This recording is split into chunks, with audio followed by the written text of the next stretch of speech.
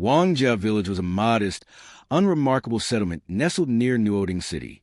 Its people lived simple lives, sustained mostly by cultivating grain and vegetables that were sold in the nearby city. Endless farmlands bordered the village, where sweat and sun forged every meal. Among the rows of crops, a lone boy worked with silent focus, his small hands gripping a hoe with practiced ease as he cleared weeds from the earth.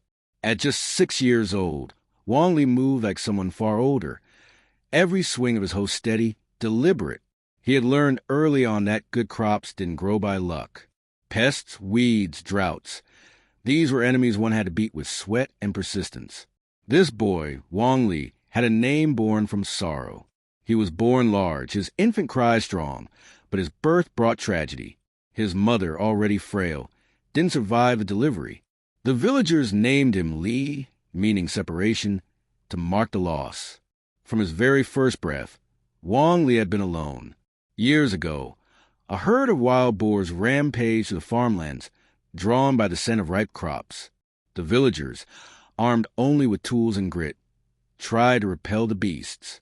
Many were injured. Wong Lee's father was one of the unlucky ones. He never made it back. From that day on, Wong Lee truly stood on his own. Yet, even at 6, he had 3 years of experience in the fields. Life had tempered him. His body, hardened by toil and sun, stood taller and sturdier than boys his age. His skin carried the rich bronze of field work, and his face, strong eyebrows, bright eyes, sharp jawline, hinted at the future. He wasn't yet handsome in the polished way city folk admired, but among village children, he already stood out. As noon arrived, the sun blazed high and merciless. Even seasoned farmers sought shade, and Wong Lee, drenched in sweat, knew it was time to rest. He gathered his tools and turned toward the western edge of the village, where a small thatched house awaited him. But someone was already there. An old man stood patiently by his door, hands clasped behind his back. Wong Lee's eyes lit up the moment he recognized the figure. "Village Chief Grandpa," he called out, smiling. The old man, Wong Ping, was not his real grandfather, but in a village where most shared the same surname, kinship was a wide net. More than that, Wong Ping had taken a special interest in the orphan child, often visiting, offering help, and quietly ensuring the boy never went hungry. Wong Ping smiled with warmth. "Shaoli, you've been working hard as always. Gotta make sure the weeds don't win," Wong Lee said with a grin, setting his hoe aside. The old chief's face turned more serious. "No need to head into the fields tomorrow. A soul master from the spirit hall will arrive in the morning. It's time to awaken the martial spirits of the 6-year-olds. If your spirit is strong, your life might change forever." Wong Lee blinked, then nodded, his voice calm. "Thank you, Grandpa. I'll be there early." Wong Ping's eyes softened. The spirit hall doesn't forget even small places like ours. It's a chance, even if only a slim one. "I believe in you, Shaoli. I truly do." "I'll try my best," Wong Lee replied. His tone was quiet, but a flicker of something deeper burned in his gaze. A flicker of certainty. Wong Ping chuckled and patted him on the shoulder. "Good boy. All right, I still need to remind a few more families. Rest well today." "Goodbye, Grandpa." Wong Lee watched the old man's retreating figure for a moment, then whispered under his breath, "So it begins the spirit awakening ceremony." Unlike the others, Wong Lee wasn't just a village boy. At the age of 3, a flood of memories had returned to him. He remembered another life, one where Douluo Continent existed only in books, stories, and online forums. He had transmigrated, reincarnated, and ever since awakening those memories, he had known what this world truly was. The timeline, the dangers, the opportunities, everything. The memories before the age of 3 were hazy, perhaps sealed away until his soul stabilized. A natural protection, he thought. But from the moment he regained his past life's awareness, Wong Lee knew how he had to live, how to survive in a world where power meant everything. So he worked, not to gain favor, not out of habit, but to earn his place. In poverty, only the diligent were tolerated. Laziness meant isolation, hunger, death. By proving himself, Wong Lee earned the goodwill of the village. Help came not out of pity, but out of respect. Now, for 3 long years, he had labored quietly, preparing for a moment he knew would come, the awakening of his martial spirit. Would he receive a common tool, a plant, or perhaps, just maybe, something more? Back inside his home, he moved to the kitchen, uncovering the clay pot on the stove. Cold rice porridge, thickened with thyme, greeted him. He scooped a bowlful and added a small portion of pickled vegetables. A simple meal, but one that warmed his stomach. He sat near the stove, eating in silence. No meat, no luxury, just survival. But within this quiet boy in this quiet home, something stirred, something greater than anyone in Wangjia village could imagine. Tomorrow, everything might, at the break of dawn, while the sky was still cloaked in mist and silence, Wong Li was already awake. He stoked a small fire in his hearth, cooked a pot of thin rice porridge, and quickly ate a bowlful. There was a quiet intensity in his every movement. No hesitation, no delay. Today was a turning point, and he didn't intend to miss a second of it. Today, he would awaken his spirit. With swift steps, Wong Li made his way toward the center of Wangjia village. His heart pulsed with anticipation. In his past life, the world of Douluo had been a tale, an epic of spirit rings, divine ascension, and cultivation. But now it was his reality.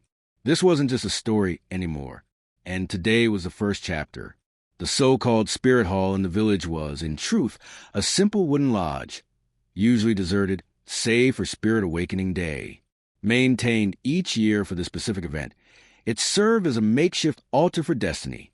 As Wong Li arrived, several other 6-year-old children were already gathered, accompanied by their parents. The air was thick with a quiet nervousness. Some children looked eager, others frightened.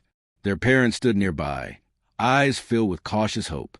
Wong Li offered a warm, respectful smile and joined them without a word. Not long after, Village Chief Wang Ping arrived. He took a slow head count, ensuring no one was missing, then addressed the crowd in a firm but caring voice. Everyone, listen up. The Soul Master from Spirit Hall should be here any moment. Stay close. If you miss your awakening, no one can help you later. Heads nodded all around. For many of these families, this was a once-in-a-lifetime opportunity, a moment that could raise their child from farmer to legend. An hour passed. Finally, in the distance, a figure appeared, striding briskly down the village path. The man wore a white tunic edged with gold, a flowing black cape trailing behind him. Emblazoned on his chest was a large golden character, Spirit. On his left breast, 3 small sword emblems shimmered, denoting his rank. He was young, tall, and composed, but not particularly friendly. Wang Ping quickly stepped forward and offered a respectful bow. Esteemed Soul Master, thank you for traveling here. All 6 children are present. The Soul Master gave a curt nod and surveyed the children with a calm gaze. Very well. Bring them inside. I'll be brief. I've more villages to attend today. The children, including Wong Lee, filed into the wooden hall, their small feet echoing softly on the wooden planks. Their parents remained outside, anxious and hopeful. Inside, the Soul Master knelt and placed 6 black stones on the floor in the shape of a 6-pointed star. The air grew thick with spiritual energy. Let me introduce myself, he said in a gentler tone. My name is Su Yun Tao, a Battle Soul Master Spirit Hall, currently at the 2-ring level. I will assist you in awakening your martial spirits today. No matter what you see, don't be afraid. Wong Lee's heart skipped a beat. Su Yun Tao, it was really him, the man who helped awaken Tang San's spirit in the original story, a name that symbolized the beginning of greatness. This is real. I'm standing at the very place where legends began. Lone Wolf possess? Su Yun Tao shouted. In an instant, a powerful green aura enveloped him. His body grew bulkier. Gray-brown fur burst across his skin.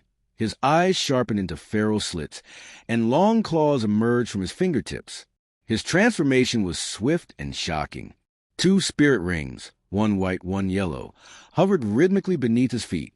Several children gasped in fear. One whimpered and clung to another. Su Yintao gave a wry smile. Don't be frightened. This is normal. If you awaken a beast-type spirit, you will experience a similar transformation. Now then, who wishes to go first? No one moved at first. The silence stretched, until Wong Lee stepped forward.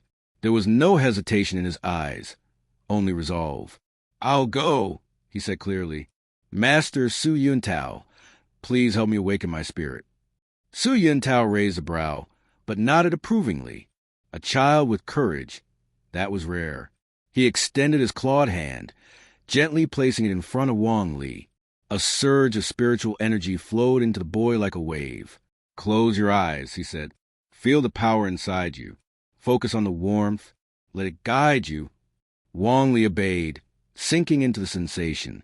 It felt like a warm current, flowing through his body, concentrating in his hands.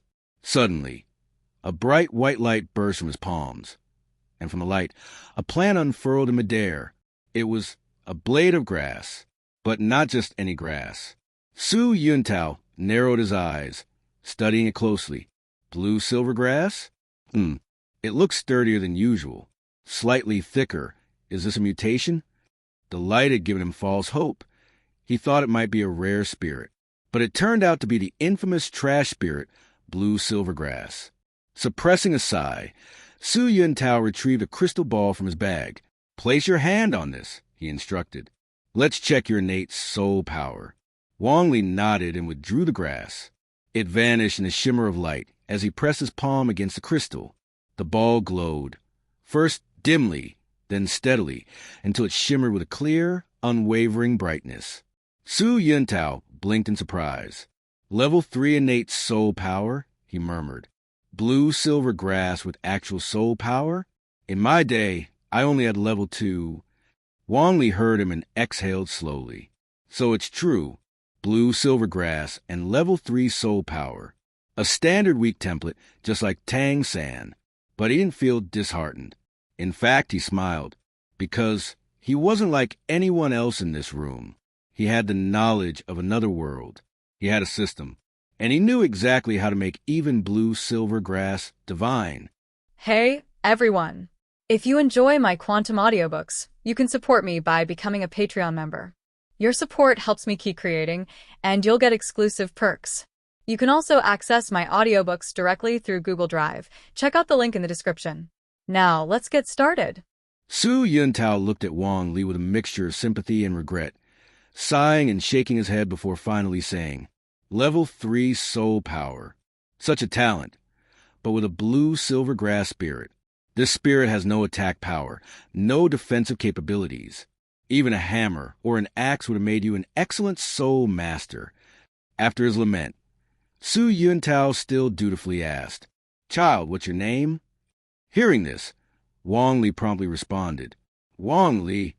Su Yintao took out a pen and paper, swiftly filling out a spirit hall certificate. Wangjia Village, Wong Lee. As he considered what to list for the spirit, the memory of that slightly sturdier, more upright blue-silver grass came to mind. Almost instinctively, he wrote mutated blue-silver grass and recorded the level 3 soul power. Handing the completed certificate stamped with the Wuwen Hall emblem to Wong Lee, he said, Take the certificate and wait over there.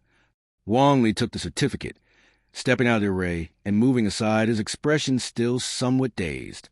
Su Yintao cast another glance at him, feeling even greater pity. In his eyes, Wong Lee was struggling to accept this turn of events. To have spirit power, yet awaken a useless spirit. He shook his head and called, Next. What Su Yintao didn't know was that Wong Lee's attention was fully absorbed by the interface he had unlocked the day his memories awoke. Until now, a certain section had remained inaccessible but had finally activated today. Host, Wong Lee. Spirit, Blue-Silver Grass LV2 in evolution.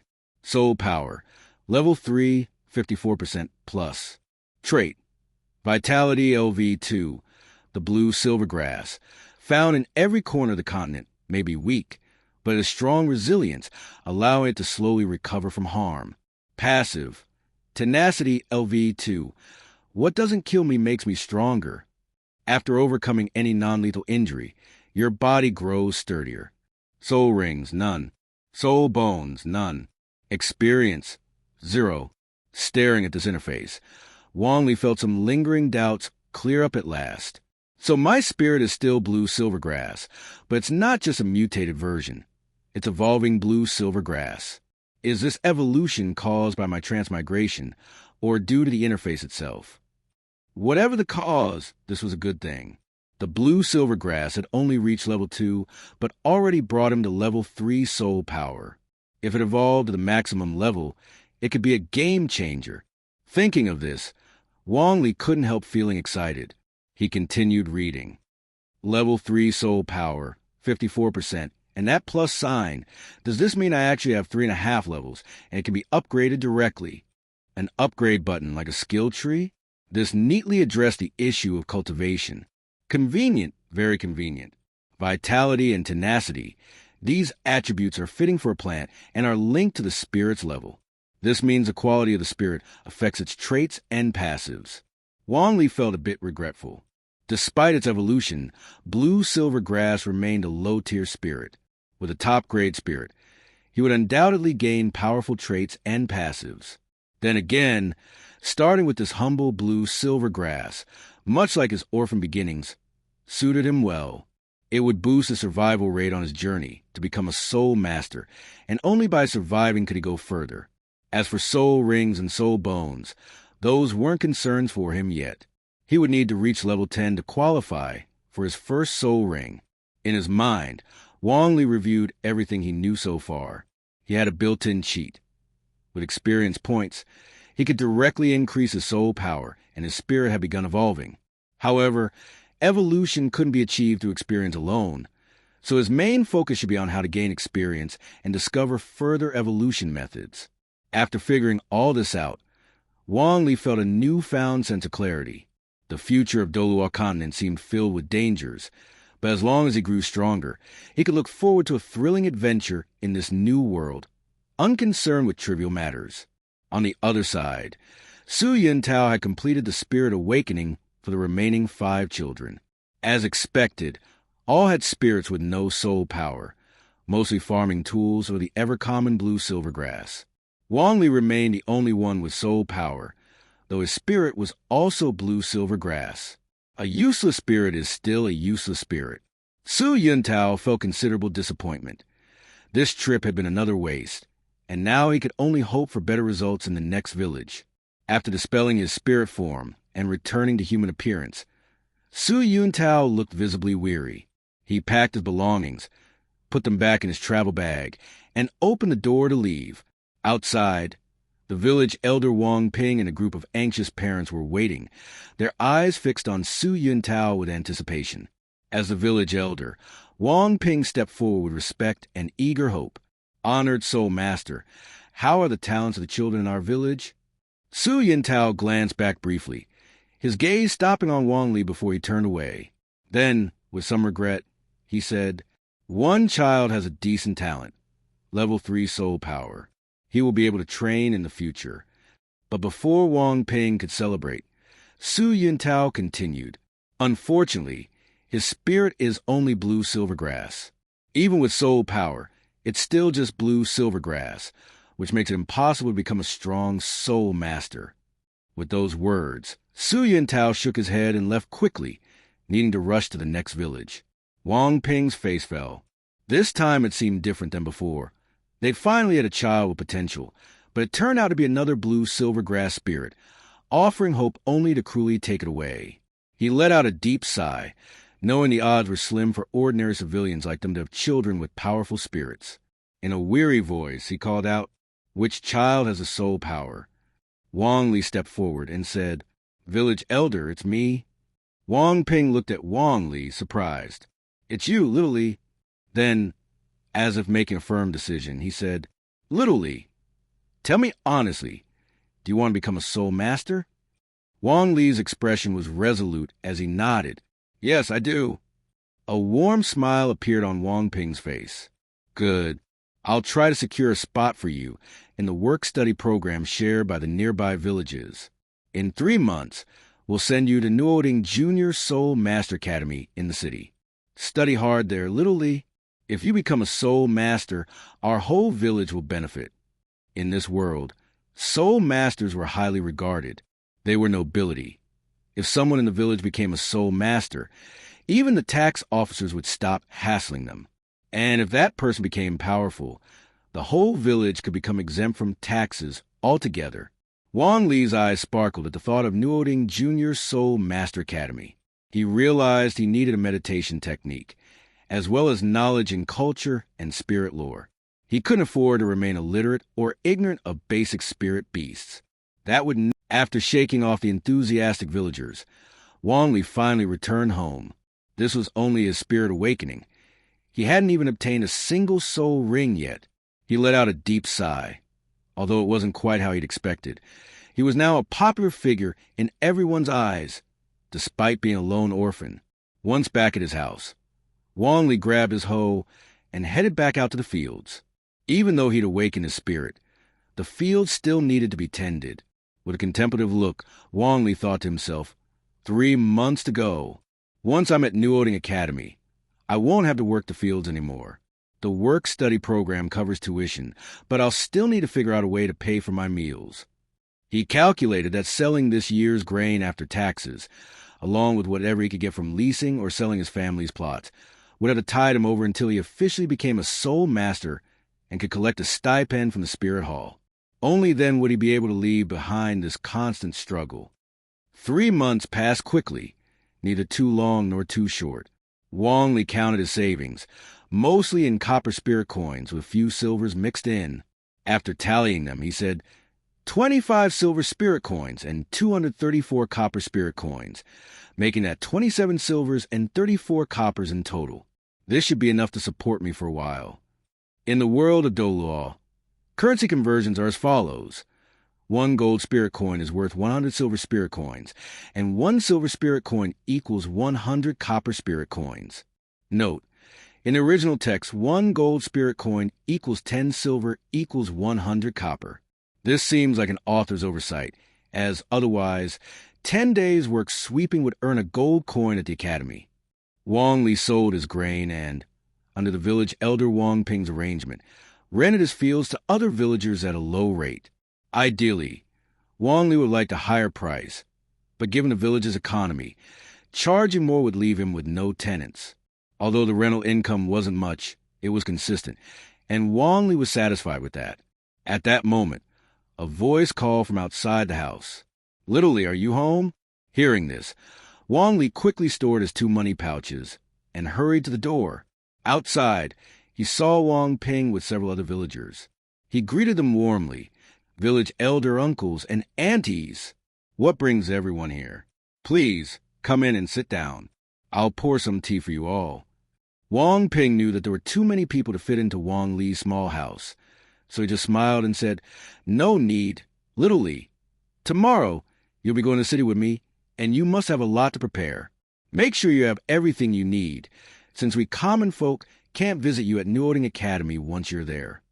With that, Wong Ping solemnly handed a small pouch to Wong Lee and said, "The city isn't like our village. You may not be able to return for a year or more, so take this. It's everyone's contribution.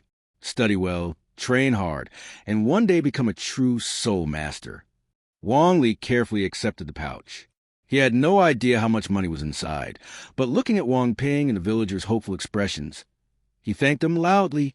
"Thank you, village elder. Thank you, everyone. I will become a strong soul master." It felt just like when a promising student from a poor village leaves for university, carrying the whole village's hopes with him. Wong Lee accepted their kindness. Once he became stronger, repaying the village would be an easy task. Hearing his words, Wong Ping's face lit up with joy. In a small place like theirs, Wong Lee was the only child with soul power they'd had in years. He was their only hope for the future, and with a deep breath, he said repeatedly, "Good boy, good boy."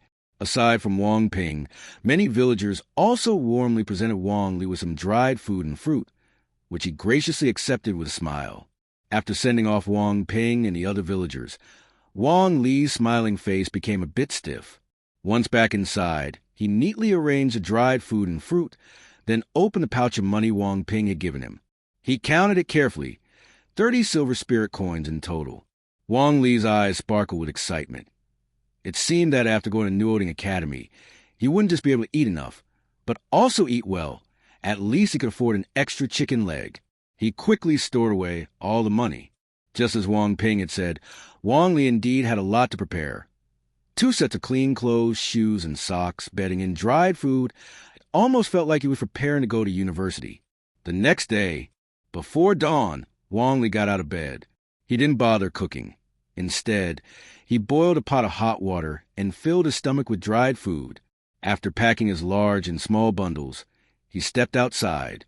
He took one last look at the place he had called home for 6 years, then firmly closed the door behind him and resolutely set out on his path to becoming a soul master.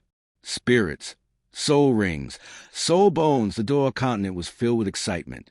At the village entrance, Wang Ping and his son Wong Shan were already waiting. Beside them was an ox cart. Wong Lee hurried over, calling out, "Village elder, Uncle Wong Shan." Wang Ping's aged face was full of smiles as he looked at Wong Lee and urged him, "Little Lee, come quickly and get in the cart. We need to set off early. We can't afford to delay your enrollment." Wong Shan, tall and strong, stepped over to help Wong Lee load his luggage onto the cart. His eyes were filled with envy. After all, Wong Lee was likely to become the village's only soul master. Once everything was ready, Wang Ping and Wong Lee sat on the ox cart while Wong Shan drove them forward. During the journey, Wang Ping enthusiastically shared everything he knew about soul masters, recounting both real stories and legends, his words brimming with longing for the world of soul masters. In the Douluo Continent, soul masters were equivalent to nobles. They were born into privilege. However, soul masters offered commoners a glimmer of hope, even if that hope was quite slim. This clearly illustrated the special status of soul masters. Upon arriving outside Newoding City, Wong Shan stayed with the ox cart while Wang Ping led Wong Lee into the city. After inquiring a bit, they quickly located Newoding Academy. When they reached Newoding Academy, they found a vast compound. The main gate alone was 20 meters wide and 4 meters tall, made from finely crafted iron. At that moment, in front of the gate, there were an old man and a young boy who seemed eager to enter for enrollment, but they were being stopped by the gatekeeper. At the entrance of Newoding Academy, one of the gatekeepers, holding a Spirit Hall certificate, shook his head dismissively as he looked at the ragged old man and the boy in front of him. He sneered and said, "Who let these beggars think they can sneak into our Newoding Academy? A waste spirit like blue silvergrass? You dare to claim you have 10th level soul power? Do you really think we're fools?" As he finished speaking, he tossed the Spirit Hall certificate back, waving his hands and shouting, "Get out of here with your forged Spirit Hall documents, or don't blame us for being rude." Old Jack, the village chief of Holy Spirit Village, hurriedly grabbed the certificate, his face filled with concern as he explained, "You 2 young brothers, this Spirit Hall certificate is absolutely genuine. It was issued to our little Sand by a battle spirit master from the Spirit Hall. If you let us in, the teachers in the academy will certainly be able to tell the truth." The gatekeeper's expression changed, and he angrily retorted, "Old man, who are you calling brother? Get lost, or we'll have to force you out." Old Jack tried to explain again, but at that moment, the boy beside him moved. In an instant, it seemed as if an invisible force tugged at the gatekeeper, who was caught off guard and stumbled forward. Taking advantage of this opportunity, the boy seized the gatekeeper's wrist, preventing him from leveraging his strength or resisting. He leaned in and delivered a sharp elbow strike to the gatekeeper's stomach. Ah! Within moments, the gatekeeper collapsed to the ground, groaning in pain. The boy, now poised to finish the job, revealed a hidden dart from his sleeve, which had been ready to strike the gatekeeper down. There were 2 gatekeepers, and upon seeing their colleague on the ground, the other gatekeeper seethed with rage, preparing to take action against the old man and the boy. "Old fool, little brat. Not only do you want to sneak into our Newoding Academy, but you also dare to attack. Let's see how I deal with you." Old Jack stood frozen, utterly stunned by the sudden turn of events. The thin, Dark Boy beside him, however, was exuding a raw, killing intent. He seemed to have already determined the fate of his opponent. Just then, a cold voice interrupted, commanding, "Everyone stop!" Both gatekeepers froze. One of them helped the other up and stepped aside, no longer daring to act recklessly. Then a tall, thin middle-aged man approached, his cheeks gaunt and expression stiff. He walked over to old Jack and Tang San, bowing respectfully as he said, "Sir, young lad, this matter is our academy's mistake. May I see your Spirit Hall certificate?" Old Jack was overjoyed by this unexpected turn of events. He quickly handed over the certificate and eagerly explained, "Teacher, this is our Spirit Hall certificate. Our little sand spirit is blue silvergrass, but he truly possesses 10th level soul power." The tall, thin man was none other than Yu Xiaojiang, who had been stationed here year after year, hoping to find someone from humble beginnings with exceptional talent to help him validate the 10 core competencies of soul spirits. After all, his knowledge was based purely on theoretical deductions and would not be accepted by the major powers or sections. To prove himself, he urgently needed a subject for experimentation, a lab rat. After examining the Spirit Hall certificate carefully, Yu Xiaojiang's eyes sparkled with indescribable excitement. A spirit like blue silvergrass certainly could not possess such high soul power. Therefore, the only conclusion was that this boy had another spirit, and it was of exceptionally high quality. He quickly reined in all his emotions, cleared his throat, and seriously addressed old Jack and Tang San, saying, "No problem. This is the proof issued by the Spirit Hall. Sir, please entrust this child to me. I will take him to the academy for enrollment." Old Jack was undoubtedly delighted and said to Yu Xiaojiang, "Thank you, teacher. I leave everything to you." He then turned to Tang San, instructing, "Little San, just follow this teacher inside. Study well and cultivate diligently." Tang San thought to himself that those two gatekeepers were lucky. Otherwise, there would have definitely been bloodshed today. He lowered his head and replied, "I understand, Grandpa Jack." Yu Xiaojiang wanted to leave a good impression on Tang San, so he turned to the two gatekeepers and coldly warned, "You should learn to respect others. If this happens again, don't expect to keep your jobs." The gatekeepers had some connections within the academy, but even with those ties, they were just ordinary people. Faced with soul master like Yu Xiaojiang, they naturally didn't dare to refute him.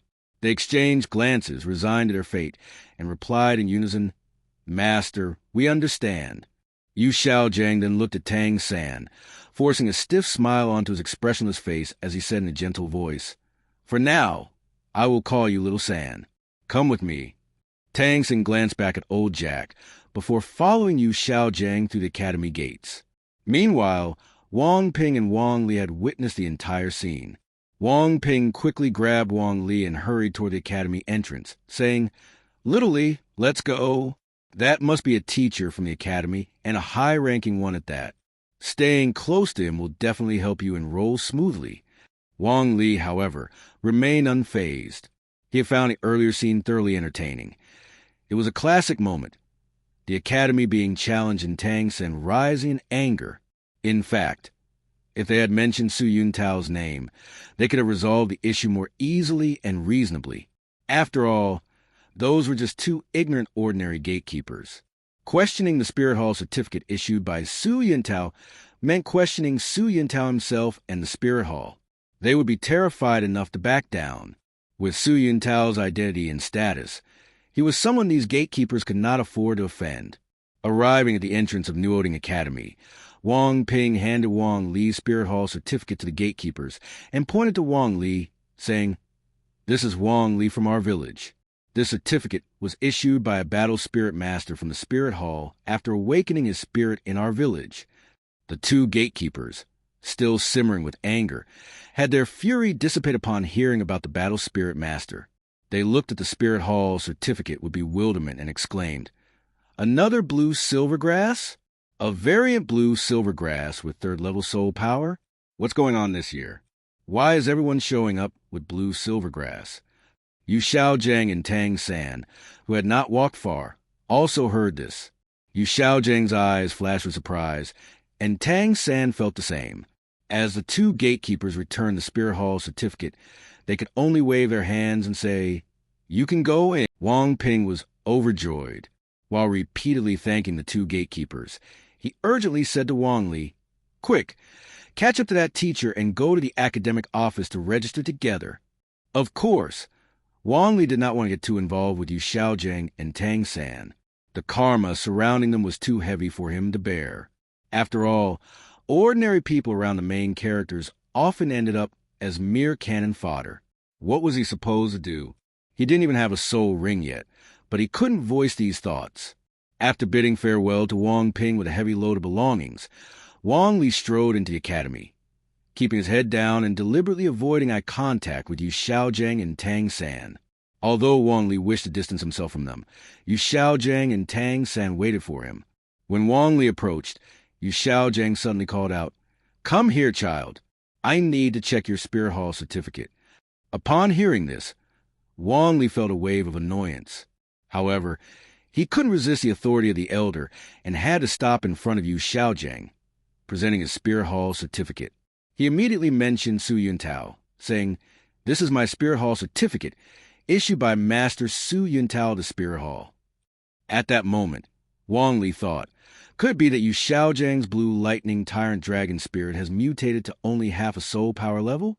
Is he looking to use my blue silver grass spirit, which has evolved to 3 soul power levels, as a test subject?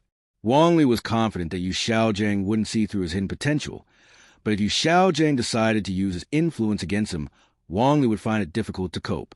Meanwhile, across from him, Yu Xiaojiang scrutinized Wong Lee's Spirit Hall certificate. Wong Village, Wong Lee, mutated blue silver grass spirit, 3 soul power levels. His gaze gradually turned sharper. He had studied 647 holders of the blue silver grass spirit, finding only 16 with soul power and none exceeding level 1. Therefore, he concluded that a spirit like blue silver grass had no potential for mutation. Just a moment ago, he had drawn the conclusion that Tang San's blue silver grass could not provide him with level 10 soul power. The only spirit that could do so must be another powerful spirit. Thus, Tang San must have dual spirits. The sudden appearance of Wong Lee and this unexpected mutated blue silver grass felt like a slap in the face to Yu Xiaojiang, who prided himself on being the foremost theorist in the spirit master community. He could not help but feel a burning embarrassment.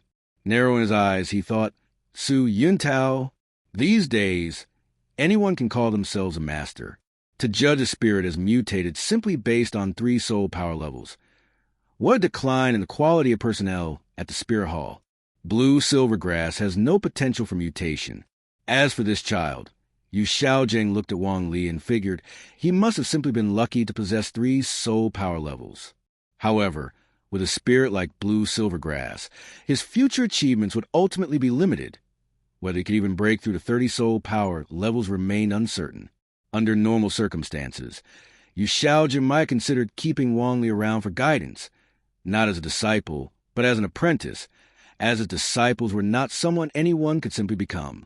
But now that he had found a better candidate in Tang San, he had no interest in Wong Lee. After all, he was merely a blue-silver grass spirit with only 3 soul power levels. Such talent was insufficient to support his theory of the 10 core competitive strengths of spirits. A hint of pity flashed in Yu Xiaojiang's eyes. It was truly unfortunate for Wong Lee. He would not have the opportunity to receive guidance from someone he considered the foremost master in the spirit master community. With that thought, Yu Xiaojiang returned Wong Lee's Spirit Hall certificate and said nonchalantly, "No problem. You can go register now. The academic office is just ahead. It's a bit far, but easy to find." Wong Lee was somewhat surprised, but didn't hesitate. He took back his Spirit Hall certificate and quickly left with his heavy bags. After Wong Lee had walked away, Tang San looked at his retreating figure and turned to Yu Xiaojiang, asking curiously, "Teacher, does he really have a mutated blue-silver grass spirit? Is there such a thing as a spirit mutation?" Yu Xiaojiang glanced at Tang San, recalling his dual spirit talent. A rush of excitement filled him, and a smile broke out on his face. With a firm voice, he explained, "A spirit originates from bloodline inheritance, passed down from both the father and mother. Typically, a powerful spirit will overshadow a weaker one.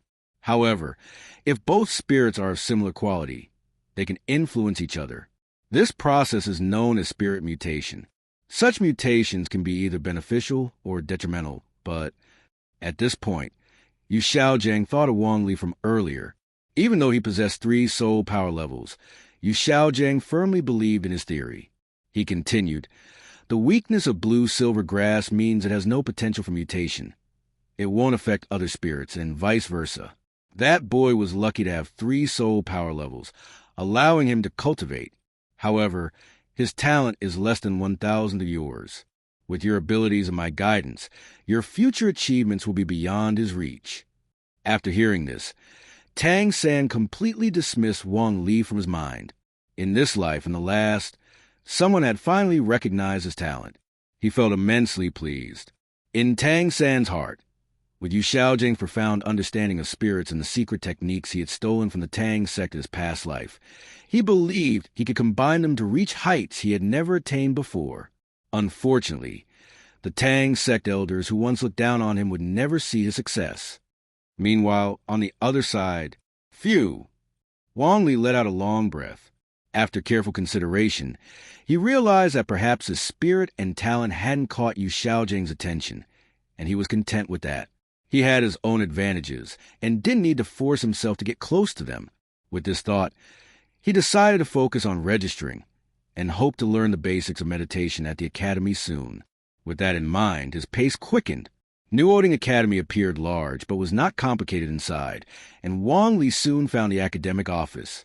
Before entering, the teacher of the office wore a warm smile, but after he walked in, the teacher's demeanor turned cold, possibly due to Wong Lee's tattered clothes. Wong Lee took out his Spirit Hall certificate and the proof of enrollment signed by the village chief and several nearby chiefs. He then spoke formally, "Hello, teacher. I'm a new work-study student here to register." The middle-aged teacher at the academic office accepted the 2 documents. He was somewhat surprised to see the mutated blue silvergrass and 3 soul power levels, but offered no further comment. As he registered Wong Lee, he said, "From now on, you'll be a first-year student at Newoding Academy. Your work-study dormitory is in room 7. You'll need to go there yourself. The work-study students will be responsible for cleaning certain areas of the academy. A teacher will come by soon to make arrangements. Today, you should get familiar with your dormitory and the campus. Don't be late for the opening ceremony tomorrow." Wong Lee replied politely, "Understood. Thank you, teacher." After successfully registering, Wong Lee took his luggage and headed to the dormitory.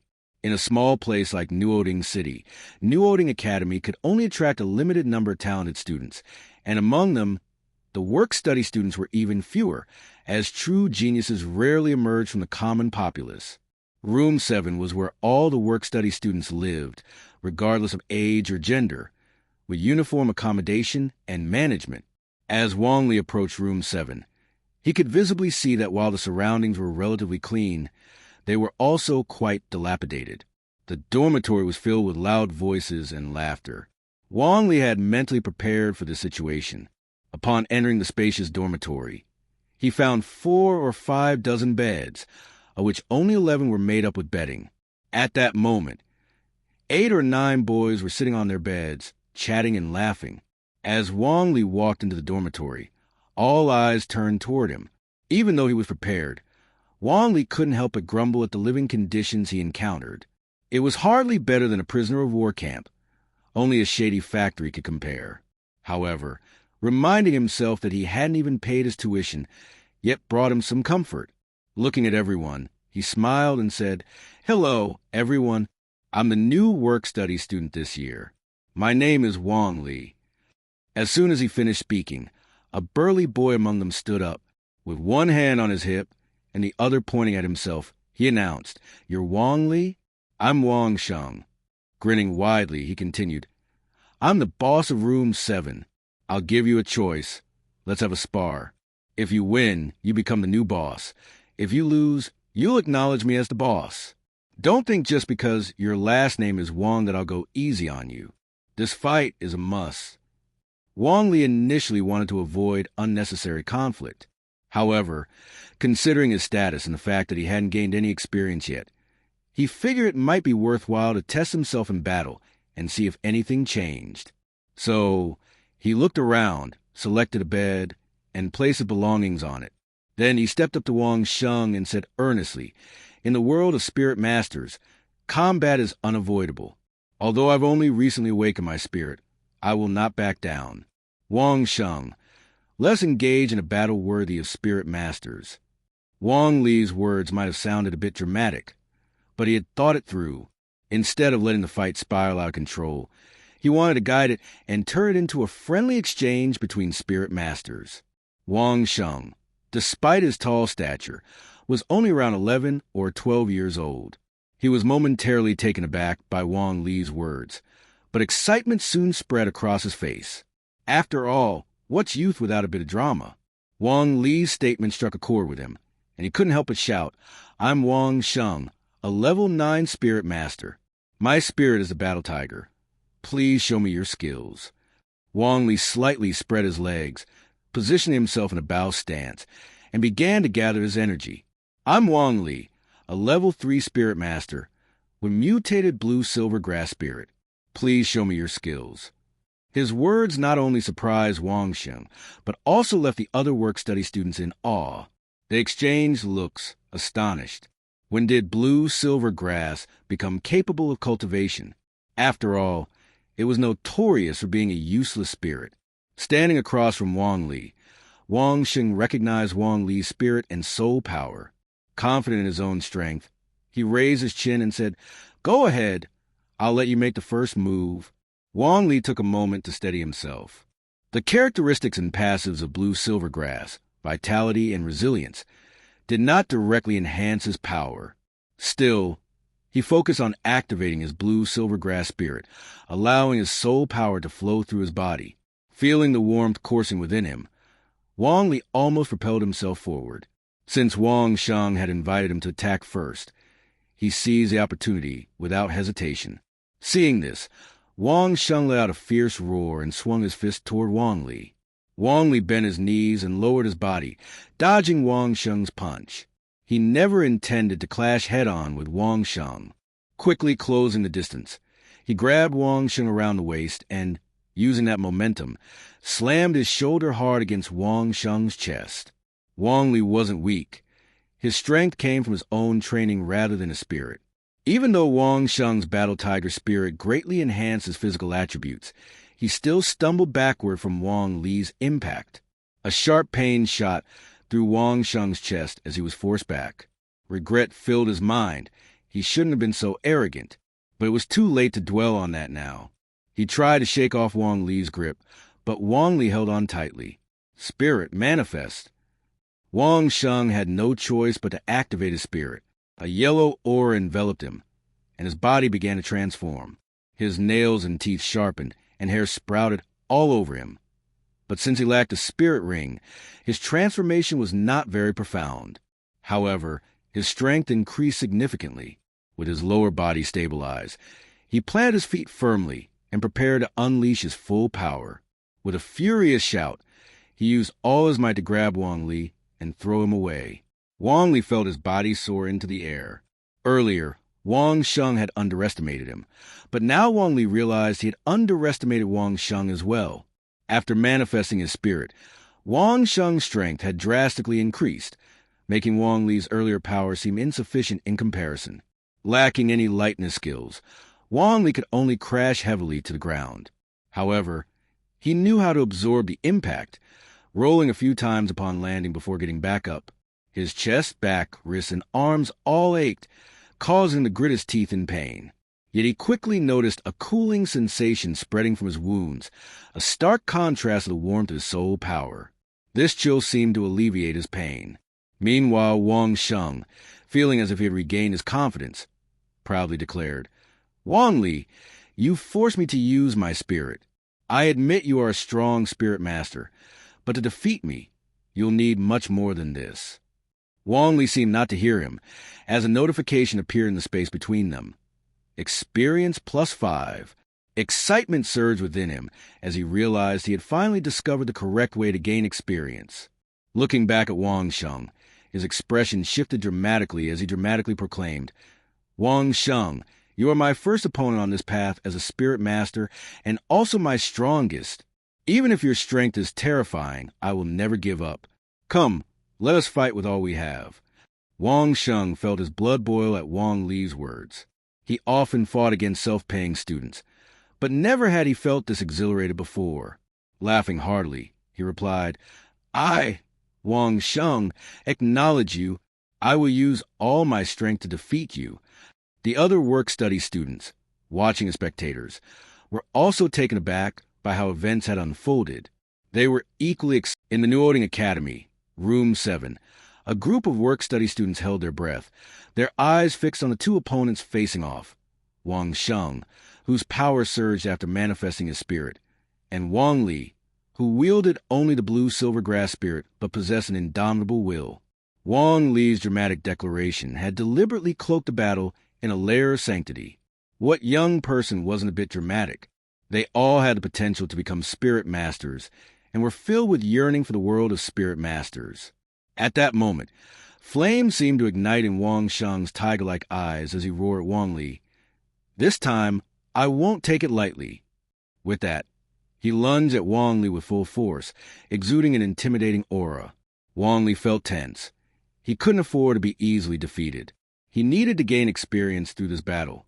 Unfortunately, the lack of a spirit ring meant the blue-silver grass offered little enhancement to his strength, leaving him to rely solely on his physical abilities. As Wong Shan's fist came crashing toward him, Wong Lee positioned himself, extending his hands, one gripping Wong Shan's wrist and the other clasping his arm, in an attempt to absorb the impact. However, Wong Lee's face quickly paled as he realized he couldn't budge Wong Shan. He was using all his strength. Seeing this, Wong Shan grinned, having discarded any thoughts of winning or losing to establish dominance. Now, he only sought a fair fight as a spirit master. Wong Lee was forced to retreat repeatedly, but suddenly he spun around, using Wong Shan's momentum to attempt an over-the-shoulder throw. Though Wong Shan had some combat experience, or perhaps experience taking hits, he lacked understanding of actual fighting techniques. In that moment, Wong Lee leveraged Wong Shan's force to lift him into the air, his feet leaving the ground and dissipating much of his strength. Caught off guard, Wong Shan found himself airborne. Yet, being experienced and fierce, he responded by seizing Wong Lee's arm, pulling him up alongside him. Wong Lee hadn't expected Wong Shan's quick reaction. Unable to break free from Wong Shan's grip, he surrendered resistance, letting himself be thrown along as Wong Shan charged forward.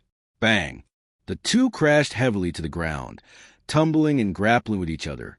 They exchanged punches, a chaotic scene more akin to street thugs fighting than dignified spirit masters. Wong Lee felt pain coursing through his body as Wong Shan struck him, but he grit his teeth and endured, landing a flurry of punches on Wong Shan in return. Though Wong Lee was weaker, fighting in the mud played to his advantage. Neither could expect to escape unscathed. Before long, another person entered the dormitory. As Tang San stepped inside, he spotted Wong Shan and Wong Lee locked in a struggle. The techniques they employed were hardly impressive. To him, it resembled a scene of novices pecking at each other. With Tang San's arrival, both Wong Shan and Wong Lee instinctively ceased fighting and pulled apart. Panting heavily, Wong Lee, though bruised and battered, couldn't suppress his laughter as he realized he had gained 21 points of experience from the battle. Wong Shan, you are truly a formidable opponent. Wong Shan felt a mix of frustration and admiration. Despite his superior spirit and greater soul power, he had been pushed to this point by Wong Lee. He admitted, "Wong Lee, your resilience surprised me. Since there's no clear winner today, let's continue this fight another time." Tang San couldn't help but roll his eyes at the two, who seemed to share an odd camaraderie. Wong Lee, delighted by the exchange, readily agreed, "Let's do it next time." Wong Shan grinned, but the smile quickly turned into a wince of pain.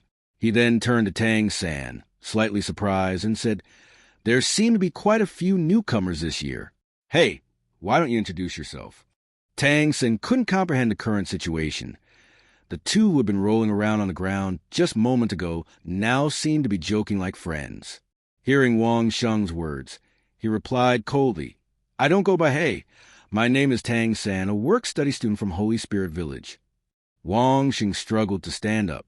Though his face was bruised and battered, he held his head high and proudly declared, "I'm Wang Sheng, the current leader here. Just now, I was in a soul master duel with another newcomer, Wong Lee, for a position of leader. It's hard to tell who's winning at the moment. Now that you're here, I'll give you two options. Either acknowledge me as your leader, or defeat me and take the position from me. That's the rule here, and everyone must abide by it." Tang San frowned, thinking to himself that Wang Sheng was trying to bully him for no reason. It was utterly infuriating. Having observed the recent fight, Tang San had gained some understanding of Wang Sheng's strength. He knew that whether or not he used hidden weapons, Wang Sheng was a type who could kill effortlessly. Time to teach him a lesson. Setting aside everything in his hands, Tang San coldly said, "Bring it on." Wang Sheng looked at the skinny and dark Tang San, who was a head shorter than Wong Lee and 2 heads shorter than himself.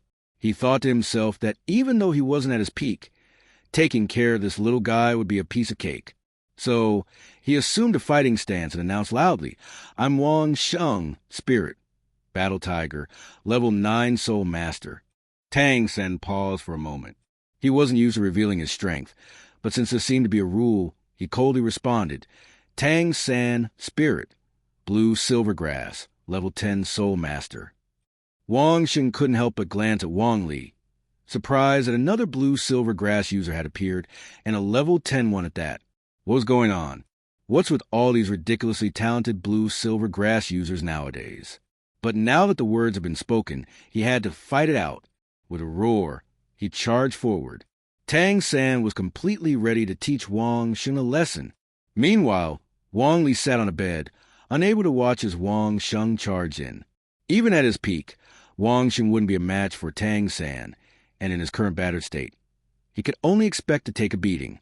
Wang Sheng, covered in injuries, was in worse shape than Wong Lee, who had also sustained significant injuries.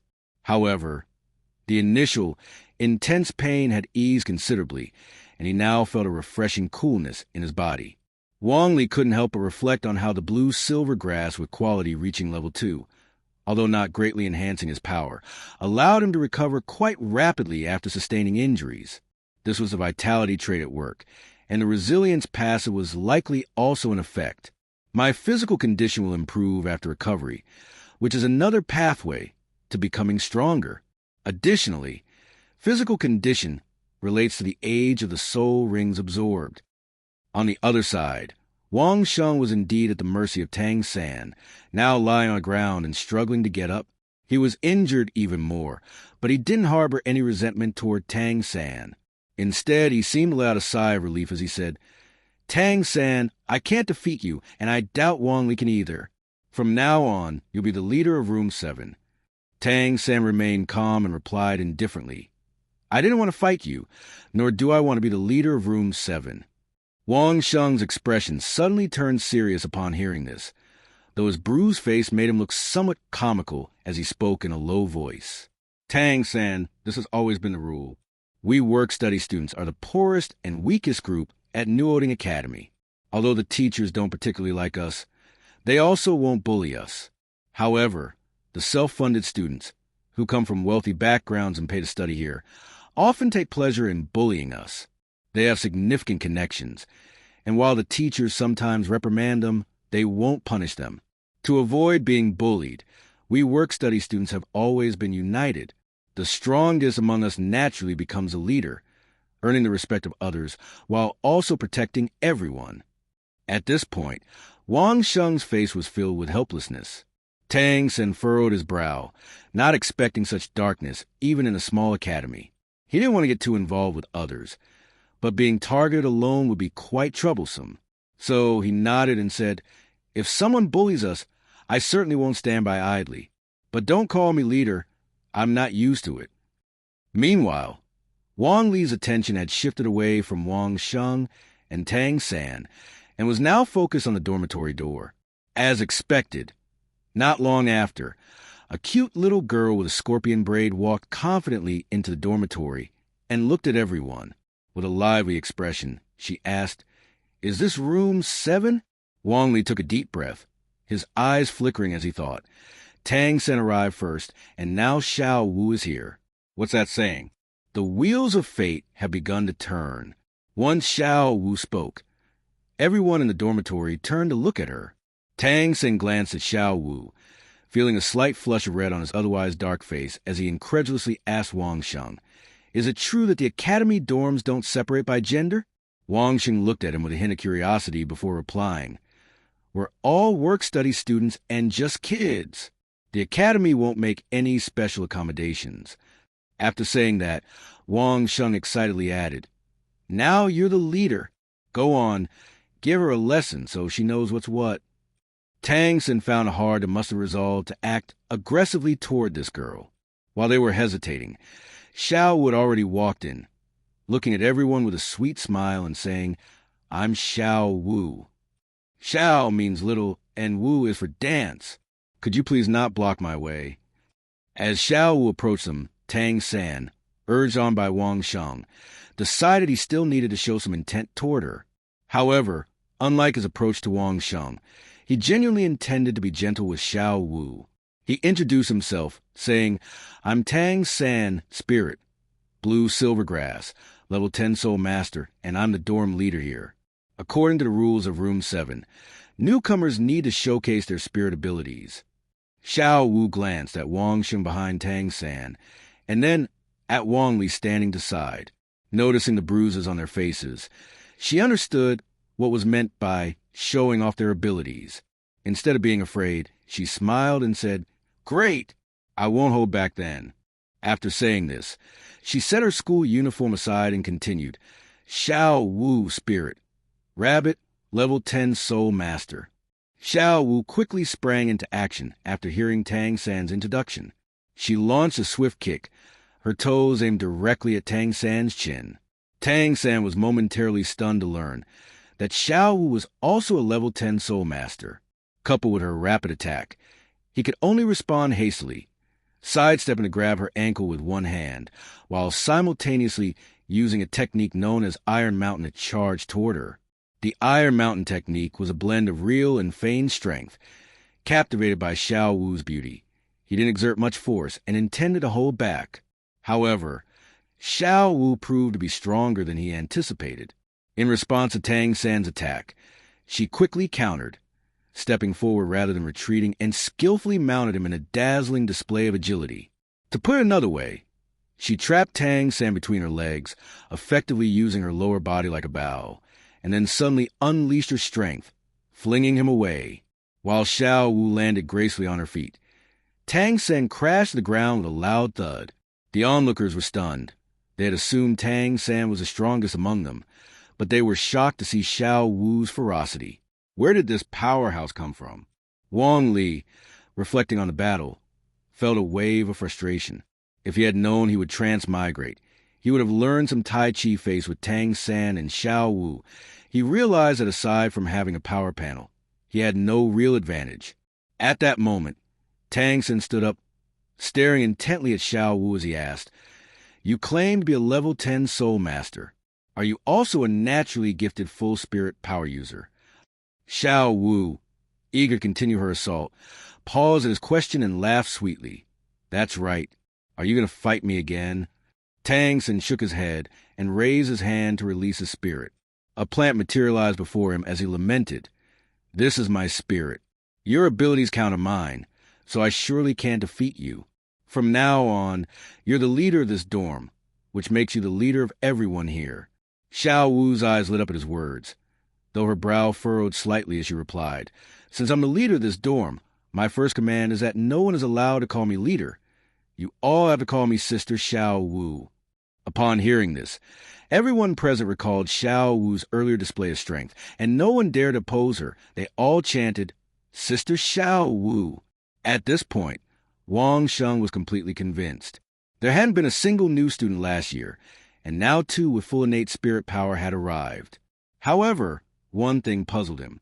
Are spirits like Blue Silver Grass really this powerful now? One is at level 3 and the other at level 10.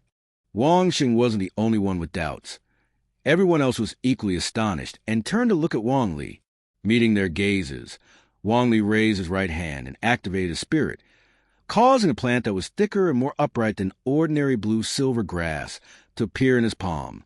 He proclaimed, "This is my spirit, variant blue-silver grass." In the Douluo world, people were generally not very astute. With the Spirit Hall documentation confirming his variant blue-silver grass, Wong Lee intended to maximize this advantage. No matter what changes his blue-silver grass underwent in the future, he would attribute it solely to the term variant. Given the widespread belief in spirits across Douluo Continent, even if he trained to become a soul master in a few months and a great soul master in 6 years, as long as he mentioned the term variant, it would all seem reasonable. At this moment, Xiao Wu first glanced at Tang San's blue-silver grass, then at Wong Lee's, and, as if she had discovered something extraordinary, exclaimed excitedly, "Your blue-silver grass is so much bigger than Tang San's. It's several times larger." Tang San gazed in disbelief, first at Wong Lee's blue-silver grass, and then at his own. Despite both being blue-silver grass, the difference was staggering. At that moment, he couldn't help but question Yu Xiaojiang, who had clearly stated that blue-silver grass possessed no potential for mutation. Yet, seeing Wong Lee's robust and upright blue-silver grass, he wondered if it truly was a variant. "Wow, that's huge! And so thick." The others around them gasped in astonishment, and upon comparing it to Tang San's thin and delicate blue-silver grass, they became convinced that Wong Lee's spirit was indeed a variant. Having achieved his goal, Wong Lee retracted his spirit. He then turned to rummage through the bundles he had brought, retrieving a bag of fruit and placing it before everyone. He announced, "These are the fruits the villagers gave me when I came here. Everyone, please help yourselves. After all, we'll be dorm mates from now on." Upon hearing this, the crowd wasted no time. Eyeing the red and green fruits, they couldn't help but salivate as they expressed their gratitude and reached out eagerly. Wong Lee watched with a smile as he picked out 6 or 7 fruits and presented them to Xiao Wu. "Sister Xiao Wu, these are for you. As a 10,000-year-old rabbit spirit, Xiao Wu loved juicy fruits and vegetables." Her eyes lit up with delight as she accepted the fruits and replied, "You've got good taste. From now on, Sister Xiao Wu will look out for you." Wong Lee chuckled at her words, responding, "Then I'll thank you, Sister Xiao Wu."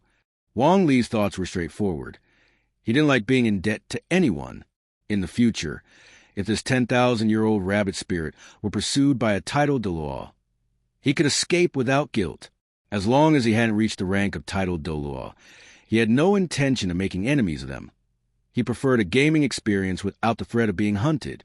Looking back, he noticed everyone was enjoying the fruits he had brought. Wong Shan had even taken 2, one in each hand. The only one feeling awkward was Tang San, who stood there unsure what to do. Seeing this, Wong Lee silently worried. He quickly grabbed 2 fruits and shoved them into Tang San's hands, saying, "Tang San, you should eat too. They might look a bit unripe, but they taste quite good." Tang San hesitated for a moment as he held the fruits, finally muttering, "Thank you." Wong Lee chuckled softly in response, not saying more. As long as Tang San didn't hold a grudge over this, he was fine. He didn't want to invite trouble over 2 fruits. While munching on her fruit, Xiao Wu asked, "Can someone tell me what our school life will be like from now on?" Among them, Wong Shan was the oldest, a 6th-year student. After swallowing the fruit pulp in his mouth, he explained, "Yesterday was the old students' report day. Today is for new students to register. Tomorrow is the opening ceremony. And the day after is when classes officially begin. In the morning, there are 2 classes, one on cultural knowledge and another on spirit knowledge. The afternoon is reserved for self-directed training. For those self-financed students, the afternoon is entirely theirs to manage. However, as work-study students, we must clean parts of the campus in the afternoon to earn money for meals. Specific tasks will be assigned by teachers. Once we complete these tasks, we can train freely. For example, I'm currently a level 9 soul master. Once I reach level 10, A teacher will take me hunting for soul beasts at graduation.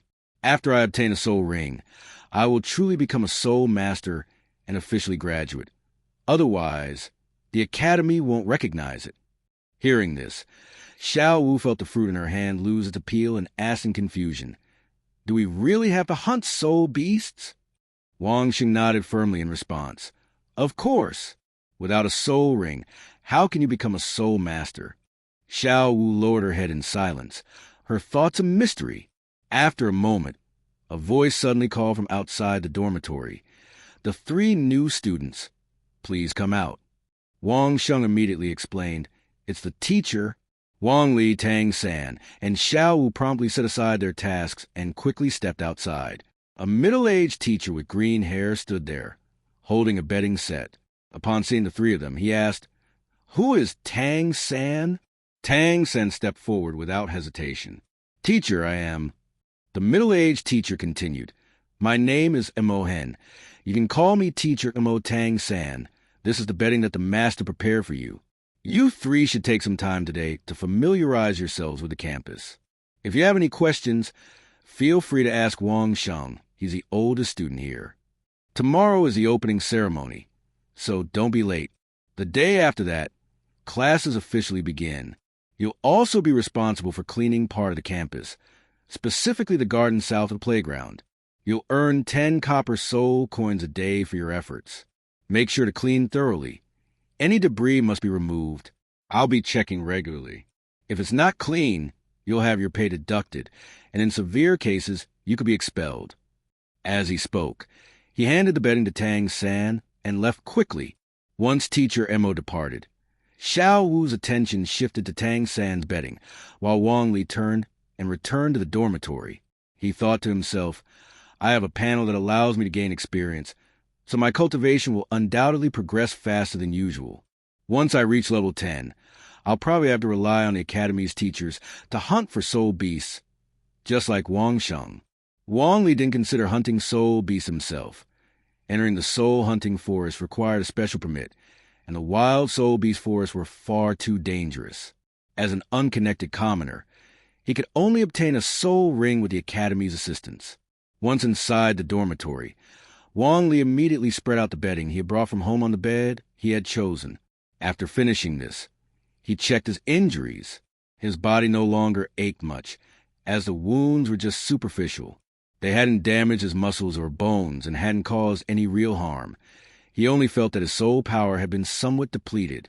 However, that small amount of lost soul power could quickly restore his injuries, which was impressive. With this single advantage, he wouldn't say he'd be invincible in the future, but his survival abilities would significantly improve. If he reached a high level of cultivation, he could instantly recover from any injury, which would be truly terrifying. Wong Lee had genuinely experienced the effect of his recovery. After healing, he felt his physique strengthened, though he didn't notice any drastic changes, and was unsure of the extent of its effect. It seemed he would need to engage in battles continuously, not only to gain more experience, but also to understand how far his resilience could. On the other side, Xiao Wu successfully claimed half of Tang San's betting, leaving him feeling quite awkward in the situation. Wang Sheng had injuries, but even pain couldn't halt the need for food. He called out, "It's lunchtime. Let's head to the cafeteria together." Wong Lee, who had eaten dry rations with hot water in the morning, was already feeling hungry by this time and added, "Sure. It's a good chance to familiarize ourselves with the campus." Hearing this, Tang San lowered his head. He had no money. The earnings from Tang Hao's blacksmithing were all spent on alcohol. He had never eaten his fill at home, so he certainly didn't have any money for the cafeteria. He simply replied coldly, "You all go ahead. I'll manage with a bit of dry bread." Xiao Wu hesitated and said, "Don't we need spirit coins to eat in the cafeteria?" Wang Sheng was taken aback by her comment. Of course, food required spirit coins. He glanced at Tang San and then at Xiao Wu, quickly understanding their predicament. They had no money. Despite being 2 innate soul-powered geniuses who could fight exceptionally well, Wang Xing suppressed his heartache and patted his chest, declaring, "Let's go together to the cafeteria. I'll cover your meals for the next 2 days. Consider a celebration for our growing work-study team." Xiao Wu immediately jumped up, full of energy, and exclaimed, "Yay!" Seeing that Xiao Wu had agreed, Tang San hesitated for a moment before saying, "Thank you." With that, all the work-study students set off together. It was their way of survival. They would stick together and not easily separate. On the way, Wong Shan looked at Wong Lee and suddenly scratched his head, saying, "Wong Lee, why does it seem like the bruises on your face have faded? Is your recovery that quick?" Wong Lee looked at Wong Shan, whose face was still mottled with bruises, and naturally wouldn't reveal the truth. Instead, he said, "It's probably because you went easy on me, so I recovered especially fast." Wong Shan knew that during their sparring match, he hadn't gone easy at all, but he dismissed it as not being a big deal and quickly forgot about it. Wong Lee didn't provide further explanation. Some secrets were best kept to oneself. School cafeteria. This was a 2-story building capable of accommodating over 300 faculty and students for dining, so it was quite spacious. Initially, everyone was chatting and laughing, but as they entered, they heard someone barking like a dog. TCH, isn't that Wong Shan and his gang of poor folks? The speaker stood between the stairs on the first and second floors, around 11 or 12 years old. He was relatively good-looking, but his eyes revealed a sinister, contemptuous, and disdainful glint that openly declared he was a villain, one who was easily struck down. Xiao Wu was the boss of the Stardow Forest, flanked by a Titan giant ape on her left and Azure Bull Python on her right. She was not someone who would let insults go unanswered. With Wong Shan having covered her meal for 2 days, she stepped forward, hands on her hips, her brows furrowed, and shouted loudly, "Who let the mad dog bark around here?" The person in the stairwell perked up. Children in Douluo Continent matured quickly, knowing everything by 11 or 12. Ignoring Xiao Wu's remark, he continued, "What a cute little lowly. Wong Shan, I'll let you off today, but we'll get to know each other better another time." With that, he laughed and led his group of followers up to the second floor. Xiao Wu wanted to chase after them, but Wong Shan quickly stopped her. He was genuinely pleased with her willingness to stand up for others, but with his limited finances, he couldn't let her go upstairs. "Sister Xiao Wu, the second floor is for separate orders, and it's very expensive. We can't afford it. They can go up there freely, but we should stay down here." Xiao Wu didn't understand money well, but seeing Wong Shan's expression, she settled down. Meanwhile, Tang San walked over to the approaching Yu Xiaojiang and respectfully called him teacher. Yu Xiaojiang wanted to take him upstairs, but after glancing at Xiao Wu, he decided against it. When Tang San returned, Wong Shan quickly spoke up. "Tang San, Master is not a teacher, so don't get it wrong. He's not a faculty member. He's just a guest lecturer. He doesn't teach classes or guide students. He's like someone living off free food. Flattering the Master won't get you anywhere." Hearing this, Tang San frowned and his voice turned cold. "Wong Shan, the Master is my teacher. If you continue to disrespect him, don't blame me for being impolite." After saying that, he lost interest in eating and left without looking back. As for Wong Shan, he scratched his head, realizing he was just trying to help Tang San, but ended up getting scolded. What a lunatic. Wong Lee witnessed everything but remained silent. What interested him more was the quality of the food in the cafeteria. From his observations, most self-funded students ate on the first floor, with very few able to go upstairs. Those who were surely wealthy. The food on the first floor didn't offer separate orders like the second floor, but there were still over a dozen dishes to choose from, both meat and vegetarian, all clearly priced. Meat dishes generally cost 4 to 6 copper spirit coins, while vegetable dishes range from 1 to 2 copper spirit coins. Rice cost 1 copper spirit coin, kanji 1 copper spirit coin, and various noodles were priced differently.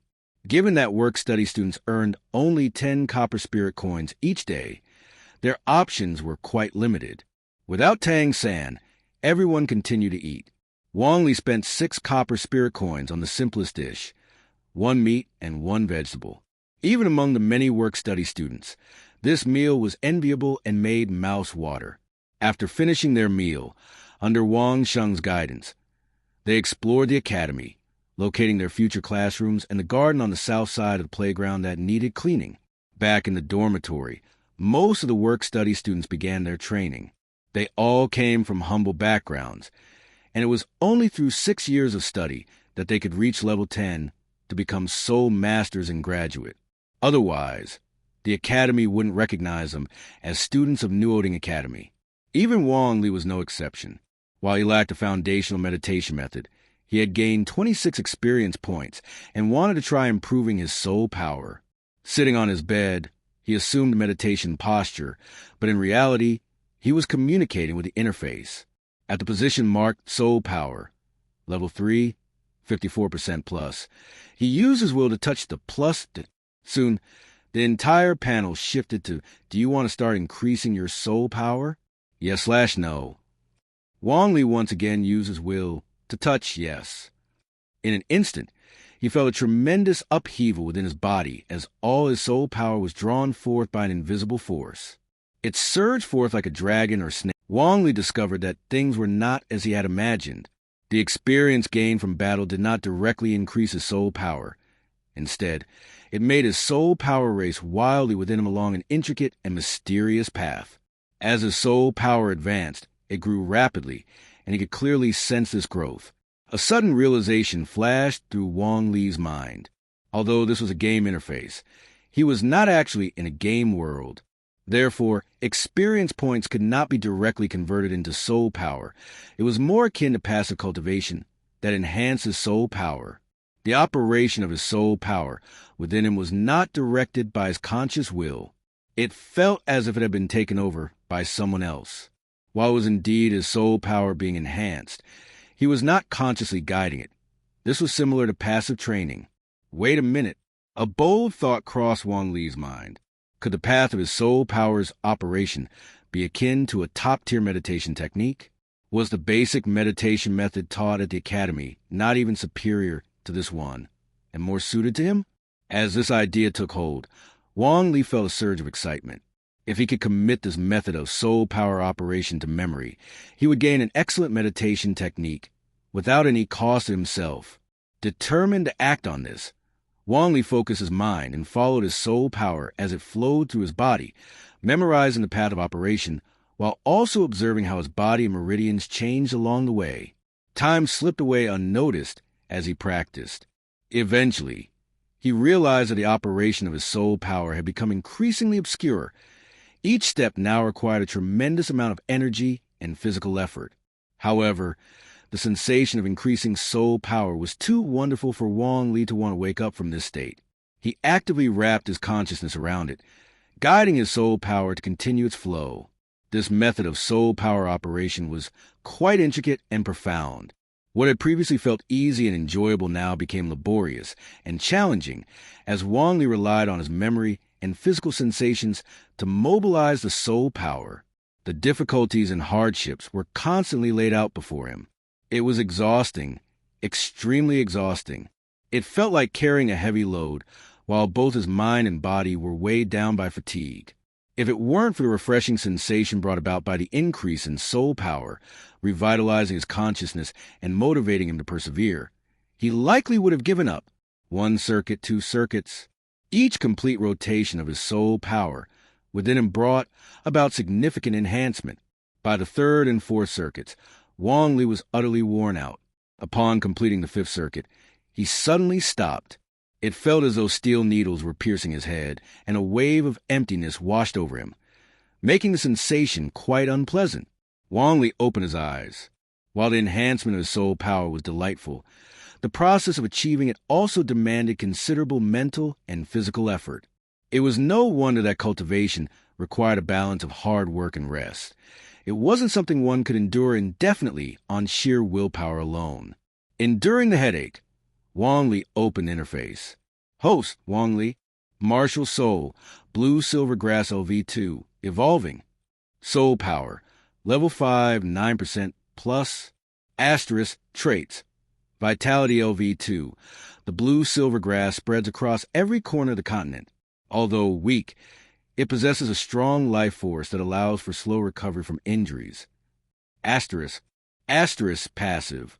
Resilience LV2. What does not kill me makes me stronger. In the face of any adverse condition, as long as I don't die, my physical condition can improve after recovery. Asterisk. Soul ring, none. Soul bone, none. Experience, 0. Wong Lee was not surprised that his experience had returned to 0. However, he was greatly astonished by his soul power level, which had unexpectedly risen by 2 levels from just 1 session of cultivation. This was an astonishing gain. In his eyes, a mix of surprise and joy flickered. Just from sparring with Wong Shan, his soul power level had significantly increased. If he continued to engage in battles and gain experience, he could quickly level up. This thrilled him even more. Not only that, but the soul power operation path provided by his passive cultivation was itself a top-tier meditation technique. He doubted that an ordinary meditation method could exhaust his energy and stamina so completely after just 5 cycles. This had to be a top-tier meditation technique to result in such an effect. Wong Lee smiled. It seemed that he wouldn't have to wait long to reach level 10 and become a first-ring soul master. Glancing toward the dormitory entrance, he realized that it had become dark without him noticing. Perhaps it was because he had just woken up. Wong Lee saw Tang San approaching quickly. Wong Lee sat up on his bed, and as Tang San reached him, he wasted no time in saying, "Wong Lee, I need to ask you for a favor. My teacher is taking me to obtain a soul ring tomorrow, so I won't be at the academy for a while. You and Xiao will have to take care of the garden cleanup that the academy has arranged. When I return, I'll complete the remaining cleaning tasks of the year, and you'll still get paid." Xiao was already agreed. "So are you willing?" While he framed it as a request, it felt more like a notification. Wong Lee didn't refuse. Instead, he smiled and replied, "Sure, it's only the first day of school, and you're already going to get your soul ring. That's quite impressive talent." Tang San's expression relaxed slightly, and then he said, whether to reassure him or just be polite, "Your talent isn't bad either. You'll surely reach level 10 soon." Hearing this, a slight smile appeared on Wong Lee's lips, but it quickly faded back to his usual demeanor. Let's hope so. After Tang San left, Wong Lee closed his eyes to rest for a moment. His head felt like it was being pricked with needles, urging him to sleep. Yet the emptiness in his stomach insisted he needed to eat. With night having fallen, Wong Lee was uncertain if the cafeteria was still serving food, so he settled for some dried rations and fruit, eating just enough to fill his belly before he couldn't resist any longer and went to bed. The next day, Wong Lee was awakened by Wong Shan. Even after a full night's sleep, he still felt very groggy. Shaking his head vigorously, Wong Lee couldn't help but marvel at how potent this meditation technique was. It felt like his body had been completely drained, but he knew he couldn't sleep any longer. He got out of bed, put on his school uniform, and felt the fabric. It was better than anything he had worn before. After using the restroom and washing his face, he joined everyone to head to the cafeteria to fill his stomach first. All the work-study students were then required to go to their respective classrooms based on their grade levels. The upcoming opening ceremony would be organized by the class teachers. Every year was mostly the same. The principal would speak about the history of Soul Masters. The director would discuss the academy's development, summarize the past year, outline plans for the new year, and encourage everyone to train diligently. Outstanding graduates would be recommended to prestigious. Life at the academy initially felt fresh and exciting, but after a while, it became monotonous. Only the training sessions every few days genuinely brought Wong Lee joy. Why every few days? Because it took him that long to recover after each session. Wong Lee did not learn the basic meditation technique taught at the academy. Instead, he practiced a meditation method included in his panel, which was truly formidable. He suspected that to practice this meditation technique effectively, it should ideally be paired with medicinal baths or nutritional supplements to not only accelerate progress, but also replenish his body. However, Wong Lee did not have those conditions and could only wait for his body to recover on its own. This situation caused his appetite to increase significantly. He consumed far more food than his peers. Thankfully, he had brought along a considerable amount of silver soul coins when he left the village. Otherwise, the 10 copper soul coins he earned daily from cleaning wouldn't be enough to satisfy his hunger. The results of his training were astonishing. Just one session could yield the equivalent of 10 days to half a month of regular cultivation.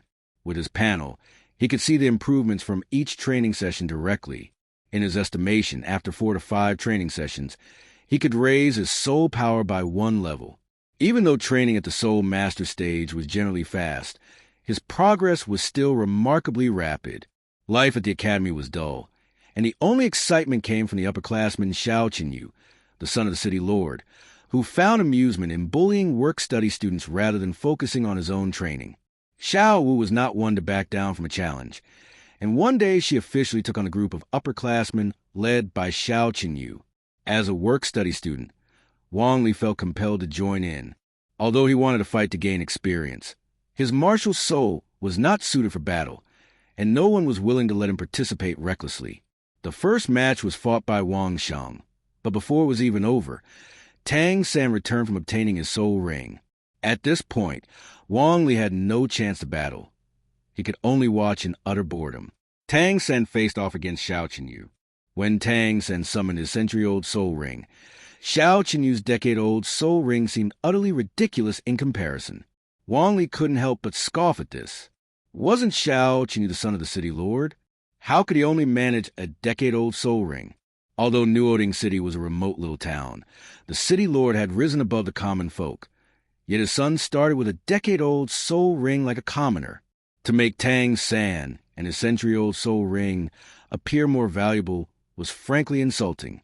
If one were to search for an explanation, it would not be surprising to conclude that Xiao Qinyu was perhaps the city lord's illegitimate son, raised at Newoding Academy, while the legitimate heir was sent to a better academy or force. As expected, first-year Tang San easily dominated sixth-year Xiao Qinyu. This victory significantly intimidated the upperclassmen led by Xiao Qinyu. Finally, Xiao Wu summoned her martial soul, also a level 11 battle soul master, marked by her century-old yellow soul ring. Everyone, including Xiao Qinyu, was completely subdued. Only Wong Lee felt a deep sense of regret for missing out on the chance to gain experience. To him, it felt like missing out on a fortune. He needed to train hard, intensely train. He had to escape his current predicament as quickly as possible. Only by gaining strength could he participate in more battles, acquire more experience, and elevate his power. 3 months flew by in the blink of an eye. Within Wong Lee, his soul power surged through his meridians, racing like a dragon or snake, voraciously devouring the ambient soul power from outside. It then rapidly compressed, condensing into his own soul power, strengthening him. After completing a full cycle of meditation, Wong Lee's soul power surged dramatically, officially breaking through to level 10. Overjoyed, he quickly focused his mind, directing his soul power back to his dantian. The initial restlessness gradually settled as the soul power nourished his blue-silver grass martial soul, which in turn replenished his soul power. Wong Lee felt an indescribable warmth within his body. Slowly opening his eyes, which sparkled with joy, Wong Lee thought, 3 months ago, I was merely a level 3 soul master, and now, 3 months later, I've reached level 10. This rate of cultivation is certainly on par with top-tier geniuses. Although it was already dark, it wasn't yet late at night. The others in his dormitory were also engaged in their training. Wong Lee glanced in Wong Shan's direction. Wong Shan often boasted about how he would soon reach level 10, how he was about to achieve it. Now, however, Wong Lee had reached level 10 even faster than him. While Wong Shan enjoyed boasting loudly, Wong Lee remained relatively low-key. Even now, the others were unaware of Wong Lee's true soul power level. Although there was a crystal ball in the academy for testing soul power, it would only be used at the end of the term, akin to a final exam. Thus, as long as Wong Lee kept quiet, no one could know his actual level.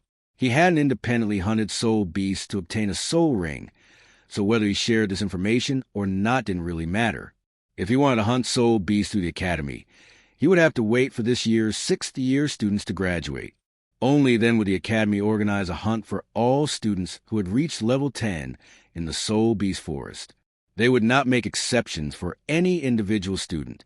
Now that his soul power had reached level 10, he decided not to continue training for the day. Wong Lee lay down quietly, staring at the ceiling as he thought. Although I can't break through without a soul ring, I can't afford to be complacent. The soul power I've cultivated now will manifest once I absorb a soul ring.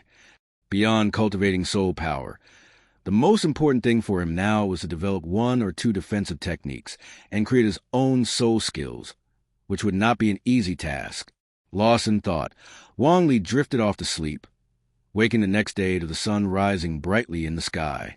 He couldn't miss the 2 morning classes on cultural knowledge and martial soul knowledge.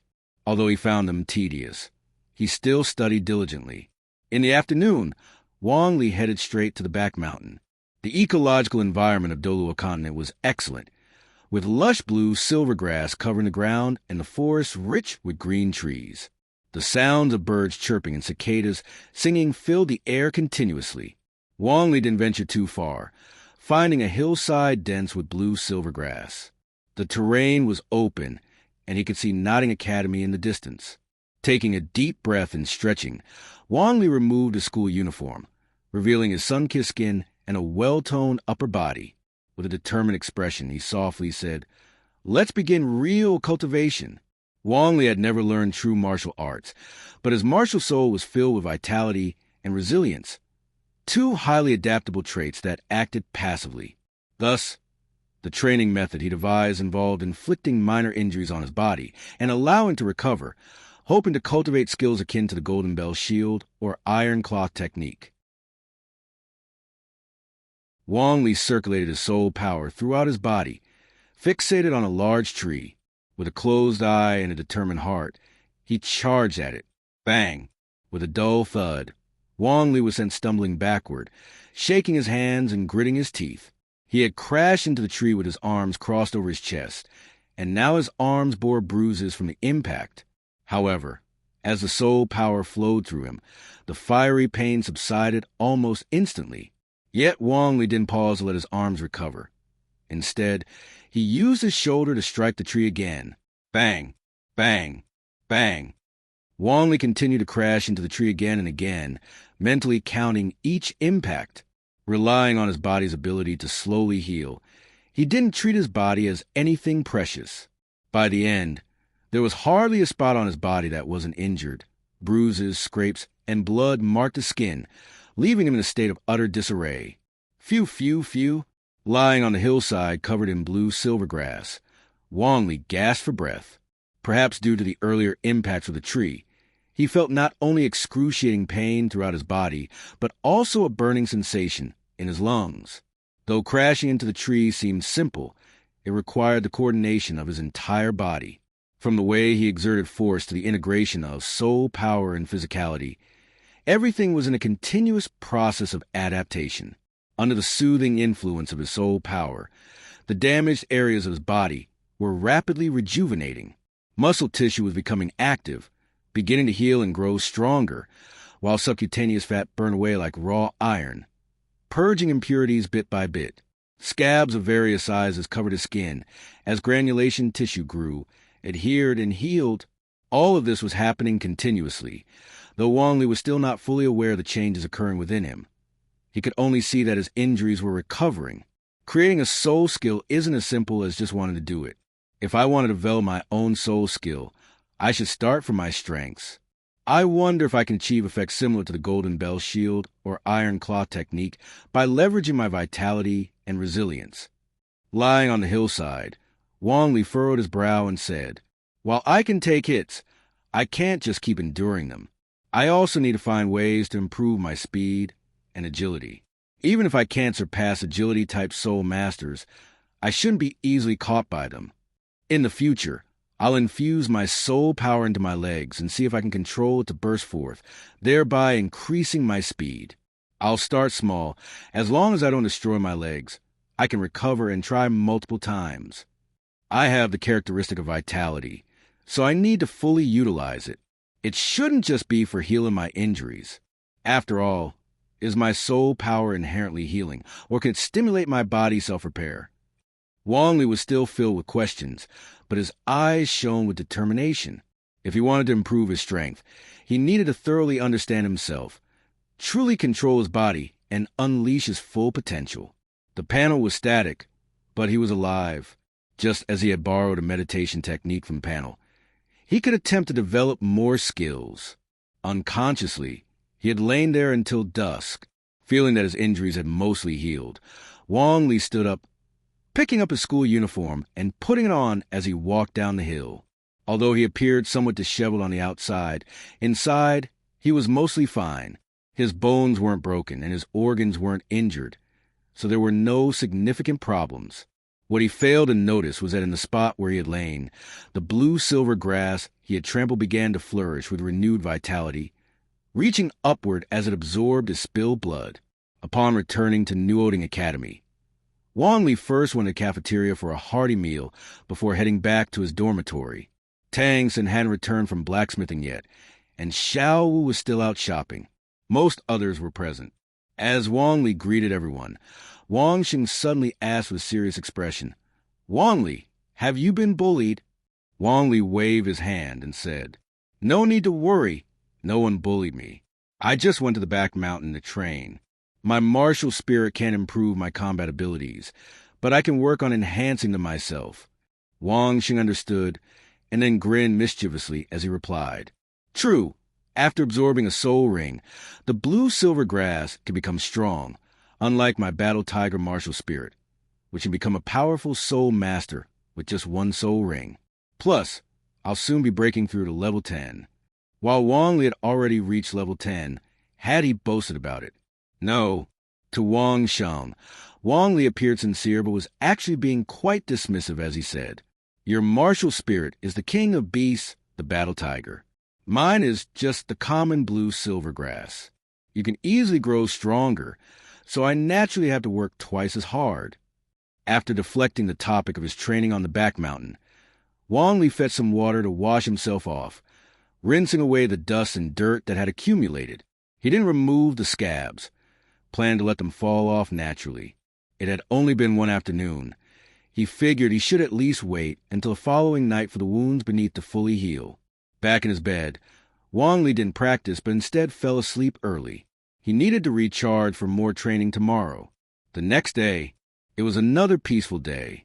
After spending a fulfilling yet dull morning in class, Wong Li headed back to the back mountain in the afternoon, finding that familiar hillside covered in blue-silver grass. He took off his school uniform, stretching his limbs a bit. After crashing into trees all day yesterday, today he planned to try a different approach. Finding a spacious spot, he channeled his soul power into his legs. Next came the real test of his control over his soul power as he focused on it, pressing against his feet, compressing, and compressing again. He leaned forward, mimicking a running motion. Bang! Wong Li shot into the air, and with a cry of pain, he crashed heavily to the ground, rolling several times. Wincing in pain, he took off his shoes. His calves were bright red, having likely burst countless capillaries.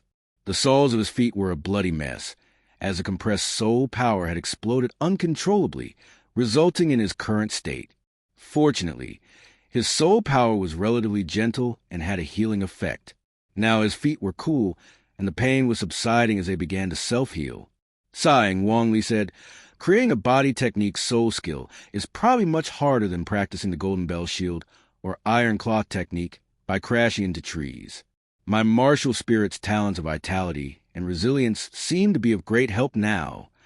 After resting for about 10 minutes, Wong Li stood up again, choosing to go barefoot on the ground. He channeled soul power into his legs, ensuring it adhered to his feet. Since he hadn't learned to walk yet, he couldn't learn to fly. Therefore, Wong Li stopped obsessing over compressing his soul power and focused more on controlling it. He would take it slow, as he had plenty of opportunities to experiment. 5 months passed in the blink of an eye at Newoding Academy, specifically at the back mountain. As late autumn approached, the weather turned cooler, the foliage became yellow and withered, and leaves fell in droves. Some solitary birds were still pecking at the ground, searching for grass seeds and insects to fill their stomachs. At this moment, a figure darted through the woods with the swiftness of a rabbit. This figure was exceptionally agile, weaving and dodging like a monkey, startling several birds that had been foraging on the ground. However, the birds did not flee. As the figure zipped by, several birds took to the air, only to vanish from sight. Moments later, the figure returned to ground, arms wide open, revealing 7 or 8 birds caught in his grasp. These birds finally escaped his clutches, flapping their wings and chirping frantically as they quickly flew away.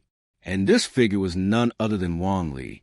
After living at the academy for 8 months, he had grown significantly taller. With broad shoulders and a robust build, his once loose school uniform now fit perfectly against his muscular frame.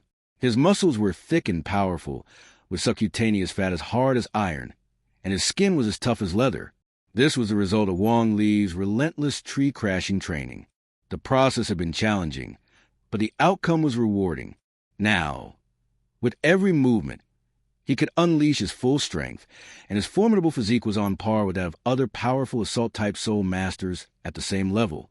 Moreover, compared to these assault-type soul masters, Wong Lee possessed remarkable speed and agility. After numerous attempts, he had developed his own body technique, soul skill, bursting foot. By exerting extraordinary control over his soul power, he compressed it at his feet and directed its explosive force to enhance his speed. He could even achieve brief moments of hovering in the air and change direction mid-flight, although this required an immense amount of soul power. As a level 10 soul master, Wong Lee could not use it many times without feeling drained, which left him quite frustrated. Ultimately, he developed a modified version. He allowed the soul power to remain condensed and focused at his feet, then pushed off the ground. This compressed soul power acted like a spring, leading to his second body technique, soul skill. Instant step.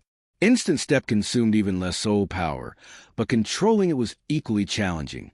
Jumping around on the ground or trees required precise control of both strength and direction, presenting a considerable challenge. Additionally, he had to learn to maintain concentration because the soul power at his feet needed constant focus.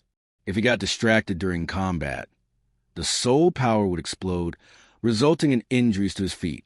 Wong Lee's legs had suffered countless explosions, but thanks to his vitality and resilience, he always managed to recover, growing stronger with each recovery, which made him less susceptible to injury in subsequent explosions. With bursting foot and instant step, Wong Lee could navigate the woods with agility, as swift as a rabbit and as nimble as a monkey. The development of these two body technique soul skills was just the beginning. His soul power would continue to grow, and he needed to enhance his control over it further. Once he perfected these two techniques, he would be qualified to establish his own sect. Looking back one last time at the academy's back mountain, where he had spent 5 months, Wong Lee sighed. Time flies so quickly, I probably won't return here again. After speaking, Wong Lee walked down the mountain. At Newoding Academy, one semester lasts for a year, specifically 10 months. With only 8 months past, it was still before the first grade vacation, but it was time for the 6th graders to graduate. Since hunting soul beasts is a dangerous and time-consuming task, preparations had to begin 2 months in advance. Tomorrow was the day of the 6th grade assessment, and Wong Lee planned to participate, hoping to hunt soul beasts and obtain a soul ring with the help of the academy's teachers. The next day, Wong Lee skipped his morning classes and headed outside the 6th grade classroom, where many students had already gathered. However, they were not 6th graders, but students from other grades. The 6th graders were inside the classroom, undergoing assessments. It was clear that many students had skipped class to watch the 6th grade assessments, as this was a process they would all eventually experience. Wong Lee squeezed into the crowd and looked inside the classroom, where 5 teachers were present. Leading them was Director Su from the academic office, along with over 40 students. Except for Xiao Qinyu, who had already obtained a soul ring and became a soul master, the others wore faces marked by excitement and anxiety. As the teachers called out names, a student would step up and place their hand on a crystal ball used to test soul power. If their soul power reached level 10, they would be overjoyed. If not, their faces would fall in disappointment. This assessment determined their fate. Those who reached level 10 would have the academy's teachers accompany them on a soul beast hunt for free. In contrast, those who did not reach level 10 would face expulsion and be unable to graduate. Even if they later cultivated a level 10, they would need to hire a soul master to help hunt soul beasts, which would entail a significant expense. One by one, Students approached the crystal ball, some overjoyed, others disheartened. Before long, Wong Lee spotted a familiar face.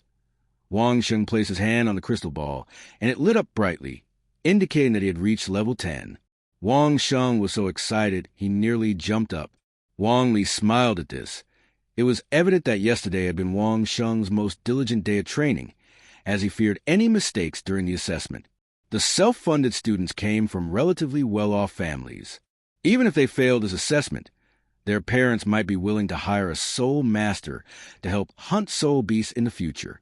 However, for someone like Wong Shan, a working student, unless he sold himself into servitude for another faction, no soul master would help him hunt soul beasts without a personal connection. Before long, all 40 students in the classroom had completed their assessments. Only 12 of them had reached level 10, demonstrating how difficult it was to become a soul master in a remote place like Newoding City. At that moment, Wong Lee stepped directly into the classroom. Amid the astonished gazes of everyone present, he declared loudly, "Teachers, I want to participate in the assessment, too. My soul power has reached level 10. Upon hearing this, everyone was taken aback. Finally, it was Director Su who spoke up. "What's your name? Which grade are you in? If you say your soul power has reached level 10, then come over for a test." Wong Lee quickly stepped forward, saying as he walked, "I'm Wong Lee, a first-grade student." Standing in front of the crystal ball, he felt no panic, only calmness. He placed his hand on the crystal ball, and in an instant, it glowed brilliantly. As the crystal ball radiated light, it was clear that Wong Lee's spirit power had definitely reached level 10. This realization left everyone in shock. Wong Lee was only a first-year student, just a first year. But on second thought, they remembered that this first-year class also had Tang San and Xiao Wu, 2 innate full spirit power students who had already become spirit masters with 1 ring. With that, they found it easier to accept, even feeling a bit numb to the surprise. The only one still bewildered was Wong Shan, who shared a dormitory with Wong Lee. How had Wong Lee suddenly reached level 10 spirit power without even a hint of warning? A broad smile broke across Director Su's face. Having yet another first-year student with potential to become a spirit master with a spirit ring was a great achievement for the academy. Still, he couldn't help but ask, "Wong Lee, when did you reach level 10 spirit power?" Retracting his hand, Wong Lee responded to Director Su's question with a good-natured smile, though he was less than truthful. "It was just recently. Maybe because my martial soul is a mutated martial soul, so my cultivation speed was unusually fast." Director Su nodded. Wong Lee had been training right under their noses, and achieving level 10 spirit power was undoubtedly due to his own efforts. The teacher in charge of recording added Wong Lee's name to the list of those who had passed the assessment. This meant that Wong Lee would now accompany the 6th-year students on a trip to the spirit hunting forest to hunt spirit beasts. Director Su then raised his voice and announced, "Unfortunately, even counting Wong Lee from the first year, we only have 13 students who have reached level 10 spirit power. Those who have not achieved level 10 should inform your parents to come to the academy within the next 2 months to complete the withdrawal process. As for those who have reached level 10, if your parents believe they can help you hunt for a spirit beast, the academy will not prevent them from doing so. If not, and you wish to hunt under the guidance of your instructors, you will need to follow the academy's arrangements. After class today, prepare your supplies, bring plenty of dry food and fresh water. If possible, it would be wise to carry armor and weapons. Even though the spirit hunting forest is a controlled area, the spirit beasts within it are still quite ferocious. I'm sure your teachers have mentioned this in class, so I won't go over it again. In 2 days, we will set out. This is an essential step on the path to becoming a spirit master, so do not take it lightly." With his words, the atmosphere in the classroom shifted. Some students were thrilled, while others were filled with dread. Those who had achieved level 10 spirit power were naturally delighted, while those who hadn't were worried. After class, Wong Shan dashed up to Wong Lee, throwing an arm around his shoulder with a mix of envy and exasperation. He muttered, "How did your blue-silver grass martial soul train so quickly? It hasn't even been that long, and you're already at level 10. Wong Lee chuckled lightly and replied, "My blue silvergrass is mutated. Unlike ordinary blue silvergrass, it's bound to be different. Maybe it just trains faster." Hearing this explanation only made Wong Shan more frustrated. As his roommate, he was happy that Wong Lee was progressing quickly, but the fact that Wong Lee's progress outpaced his own left him speechless with envy. In 8 months, Wong Shan had managed to advance from level 9 to level 10 spirit power, but Wong Lee had gone from level 3 to level 10. It was simply unheard of. In the end, he could only console himself by thinking, blue silvergrass is still blue silvergrass. No matter how it mutates, it's known as a weak martial soul. Once I get my spirit ring, my battle tiger martial soul will definitely surpass Wong Lee's blue silvergrass. With other grades still in class and no food ready in the dining hall, Wong Lee and Wong Shan first returned to their dormitory. Wong Lee pulled out his coin pouch and said, "I want to go outside the academy to buy some of the items the teacher mentioned. Are you coming?" Hearing this, Wong Shan nodded decisively. Now was not the time to be stingy. Successfully hunting a spirit beast and obtaining a spirit ring would officially make him a spirit master. He replied at once, "I'm in. Wait for me." Wong Shan retrieved his own coin pouch. His family wasn't wealthy, but his parents had given him some savings before he left, knowing it would be needed for this very moment. The two left the school gates together, heading straight to the blacksmith's shop. With limited time, they couldn't wait for custom-made weapons, so they went directly to browse the ready-made ones. Long spears and great swords were out of the question. Not only were they hard to handle, but they were also far too expensive. They could only consider short daggers, which would be practical for self-defense and hunting spirit beasts in the spirit hunting forest. At this moment, a burly middle-aged man wearing a leather apron approached them. Seeing Wong Lee and Wong Shan dressed in their Newoding Academy uniforms, his eyes filled with admiration as he greeted them enthusiastically. "Young brothers looking for daggers? These are top-quality pieces, crafted with care. In fact, these daggers were actually made by a student from your own Newoding Academy. Though he's young, he swings a hammer like a true blacksmith. His name is Tang San. You may know him." Wong Shan responded loudly, "We know him well. He's our dorm mate." A glint flashed in Wong Lee's eyes.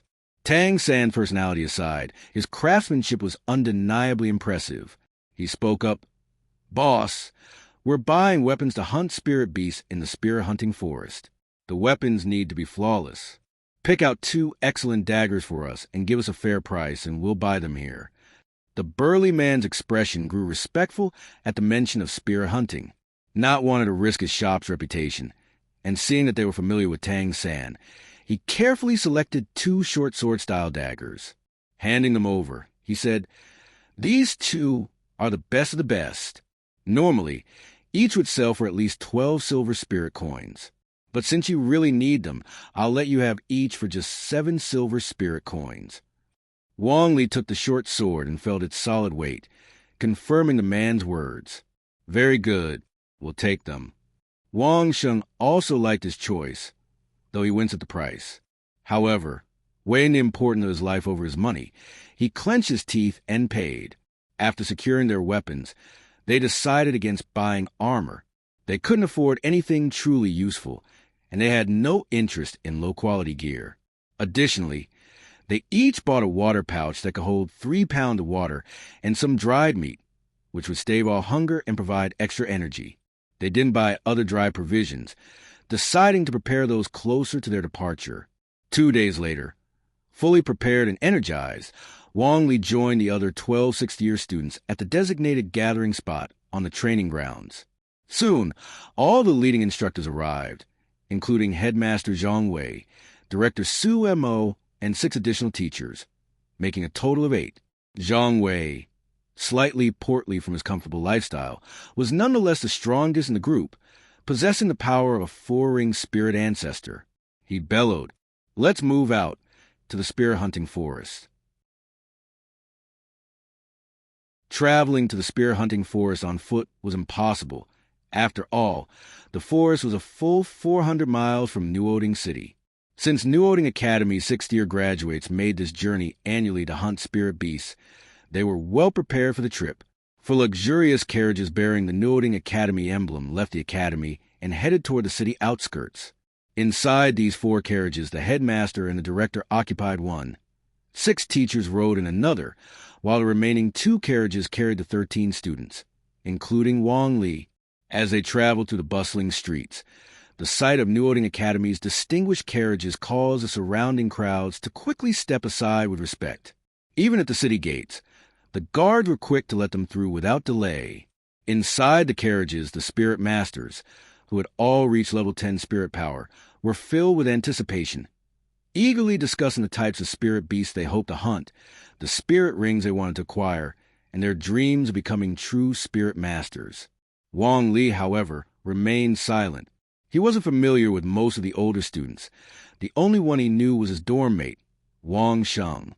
With his eyes closed, Wong Lee pondered alone. What kind of spirit beast should I aim for? Tang San's path is worth observing, but I can't follow it exactly. After all, the academy teachers definitely wouldn't help me catch a 400-year-old mandala snake. With my blue-silver grass spirit, I lack both attack and defense. For now, following control system seems appropriate.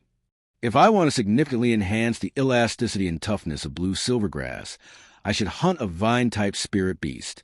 The similarity in plant type should help with absorption, and the higher the age, the better. But that'll depend on luck. With that thought, Wong Lee couldn't help but hope for good fortune, to encounter a vine-type spirit beast suitable for his hunt. The spirit hunting forest was artificially cultivated, so its variety of spirit beasts was less diverse than in the wild. However, under the military supervision and the constant patrols of the enforcement team, the forest generally didn't contain exceedingly ferocious or 1,000-year-old spirit beasts. It was expected they would spend considerable time in the spirit hunting forest, enough for all students to obtain a spirit ring. To maximize their chances of hunting spirit beasts suited to each student, the academy had allocated 2 full months for the expedition. The headmaster and director themselves were personally leading the group, demonstrating the academy's dedication to these 6th-year graduates, showing they were willing to go the extra mile. After all, this group consisted of spirit masters without even a single spirit ring. If they encountered a powerful spirit beast, they wouldn't be able to put up much of defense. After traveling day and night, they finally reached the spirit hunting forest by midday on the 2nd day.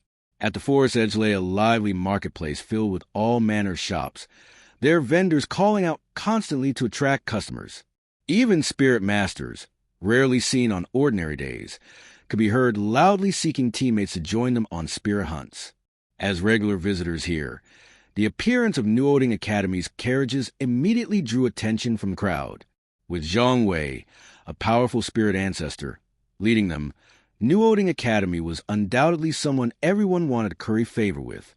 However, the academy had its own team of teachers and never allowed unknown spirit masters from outside to join them. They found an inn to settle in, leaving the drivers and carriages behind. After lunch and a brief rest, they prepared to continue.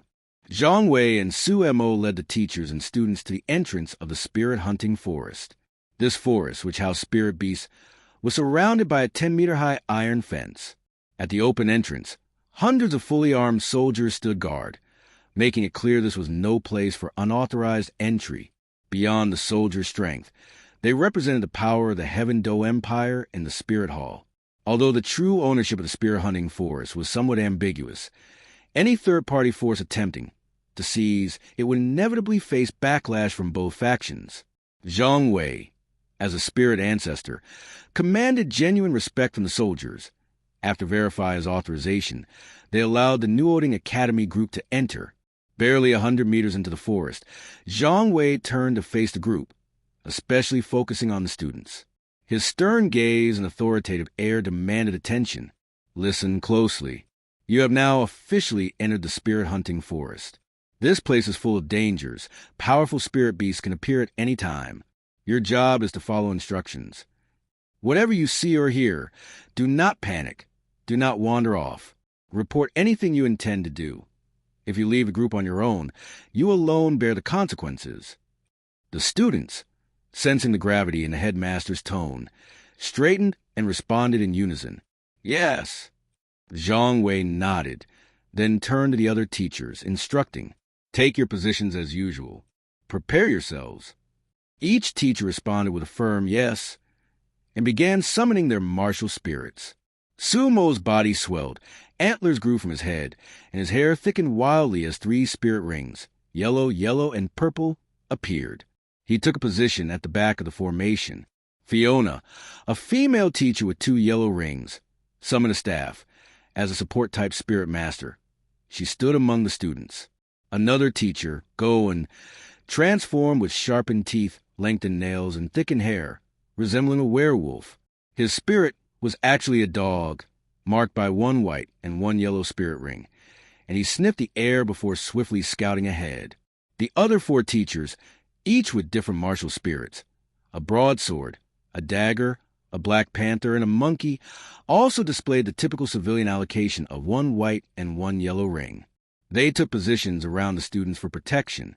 Zhang Wei himself did not summon his martial spirit, but confidently stood at the head of the group, clearly secure in his own strength. With a wave of his hand, Zhang Wei gave a command, "Move out." Under his lead, the group from Newoding Academy began their exploration of the spirit-hunting forest. They avoided delving too deeply into forest, choosing instead to circle around its outer edges. Spirit masters without a single spirit ring were too fragile for the forest's interior, so the teachers remained in a state of constant vigilance, martial spirits at the ready. Once inside the deeper regions of the forest, the group could encounter 100-year spirit beasts or even 1,000-year ones. While the teachers weren't intimidated by 100-year beasts and could retreat safely from a 1,000-year beast if necessary, the students were another matter. The risk of serious injuries or fatalities among the students was high, although some casualties among graduates were inevitable each year. Large-scale losses were unacceptable. Excessive casualties would harm the Academy's reputation, so they adhered to an unspoken rule. Unless a student paid extra or had significant backing, they usually confined their hunts to the forest perimeter, where they could select spirit beasts of about 10 years for the students. Occasionally, a 100-year spirit beast would wander into the outer region. Such encounters were a rare fortune for students. Obtaining a 100-year spirit ring was a privilege that even Xiao Qinyu, the son of the city lord, hadn't experienced. With the teachers' martial spirits fully activated, their vibrant, glowing spirit rings captivated the novice spirit scholars, filling them with awe and a newfound sense of security. Such a sight was rare in the Academy. Only here, in the perilous spirit-hunting forest, could they witness something so formidable. Wong Lee stood among the other students, though his mind was already racing with thoughts of striking out on his own to seek spirit beasts. However, the process of hunting a spirit beast and absorbing its ring was fraught with dangers and uncertainties, so he begrudgingly stayed with the group, following their pace. Despite their lack of spirit rings, these soul-powered students had remarkable physical abilities, making it possible to move swiftly through the forest without complaints. Their exploration pace was steady. Up ahead, Goen suddenly stopped, prompting Zhang Wei to signal for the group to halt. Activating his first spirit ring skill, the White Ring, Goen inhaled deeply. Within a few hundred meters, he identified every scent and its source. After a brief pause, he reported, "Headmaster, there's a blood scent. It's from a soft-boned rabbit. A forest man has killed it, but I can't yet determine its age. It's approximately 300 meters ahead." Zhang Wei considered this for a moment and quickly decided, "Sumo, keep the students safe. I'll go ahead and subdue the forest mantis myself." From his post at the back of the group, Director Sumo responded at once, "Yes, Headmaster." With a nod, Zhang Wei whispered, "Martial spirit, activate." In an instant, a yellow aura enveloped him, gathering at his hands until it solidified into an ancient-style longbow. 4 rings, yellow, yellow, purple, purple, floated around him, indicating his impressive spirit ring configuration, which he had mastered as a spirit ancestor and head of the Spirit Master Academy. Despite his middle age and slight weight gain, Zhang Wei's presence radiated authority. With a powerful push off his right foot, he launched forward, swiftly covering dozens of meters in the blink of an eye. With the headmaster ahead, the responsibility shifted to Director Sumo, who rallied the group. "Let's keep moving forward at a steady pace. No need to rush after the headmaster. Just stay alert to our surroundings. Everyone, teachers and students alike, responded in unison, yes. Continuing at a steady pace, they eventually caught up with Zhang Wei, who had already subdued the half-meter-long green mantis. Its razor-sharp blade-like forelimbs had been disarmed and lay discarded nearby. The mantis's green, patterned body was covered in wounds, and its blood-red eyes burned with fury. Seeing the group arrive, Zhang Wei got straight to the point. This is a forest mantis between 50 and 80 years old. Its blades are incredibly sharp, giving it a fierce reputation among low-level spirit beasts. Sheng Kai, your martial spirit is a blade. This beast is well suited for you. Step forward, finish it, and absorb its spirit ring. Upon hearing this, the student named Sheng Kai glanced at the mantis, its eyes still filled with rage. Nervously swallowing, he hesitated. But retreating was not an option now that he was here. Summoning his martial spirit, a blade, he advanced and began striking the mantis with fervor. Eyes shut, his strikes repeatedly missed a fatal point, forcing him to swing multiple times before finally delivering a killing blow. Zhang Wei maintained a calm expression throughout. These students were still too inexperienced. To absorb a spirit ring from a beast, one had to kill it with their own hands, an essential rite of passage for them. Pay attention now. The spirit ring is about to appear. When it does, sit cross-legged beside it. Summon the ring using your martial spirit and engage your meditation technique to fully absorb its power, Zhang Wei instructed. He then addressed the other students.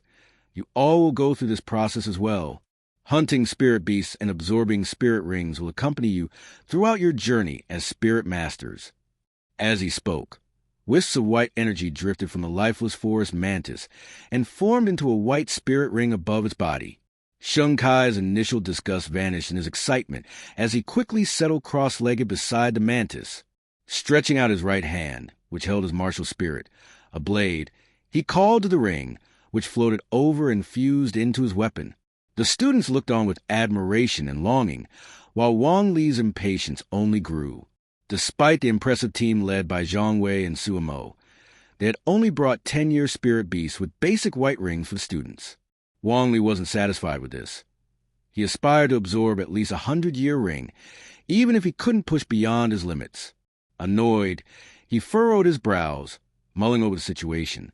Meanwhile, within about 10 minutes, Sheng Kai finished absorbing the spirit ring, given that it was only a 10-year ring and posed little danger. Leaping up with excitement, he beamed, only for Zhang Wei to level a stern gaze at him. Don't get complacent. Even with a spirit ring and the ability to release spirit skills, you still need to follow orders. A one-ring spirit master is at the very bottom of the ladder in the spirit hunting forest. Now tell me, how does it feel and what skill did you gain? Standing before Zhang Wei, Sheng Kai nodded meekly, almost like a soft-boned rabbit caught by a predator. It feels incredible. My whole body is filled with strength. The spirit skill I obtained is a cross slash, which boosts my attack power and speed by 10%. Zhang Wei nodded approvingly. A strong skill. Rejoin the group. We'll be moving on shortly. Just then, Goen dashed over, his face tense. Headmaster, while scouting nearby, I picked up a strong, pungent stench. I'm sure it's the wild boar king, and it's no ordinary one. It's likely a 100-year spirit beast. It's about 800 meters northwest. Zhang Wei's expression turned serious. Any 100-year spirit beast demanded caution, not for himself, but for the students who could easily be overwhelmed. I'll go ahead to check. Follow carefully, but keep your distance to avoid being caught in the fray, he instructed before speeding off. Before long, Zhang Wei spotted the wild boar king Goen had mentioned. Nearly 4 meters in length, close to 2 meters in height, it was armored head to toe in layers of dirt and stone. Its sharp tusks and wild aura radiated an intense menace. Zhang Wei's eyes widened in shock. How is this possible? A beast like this in the forest's outskirts? This wild boar king must be at least 700 or 800 years old, a presence even 1,000-year spirit beasts might avoid. The wild boar king's body was entangled in vines, but its raw power rendered them useless, shredding and trampling them into pieces. The scene was nothing short of brutal. Roar. The wild boar king's bellow reverberated, its ferocious aura striking fear into hearts of all who heard it. Even soul beasts like bears and tigers typically avoided provoking the wild boar king unless they were significantly older, showcasing just how powerful it was. At the moment, the wild boar king was wrapped in thick vines, though they had no effect on it. With its sharp tusks, it rammed into a massive tree, one that would take 2 or 3 people to encircle. This tree was entwined with the origin of the vines, a 100-year-old green vine spirit beast. Though the vine was as thick as a bowl, it seemed as delicate as a maiden faced with a brutish thug, breaking apart under the relentless assault, its juices splattering everywhere. 50 meters away, Zhang Wei observed the scene, frowning. He thought to himself, the green vine is one of the more peaceful plant spirit beasts, coexisted with other plants and rarely attacking other spirit beasts. While the wild boar king is indeed a fierce and aggressive spirit beast, it doesn't typically feed on vines. Why would they be fighting, especially on the forest outskirts? Puzzled, Zhang Wei suddenly had a thought. Excitement flashed across his mind as he reasoned. Or maybe the wild boar king isn't after the vine at all. Perhaps it's something else in the vine's territory. If it's truly that item, I can't let the wild boar king destroy it. I must find a way to obtain it. Zhang Wei's eyes gleamed, a mixture of desire and even greed visible, activating his martial spirit. He drew his bow, dashing forward and leaving only a blur in his wake. Within a 10-meter range, he leapt high into the air.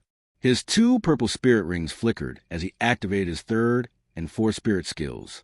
In an instant, blood-red flames ignited around him, his powerful spirit energy shocking the 2 battling beasts. But it was already too late. Zhang Wei drew his bow, and a spirit-powered arrow formed in his hand, also ablaze with blood-red flames. With a loud shout, he released the spirit arrow. It shot forward, trailing a blazing tail and creating a gust as it flew, striking the wild boar king directly on its rump. Flames exploded on impact, engulfing everything nearby. Roar! The wild boar king's anguished cry was blood-curdling. Even with its tough hide, which was as strong as armor, it couldn't withstand an attack combining 2,000-year spirit skills. The 3rd skill boosted his power, while the 4th skill delivered the blow, gravely injuring the beast in a single strike. After this desperate howl, the wild boar king, now scorched and limping, quickly retreated, its rancid stench replaced by the scent of charred meat. If it stayed, it would surely die. Zhang Wei landed back on the ground, breathing heavily. Utilizing his 2 strongest 1,000-year spirit skills took a toll, especially for someone no longer in his prime. He quickly approached the vine, which was now on the verge of collapse, its limp form clinging to life. Had it not been for the life force typical of plant spirit beasts, it would have perished in the attack. Zhang Wei waved his hand to disperse the residual energy from the explosion and began digging at the base of the tree. Soon, he uncovered 3 small, black lumps near its roots. A mischievous grin spread across Zhang Wei's face, making him look more like a rogue than the esteemed headmaster. He'd eat truffle mushrooms. These are quite the treasures. This was the true prize the wild boar king had sought. Eating these mushrooms would amplify its scent, attracting female boars for mating. For men, these mushrooms had similarly miraculous effects, strengthening vitality, replenishing blood, and enhancing stamina, a true boon for middle-aged men. As the headmaster of Newoding Academy, Zhang Wei already had status, wealth, and respect, but overindulgence and pleasure had left him lacking in energy and enthusiasm. This was the real reason he had risked it all, intervening in the treacherous spirit-hunting forest. Otherwise, who would willingly invite a deadly confrontation here? A short while later, all the teachers and students from Newoding Academy arrived at the scene, drawn by the earlier commotion. They looked around, taking in the scorched trees and the deep ruts in the ground, marveling at the power Zhang Wei had displayed. Zhang Wei had already plucked the truffle mushrooms and stored them in his soul-guided storage device, regaining his usual dignified expression. Turning to the group, he explained, "Just now, the wild boar king fought with the green vine, and I intervened slightly to drive it off. The vine's root is here, so it can't escape. Li Wang, if I remember correctly, your martial spirit is the mutated blue silver grass. Since it's a plant-based martial spirit, this 100-year green vine spirit ring is yours." Li Wong was ecstatic. Just moments ago, he had been worrying about how to acquire a 100-year spirit ring, and now it had fallen right into his lap. At that moment, it wasn't just the other sixth-year students eyeing him enviously. Even a few teachers looked on with a mix of envy and admiration. To have a 100-year spirit ring, as one's first ring promised a bright future. Wasting no time, Li Wong stepped forward, quickly saying, "Thank you, headmaster." He then drew a short sword he'd purchased from the blacksmith, eyed the withered green vine, and located its root. With swift motions, he stabbed, twisted, and severed the root entirely. The vine was still alive, writhing and struggling for a while before it finally stilled completely. Yellow energy began to swirl wildly, eventually condensing into a single spirit ring. Li Wong watched, thrilled to see a true 100-year spirit ring, rather than a lesser 10-year one. He then sat cross-legged, summoning his blue-silver grass martial spirit, and extended a summons to the yellow spirit ring. Sensing the call, the yellow ring drifted toward Li Wong, settling over his blue-silver grass. Its powerful energy surged into his body. A 100-year spirit beast ring that's ideal for my vine-based martial spirit. This is a huge gain. With this thought, Li Wong closed his eyes, channeling the meditation technique he'd acquired from the panel. His own spirit energy surged, consuming the spirit ring's energy in great gulps like a dragon or serpent. The overwhelming power of the 100-year spirit ring was quickly subdued, revealing the dominance of his meditation technique. Undoubtedly a top-tier method. Zhang Wei, meanwhile, was equally pleased. Discovering 3 truffle mushrooms a day was a stroke of luck. Both Li Wong and Zhang Wei felt they had struck gold, though it was hard to say which of them had gained more. The green vine, indeed, is known as a gentle spirit beast, or rather, an ordinary one with a few distinctive traits. Its greatest strength lies in its resilience and its minimal requirements for survival. With just soil, water, and sunlight, the green vine can take root and grow rapidly, selecting a tall tree to climb and intertwine within a symbiotic relationship. It embodies a quiet life, avoiding conflicts. Even if spirit beasts or spirit masters pass nearby, it never initiates an attack. For those unfamiliar with it, the green vine is easily overlooked. This particular vine had been growing quietly on the forest outskirts for many years, undisturbed, until today, when it encountered a wild boar king from the forest core. With its tough hide and immense strength, the green vine's entangling abilities were no match for it, and it could do little to stop the boar king. In the end, it was inadvertently claimed as Li Wong's first spirit ring. At this moment, within Li Wong's body, the green vine spirit power, while vast, was gentle. Li Wong's spirit power, although weaker, was more dominant. Having honed his body, the process of subduing the spirit ring went smoothly. Gradually, his consciousness sank, and he found himself within his danton, amidst a lake formed by spirit power, where his blue-silver grass was absorbing the energy, growing steadily. Beyond spirit power, he sensed something else being absorbed. Is this inner vision? This is my danton. This is my martial spirit, my source of spirit power. A surge of excitement shot through Li Wong as he observed the changes in his blue-silver grass. Its stem thickened, and its leaves grew lush. Previously, the grass measured between 2 to 3 fingers wide, but now it had grown to a full 5 fingers in width, with its structure resembling more of a vine, likely due to the green vine spirit ring's influence. He recalled Tang San's blue-silver grass, which had only reached 3 fingers in width after absorbing a spirit ring. Clearly, his level 2 blue-silver grass, evolved beyond Tang San's unawakened version, held a distinct advantage. Li Wong wasn't sure how much time had passed, but as soon as he absorbed the ring's power and the spirit energy released from his body's breakthrough, he awoke. He felt invigorated as never before. Rising to his feet, Li Wong stretched, his body crackling with newfound strength. He had grown taller, now nearly matching Wang Shan's height, broad-shouldered and upright. He no longer resembled a child of humble origin. Most importantly, his eyes shone with vitality. Eyes, as the windows to one's spirit, reflected his vigorous, robust energy and lively spirit. Immediately, he accessed his panel. "Host, Li Wong." Martial Spirit. Blue Silvergrass LV2 Evolving. Spirit Power. Level 13, 24% plus. Asterisk Trait. Vitality LV2. Found throughout the continent. The blue silvergrass, though weak, possesses considerable life force, allowing to recover slowly when injured. Asterisk Passive. Resilience LV2. What doesn't kill me makes me stronger. After enduring any abnormal state, if survival is achieved, his constitution will strengthen accordingly. Asterisk Spirit Ring. First Spirit Ring equipped. Spirit Bone, none. Combat experience, 0. Upon seeing the panel, Li Wong noticed his spirit power had reached level 13, bringing him great joy, though this wasn't his primary focus. With a thought, he tapped on the evolving next to his martial spirit, and a new screen appeared. LV2, LV3 Life Origin, 5/20. This information led Li Wong to ponder. The absorption of the spirit ring had increased his life origin, suggesting that spirit rings could enhance his martial spirit. However, absorbing a 100-year spirit ring only added 5 points. If he guessed correctly, his blue silvergrass would need a 1,000-year spirit ring upon reaching level 30 to undergo its next evolution. For now, with only level 13 power, reaching level 30 felt like a daunting goal, yet he believed the panel would help him achieve it before too long.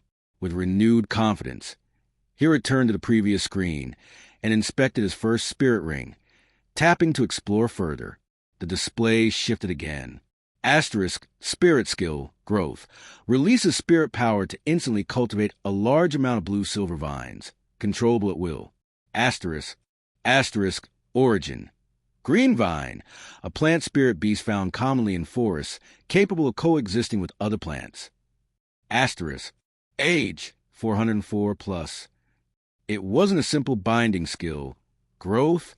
Li Wong's thoughts raced. If he could freely control the vines, he could use them for whipping, binding, anything he needed. Hunting down that green vine had definitely been worth it. Truly worth it. This vine had lived for 404 years. In terms of age, it was hardly weaker than Tang San's Datura snake.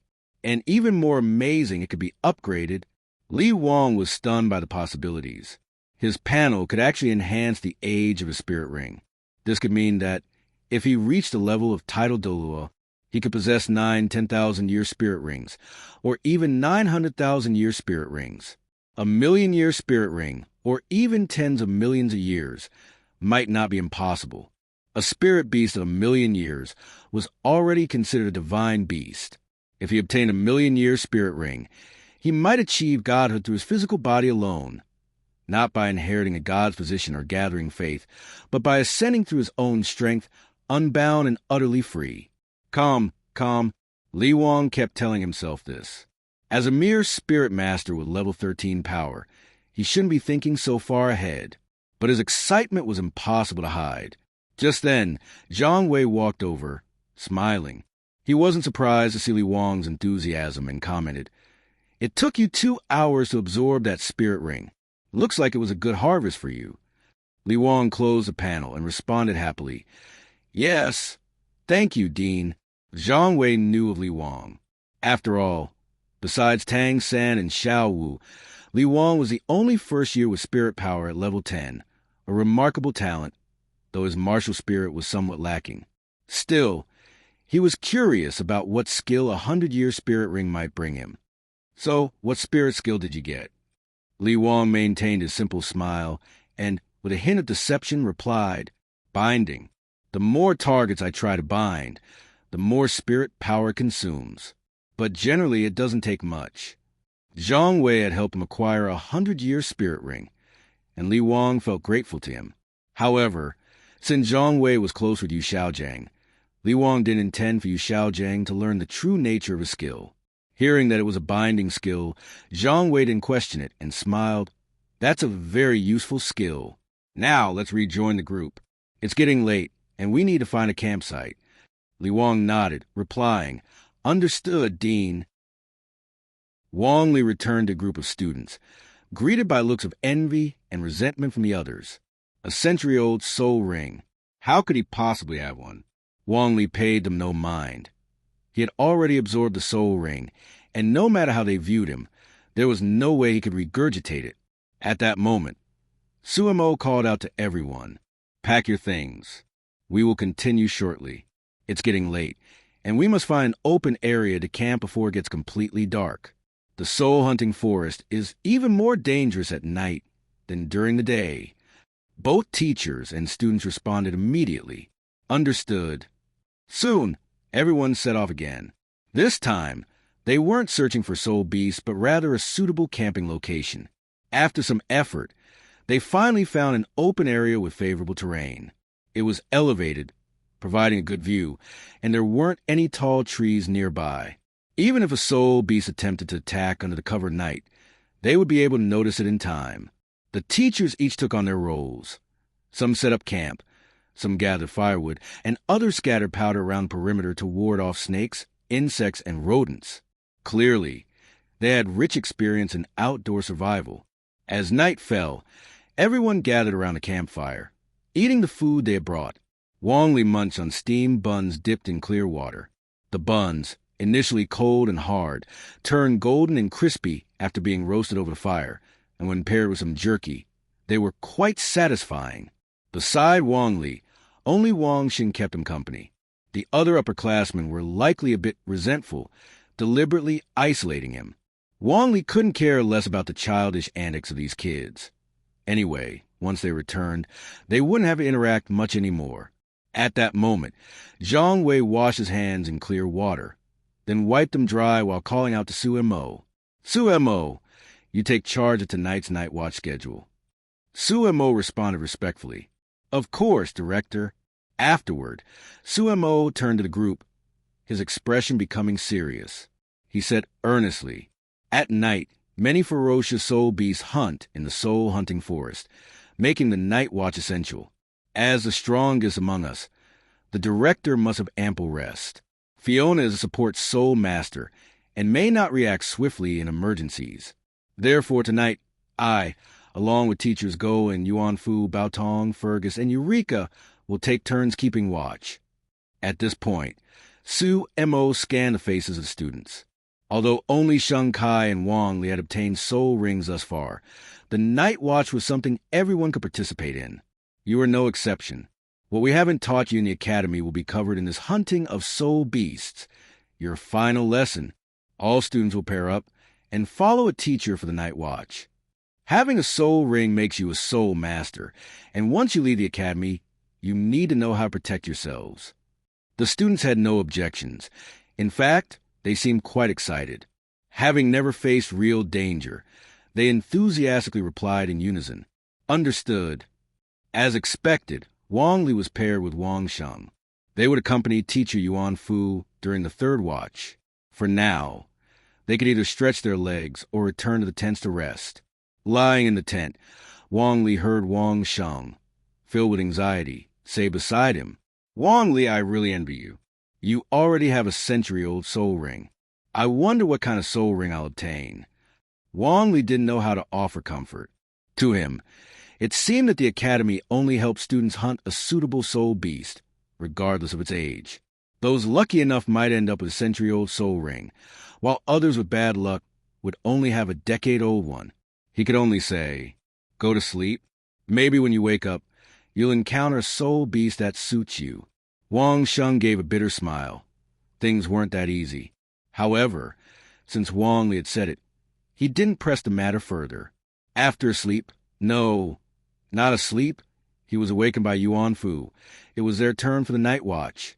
Stepping out of the tent, they were in late autumn, and the remote soul-hunting forest felt even more eerie at night. Yuan Fu addressed the two of them. "Fire can deter many soul beasts, but there are also some fierce and cunning ones that are not afraid of flames. Once they sense that their prey has let their guard down, they will attack without hesitation.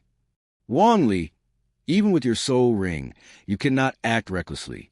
Wong Shan, since you don't have a soul ring yet, you must be extra cautious. Patrol around the camp, and if you notice anything unusual, notify me immediately." Wong Li and Wong Shan responded in turn. "Understood, teacher." "Yes, teacher." Seeing their reaction, Yuan Fu nodded and said, "I'll head to the front to take a look. You two check the back together. It's better to have each other's support. If anything happens, call for me." With that, he walked toward the front of the camp, and Wong Lee and Wong Shan turned to head to the back. Wong Shan hadn't yet acquired a soul ring. As he looked at the dark forest surrounding them, an unaccountable chill crept into his heart. He glanced at Wong Lee beside him, whose expression was calm, which slightly eased his tension. Wong Lee sensed that something was off. It was too quiet. Even though the night was typically silent, this felt distinctly unusual. The two arrived at the back of the camp and surveyed their surroundings. Wong Shan said, "It looks like there's no danger. With so many of us in the academy director at the soul master level, what soul beast would dare to cause trouble?" But Wong Lee's eyes widened as he noticed something behind Wong Shan.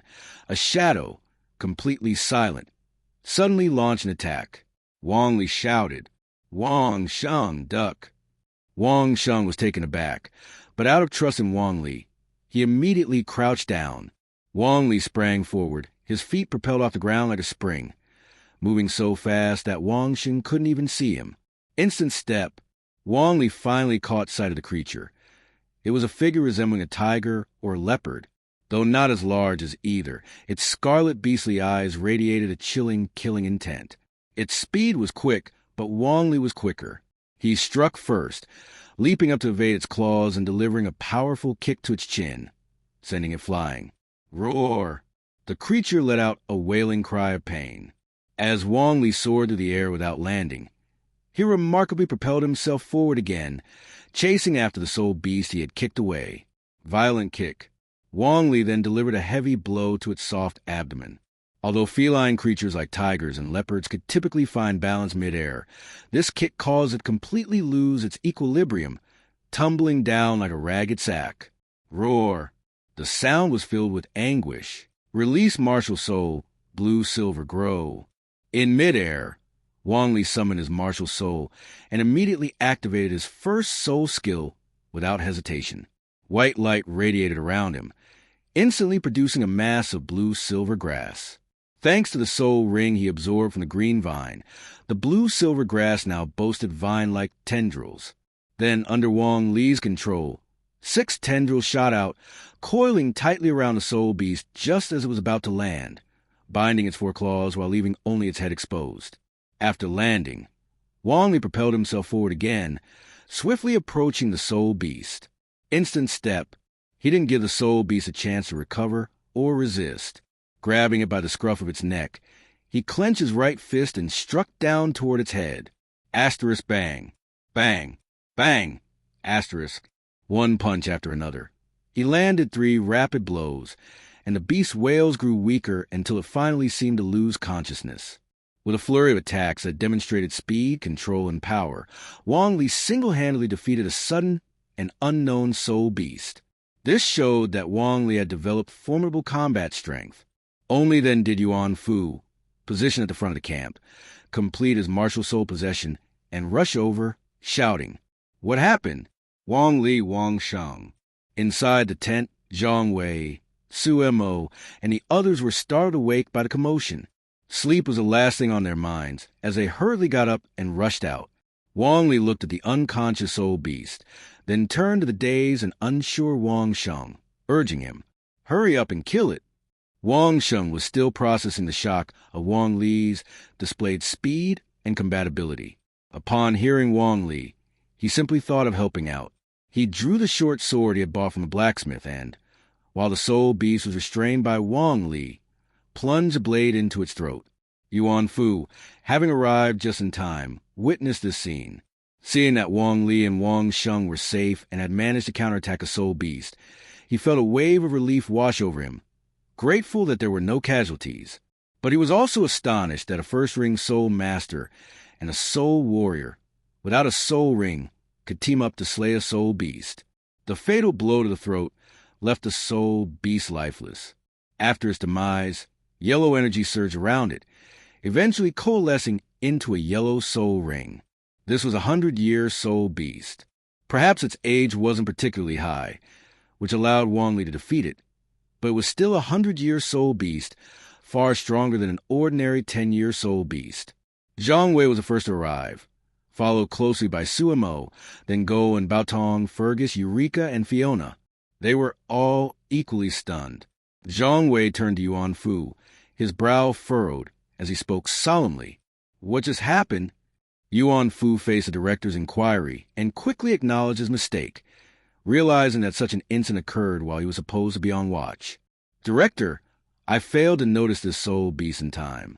I was patrolling the front of the camp and assigned Wong Lee and Wong Shan to patrol the back, which is why the situation escalated so suddenly. I only arrived afterward. Zhang Wei did not blame Yuan Fu. As a teacher of the academy at the Soul Master level, he understood the distinction between the importance of the students and the responsibilities of his staff. Besides, Wong Lee and Wong Shan were unharmed. He simply warned him, be more careful next time.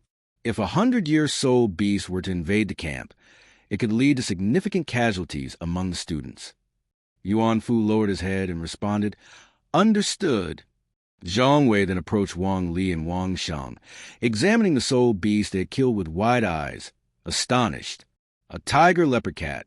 You managed to evade its hunt and even turn the tables on it. The tiger leopard cat is neither a tiger nor a leopard. It is a feline soul beast that lacks the raw power of either. However, it possesses exceptional hunting skills and is known as a predator of the night.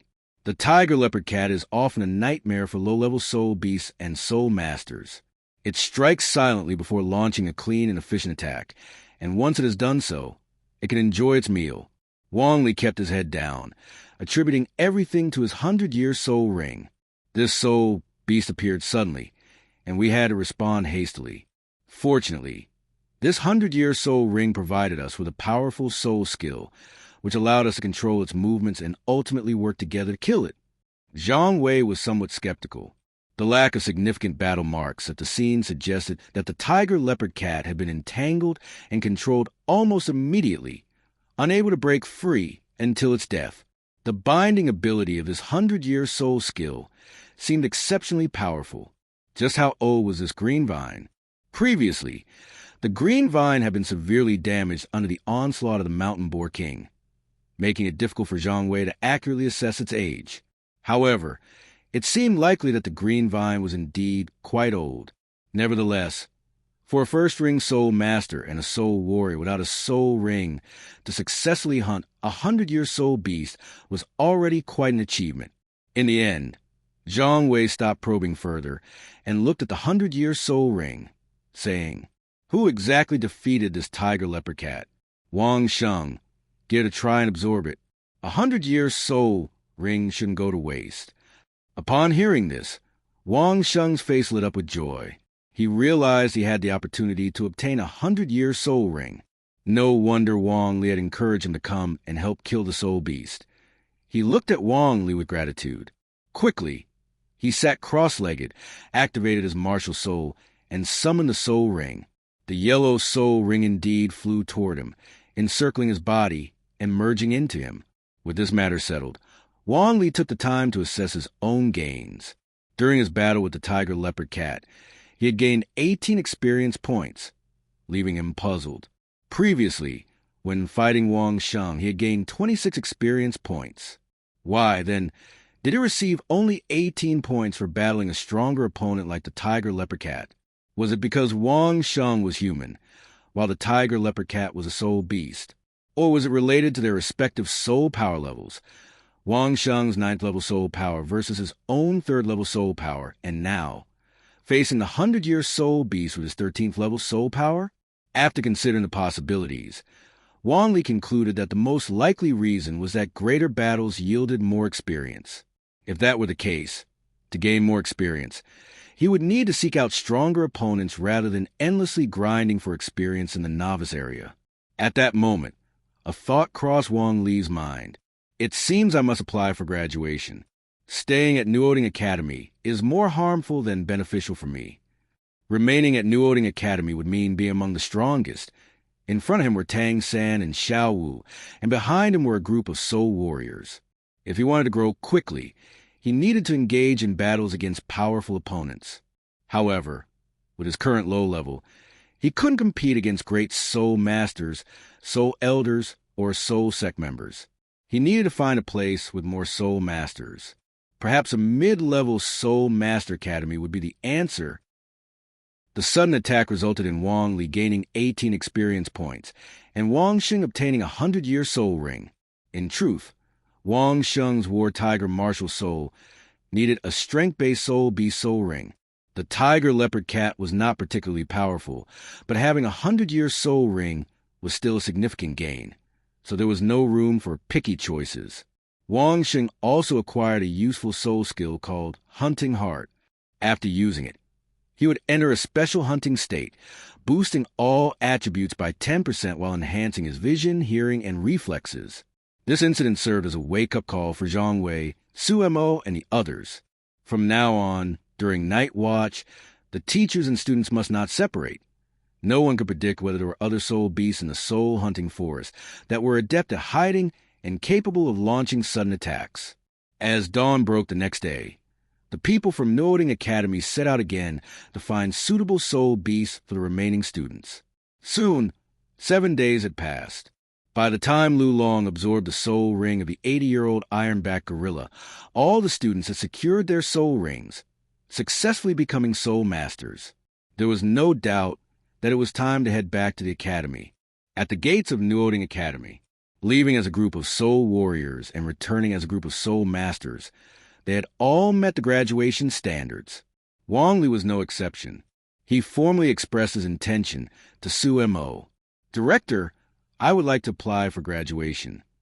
Su Mo was momentarily taken aback, but soon found it reasonable.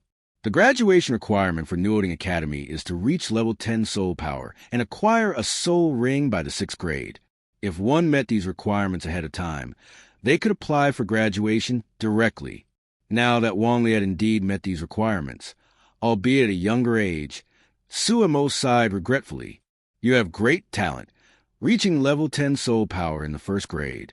Unfortunately, your martial soul is just blue silvergrass. Soul masters on the continent are often superstitious and stubborn about martial souls. For instance, blue silvergrass is viewed as a worthless martial soul, and they believe in this notion wholeheartedly. Then Su Mo continued, All right, I will assist you in completing your graduation procedures, and you'll graduate alongside the other 6th grade students. What are your plans after graduation? Are you looking to join any faction, or do you plan to go to a mid-level soul master academy? At your age, you should indeed continue your studies at a mid-level soul master academy. Even with a blue-silver grass martial soul, if you can eventually break through to the soul elder level, you will be welcomed by any faction. Wong Li had already made up his mind. Upon hearing this, he replied promptly, Yes, Director, I want to attend the mid-level soul master academy. Su Mo nodded in satisfaction, appreciating that Wong Li was receptive to advice. He patted Wong Li on the shoulder and said, Then you should join the other 6th grade students in their preparations. Under the academy's arrangements, you will head to the mid-level Soul Master Academy. Unlike the primary Soul Master Academy, admission to the mid-level Soul Master Academy requires passing certain assessments, so be ready. At this point, Su Mo called together the other 6th grade students and addressed them. Students, you have absorbed your soul rings and become soul masters, marking you as excellent graduates of Newoding Academy.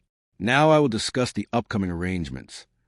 Our journey to hunt soul beasts lasted only 10 days from departure to return, with 50 days remaining before the official holiday.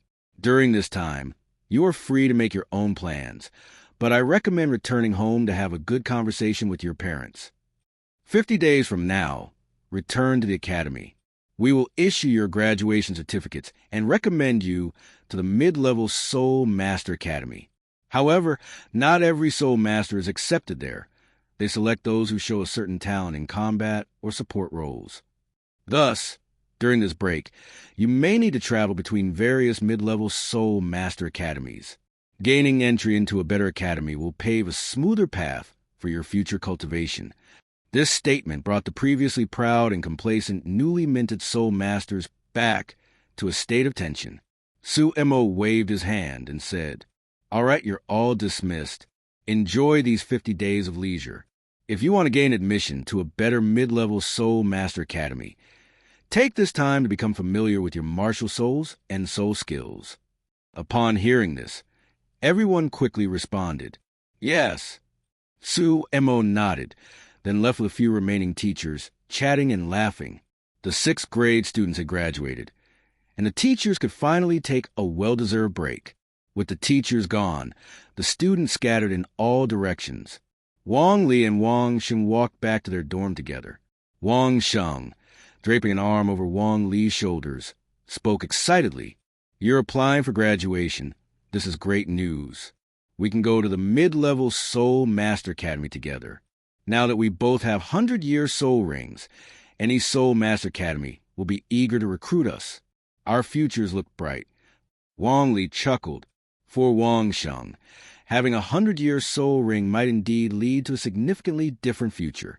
Then Wong Shan continued, "Do you have some time? Let's head to the 2nd floor of the dining hall today. We should treat ourselves.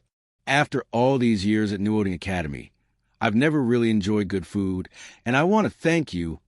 Wong Lee shot him a sidelong glance and laughed. "Sure, why not? Are you treating?" Wong Shan, hearing this, patted his chest proudly and declared, "Today all expenses are on me, Wong Shan." Wong Lee raised an eyebrow. "Well then, I won't hold back." Since they returned just in time for lunch, they headed straight to the dining hall and up to the 2nd floor. They indulged in a luxurious meal, spending a silver soul coin, equivalent to 100 copper soul coins. In the past, they could never have afforded such a lavish meal. But now that they were soul masters, once they registered at the Spirit Hall, they would receive a monthly subsidy of 1 gold soul coin. Treating themselves occasionally was no longer a problem. After finishing their meal and returning to the dorm, they were greeted not only by envious glances from the other work-study students, but also by the encouraging words of the big sister, Xiao Wu. "Not bad. Our dorm has produced 2 more soul masters. When this gets out, it'll be good for my reputation too." Wong Shan grinned and immediately began to boast. "Xiao Wu, now Wong Li and I both have 100-year soul rings, just like you. We're graduating soon and heading to the mid-level Soul Master Academy." Xiao Wu was taken aback. Over the past year, she had gained enough understanding of human society to know what graduation meant. However, she was puzzled. But Wong Li is only in 1st grade. How can he graduate? Wong Li understood that Tang San and Xiao Wu would eventually go to Shrek Academy under Yu Xiaojiang's guidance, so he wasn't in a rush to graduate. However, he had different plans. "I've already become a soul master, so I need to go to a place that suits me better." Hearing this, Tang San, who had been mostly quiet, showed a contemplative expression. He had already become a soul master, but it seemed his teacher wasn't in a hurry for him to graduate. After returning, Wong Li quickly packed his belongings, folded his bedding, gathered his clothes, and turned to Wong Shan, who was still boasting about how powerful his 100-year soul ring was. He called out loudly, "I'm leaving now to register as a soul master at the Spirit Hall, and then I'll head back to the village. There's money to be made from the registration, so you should register early too." Wong Shan waved his hand in response, but seeing so many of his brothers watching him eagerly, he couldn't leave just yet. He said, "Got it, you go ahead." Then Wong Shan turned to the crowd and asked, "Are you all that eager to see me use my martial soul?" After receiving enthusiastic affirmations from everyone, Wong Shan's face lit up with pride as he exclaimed, "Then let me show you all. Martial soul possess." With his soul ring now in place, Wong Shan transformed into a powerful figure, akin to a towering tiger. His sharp teeth, claws, and strong muscles, combined with striking black and yellow fur, radiated the aura of a beastly king. The yellow soul ring sparked admiration among the crowd, reminiscent of those held by Tang San and Xiao Wu, both of whom had similar 100-year soul rings. Wong Li shook his head at the scene and strode out. Sometimes he too yearned for the spotlight, but the stage felt too small to showcase his talents effectively. After leaving the dormitory, he made his way outside the school. Having attended classes for 8 months, he was well aware of the Spirit Hall's location. Meanwhile, on the roof of the dormitory in a private loft, Tang San approached Yu Xiaojing to share the thoughts weighing on his mind. Teacher, both Wang Li and Wong Shan had become soul masters, each having absorbed 100-year soul ring. Yu Xiaojing appeared unfazed, as if he already knew. Xiao San, I've heard from the dean that Wong Li absorbed the 100-year soul ring from the Blue Vine soul beast, and his soul skill, like yours, is entanglement. Wong Shan absorbed the 100-year soul ring from the tiger leopard cat, gaining the soul skill, hunting heart, to enhance attributes. They are both quite fortunate. Tang San hesitated for a moment, sensing the potential offense in his next words, but he couldn't hold back. Teacher, Wong Shan is graduating, and now Wong Li wants to apply for graduation too. I've already become a soul master, so why do I need to stay at Newoding Academy? Yu Xiaojing looked deep in thought, sensing the intent behind his disciple's question. He placed his hands on Tang San's shoulders and said, Xiao San, you care a lot about Wong Li, but there's really no need to. At the soul master level, as long as one has decent talent, they can progress quickly. That's likely the case for Wong Li. But with his third-level blue silvergrass martial soul, his future achievements will be limited. Becoming a soul master is just the beginning of the journey, and soon he will blend in with the crowd. As for you, my disciple, I will impart to you the most advanced knowledge of martial souls and soul beasts on the continent. So whether you stay at Newoding Academy or go to another mid-level soul master academy, it's not crucial. The key is what happens after you graduate. Only then can you attend the truly elite academy, a place not meant for ordinary individuals. Those who can enter are the top talents, even referred to as monsters. Keep a level head and focus on your own path. When your name resonates throughout the continent, both Wong Li and Wong Shan will only be able to look up at you. After this pep talk from Yu Xiaojing, Tang San felt even more resolute in his heart.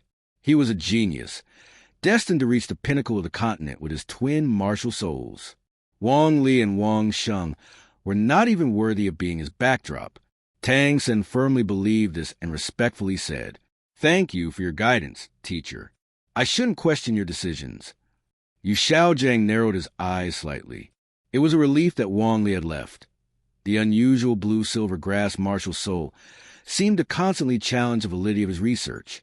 After all, how could such a useless martial soul possess any potential for mutation? He then turned his attention to Tang San, and a gentle smile broke through his usually stern demeanor. Xiao San, trust your teacher. You are my only disciple, and I would never harm you. Tang San was deeply moved by these words. While the teacher and disciple shared heartfelt sentiments, Wong Li had arrived at the Spirit Hall branch in Newoding City.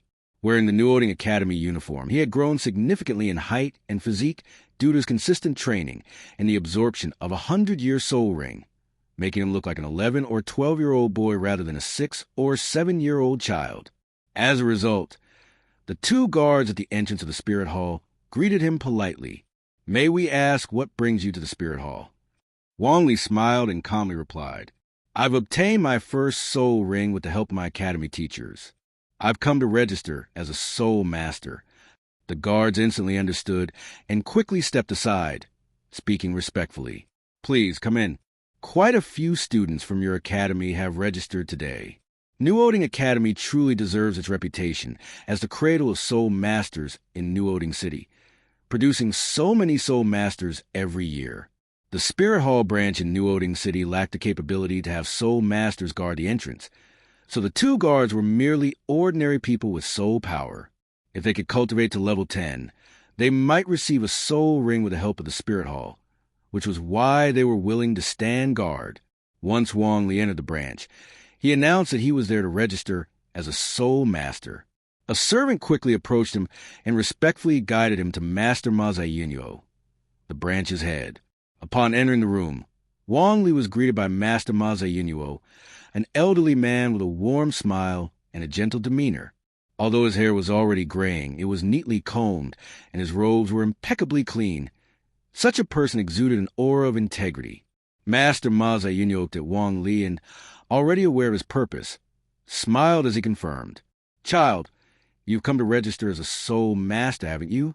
Wong Li nodded eagerly in response. Yes, Master Ma Zayunuo. Ma Zayunuo rose from his seat, walking toward the archive room while asking, Child, what's your name? Are you from the city or a village outside? Wong Li answered each question. My name is Wang Li, and I'm from Wong family village near Newoding City. Master Suyan Tao helped me awaken my martial soul. Upon hearing this, Master Ma Zayunuo understood and quickly located the corresponding records. The Spirit Hall kept detailed documentation of children who had received help in awakening their martial souls.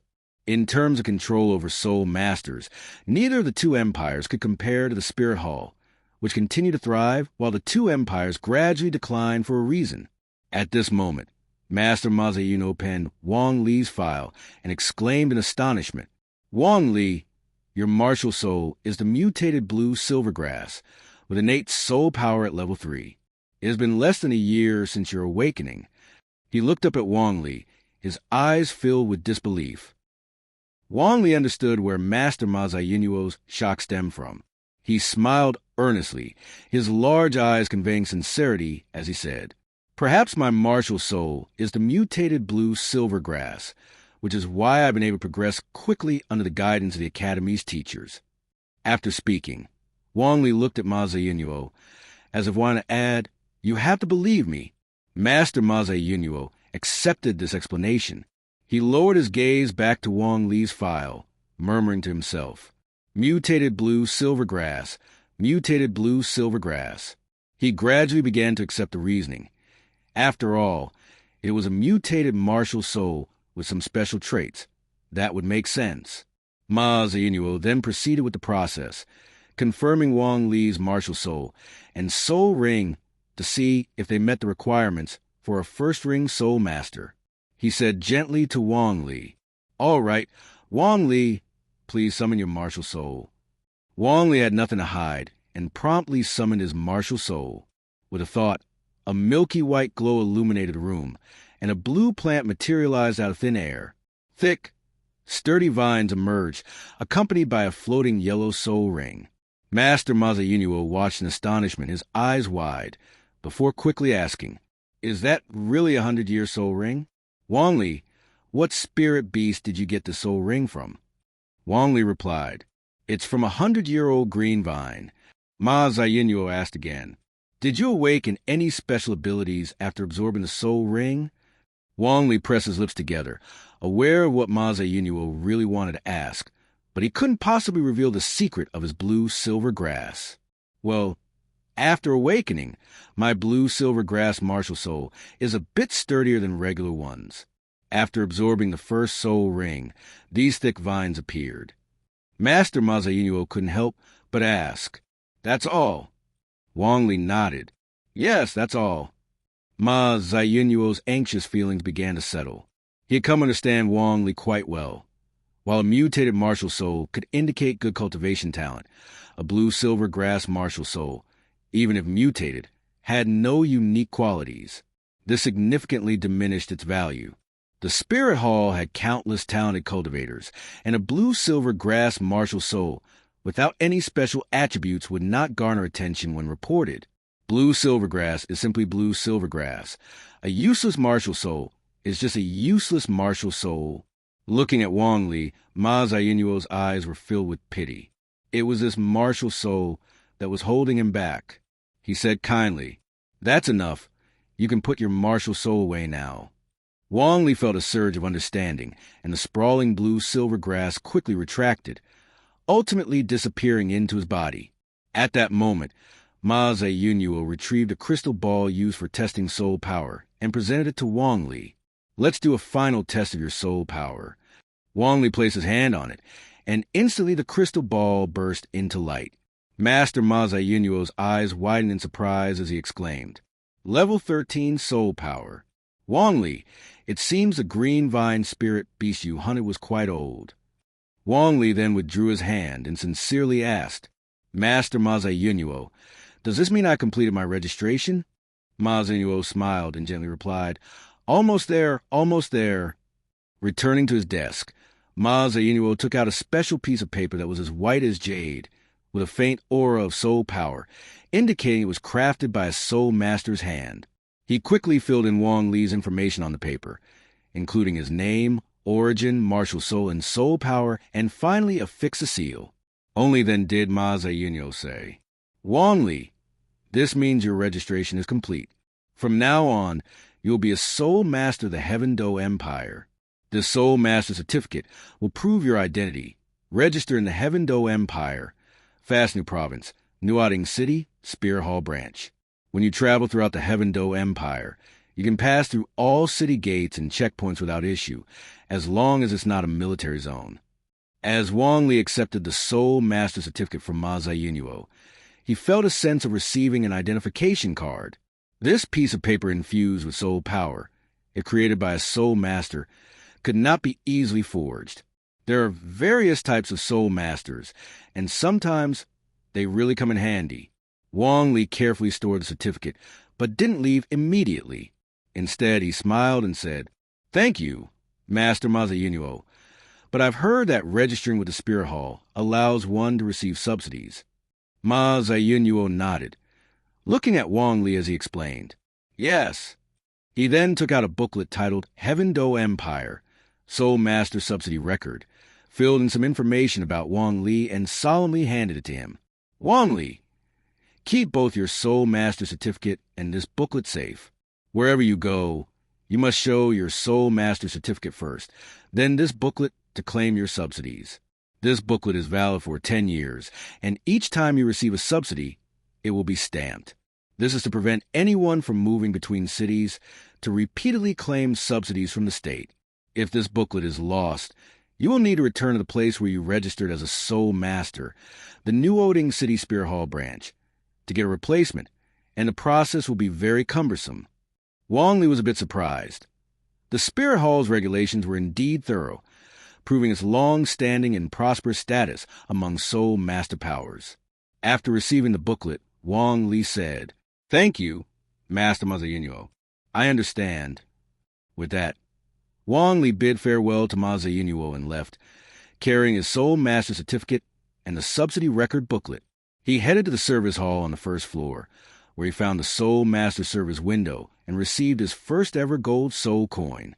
Stepping out of the Spirit Hall, Wong Lee held the Soul Master certificate and subsidy record in one hand, while playing with the gold soul coin in the other, a smile spreading across his face. It's time to go back to the village. Although he said he would return to the village, Wong Lee didn't set off immediately. Instead, he wandered around the city, where his academy uniform drew attention, and many people eagerly approached him to offer assistance. Taking advantage of this, Wong Lee bought an entire large fat pig, chickens, ducks, fish, various meats, vegetables, seasonings, and finally a large amount of grain, all at a low price. He also rented 2 ox carts, which spent most of the gold soul coin he had just received, but Wong Lee was happy and didn't mind. The cart driver, guiding the ox carts loaded with Wong Lee's purchases, left the city and headed toward Wangjia village. Despite the large haul, they managed to return to the village before dark. The sudden appearance of the ox cart sparked the curiosity of many villagers. Eventually, the village chief, Wang Ping, approached to inquire about the commotion. At this moment, Wong Lee got off the cart, looked at Wang Ping, and, seeing the surprise in his eyes, spoke his first words. "Grandpa Village Chief, I become a Soul Master. I want to treat the whole village to a meal." Nighttime at Wong Lee's home. Wong Lee sat on his bed, gazing at the screen in front of him. Asterisk. Do you wish to enhance the soul ring's age? Yes/no. Asterisk. He had gained 18 experience points in the soul hunting forest, but he hadn't found a suitable time to use them. Now, back at home with no one to disturb him, he could finally try to enhance his soul ring's age using his accumulated experience. With a silent thought, he murmured to himself, "Yes." In an instant, Wong Lee couldn't help but summon his martial soul. Blue silver grass sprouted wildly, while his yellow soul ring floated up and down. At that moment, an invisible force seemed to gather from the void around him, surging into the soul ring. It began pulsing, expanding and contracting rhythmically, as if alive, like the beating of a heart.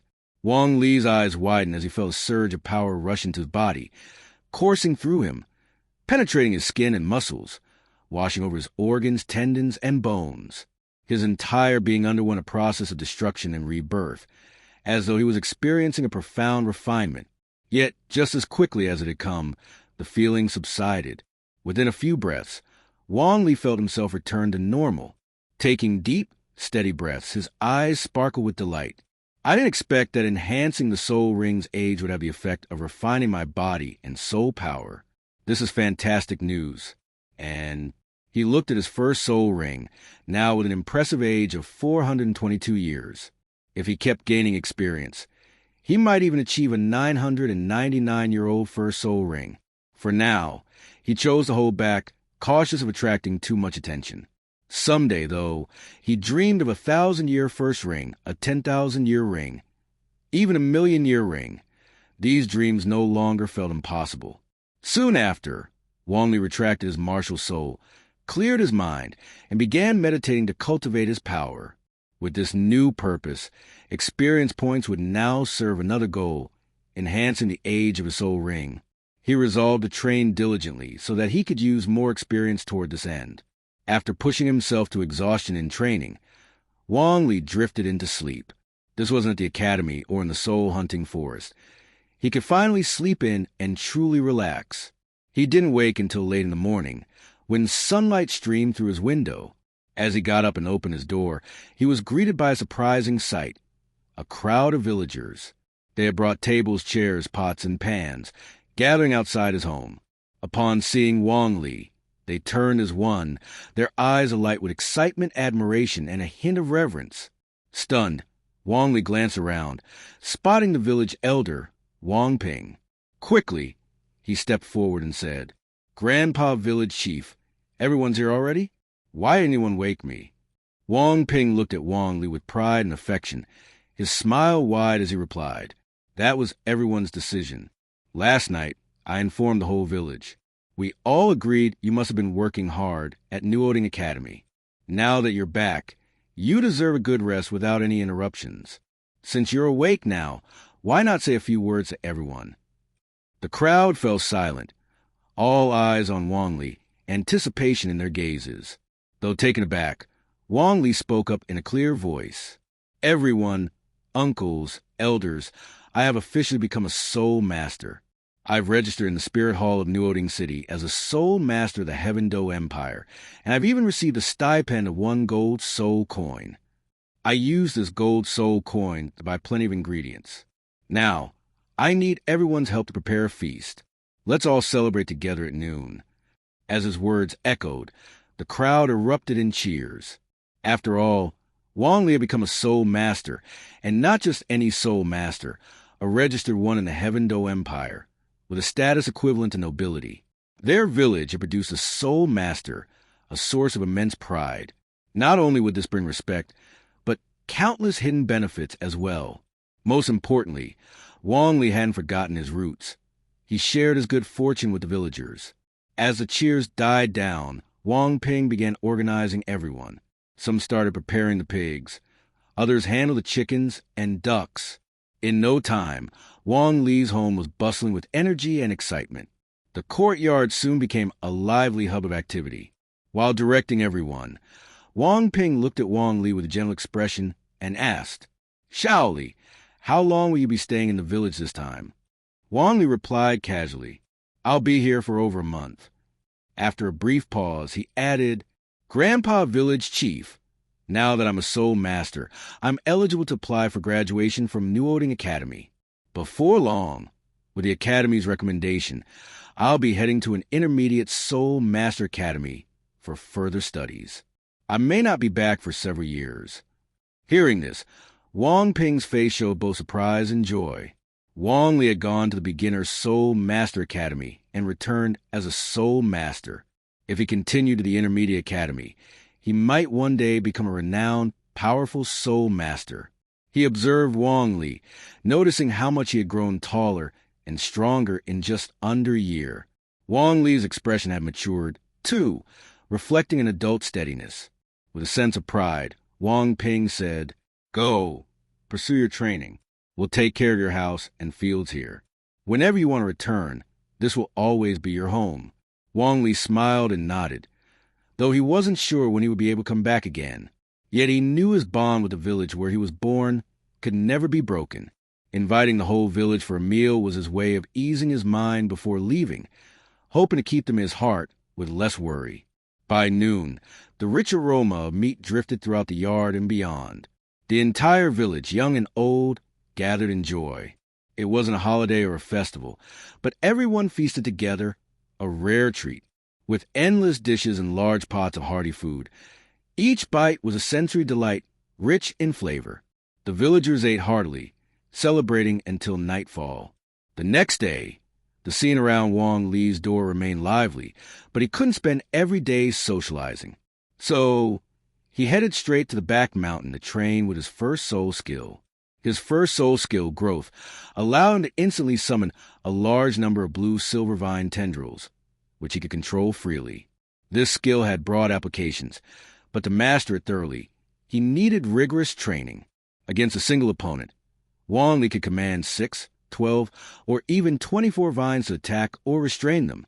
But if he faced 2, or even 4 or 8 opponents, would he be able to handle them with ease? This was the crux of his training. Controlling multiple vines at once was like drawing a square with one hand, while drawing a circle with the other. He would try to have one blue silver vine coil and bind with his left hand, while another vine struck like a whip with his right. At first, the vines would inadvertently mirror each other, despite his intent to control them separately. The slightest lapse in concentration, and they would synchronize again. It gave Wong Lee a headache, but with repeated practice, he gradually began to make progress, though it often felt as if he were splitting himself in two. Curious villagers would occasionally come to Back Mountain to watch, marveling at the thick, serpent-like vines Wong Lee commanded. Their admiration and respect for him grew even deeper. Before he knew it, 40 days had flown by. Wong Lee was leaving once again. This time, the entire village came to bid him farewell. Originally, they had hoped to give him some parting gifts, but Wong Lee politely declined. With a long journey ahead and no stored soul guide, he couldn't carry too much. Only a supply of soul coins would be necessary for the trip. After saying his goodbyes, Wong Lee set off at a fast pace, using his instant step technique to cover 10 meters with each stride. In no time, he arrived back at Newoding Academy. There were still 3 days left until the graduation ceremony, when graduates' parents and distinguished figures from Newoding City would gather to attend. Recently, the academy was busy with a thorough cleanup and setting up the venue, hoping to make the graduation ceremony as grand as possible. But none of this had much to do with Wong Lee, as he was just one of the soon-to-be graduates. During his free time, he visited the academic office to research and inquire about intermediate soul master academies. What he found surprised him. The connections between beginner, intermediate, and advanced soul master academies were far more complex than he had expected. The best intermediate soul master academy in the Fastno province was naturally the Fastno Intermediate Soul Master Academy, located in Fastno City. The entry requirements for this academy were extremely strict.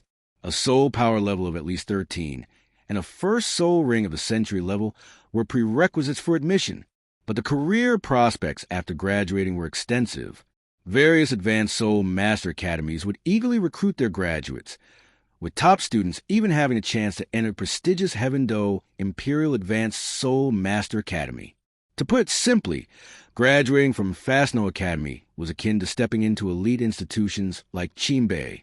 The Heaven Do Imperial Advanced Soul Master Academy was indeed a noble academy, accepting nobility without difficulty. However, it also had set channels for recruiting students who weren't noble-born. In theory, any officially registered and authorized intermediate soul master academy within the Heaven Do Empire could recommend its top graduates for assessment at Heaven Do Imperial Advanced Soul Master Academy. However, the number of recommendations varied between academies.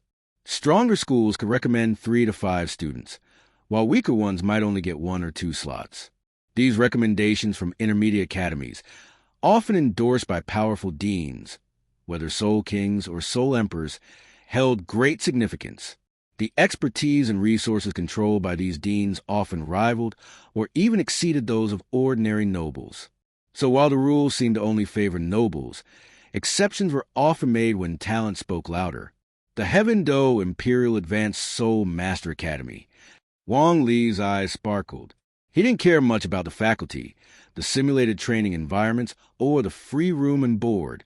What intrigued him was a chance to meet Duguyan, whose grandfather was a famous eccentric Dugubo. Dugubo's medicinal garden, with its ice and fire yin-yang well, was renowned. Since he had come to the Douluo Continent, he couldn't pass up the chance to collect a few rare herbs from there. It would be a terrible waste otherwise. Maybe if he managed to consume a few of these mystical plants, it could promote his martial soul evolution. At the very least, he could gain immunity to ice and fire attacks, which would certainly be beneficial. For now, though, those thoughts were a bit far off. First, he needed to enter an intermediate soul master academy, but Fastno Intermediate was out of question. It was too far from Newoding City, with the Fastno wilderness lying between, a place fraught with dangers. Newoding Academy also did not typically recommend students to Fastno Intermediate. If he wanted to go, he'd have to do it on his own. Among the intermediate soul master academies closer to Newoding City, 3 were favored by Newoding Academy: Guide Intermediate Soul Master Academy, Liejia Intermediate Soul Master Academy, and Leha Intermediate Soul Master Academy. Wong Lee reviewed the information on each one and, after careful comparison, made his decision. He would attend the Liejia Intermediate Soul Master Academy. The deciding factor for Wong Lee in choosing the Liejia Intermediate Soul Master Academy was its dean, Garifa, whose martial soul was a fire leopard, a powerful, fire-based beast spirit. Moreover, Garifa was a formidable level 54 battle soul king. Wong Lee had a plan in mind. For his second soul ring, a plant-type soul beast would be ideal, and fire-based martial souls typically inflicted explosive damage against plant-type beasts. If he could persuade the dean to lend a hand, he might be able to hunt a high-quality plant-type soul beast for his second soul ring. Without realizing it, an entire afternoon passed as Wong Lee returned to the work-study students' dormitory. Though he had stopped attending classes, he continued to live there until officially graduating. During these 3 days, instead of wasting time, he sought out secluded spots to further train his control over multiple tasks. 3 days later, the academy buzzed with excitement as graduation day arrived. In the grand hall, along with the sixth-year graduates, students from other grades gathered, along with the graduates' families and notable figures from Newoding City. The graduation ceremony proceeded as usual, with speeches from the dean and department heads, followed by all the graduates taking the stage to receive their certificates directly from the dean. Wong Lee was among them. His early graduation as a first-year student stirring discussions among his peers and the guests.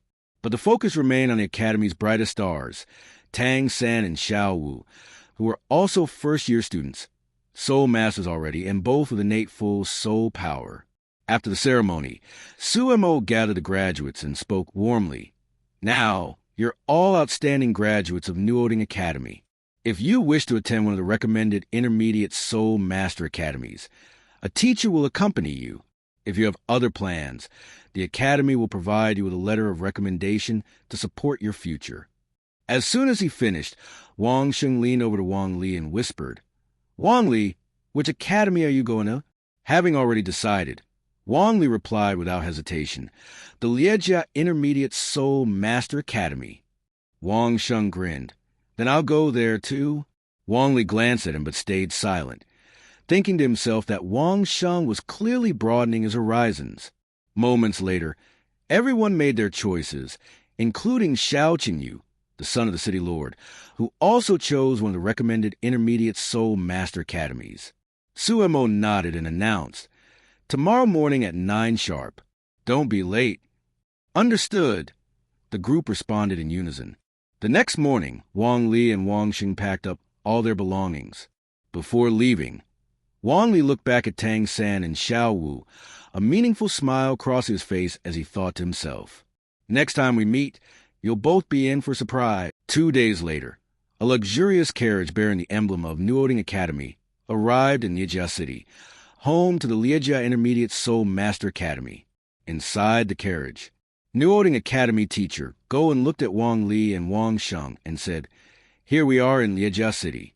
It's even more prosperous than Newoding City, and the Spirit Hall's office here isn't a low-level branch.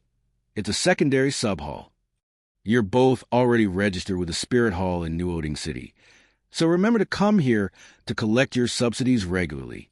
The Intermediate Soul Master Academy doesn't have work-study positions like our academy does.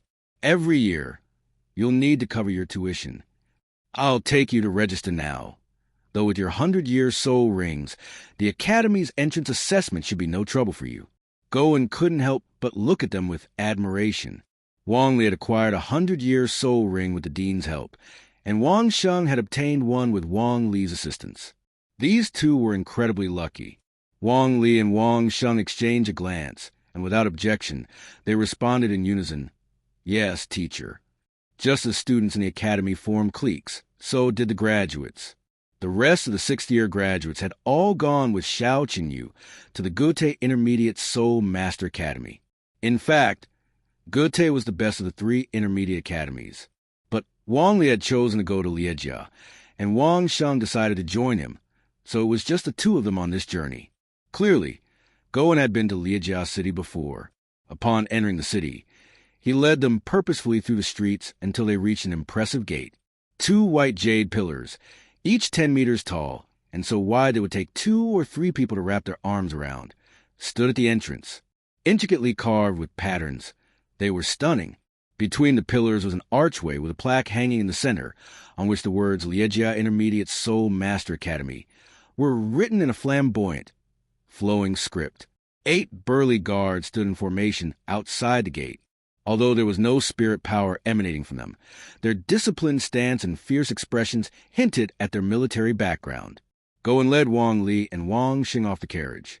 There were no unnecessary confrontations or guards stopping them, for Goen was, after all, a respected great soul master-level teacher from Newoding Academy.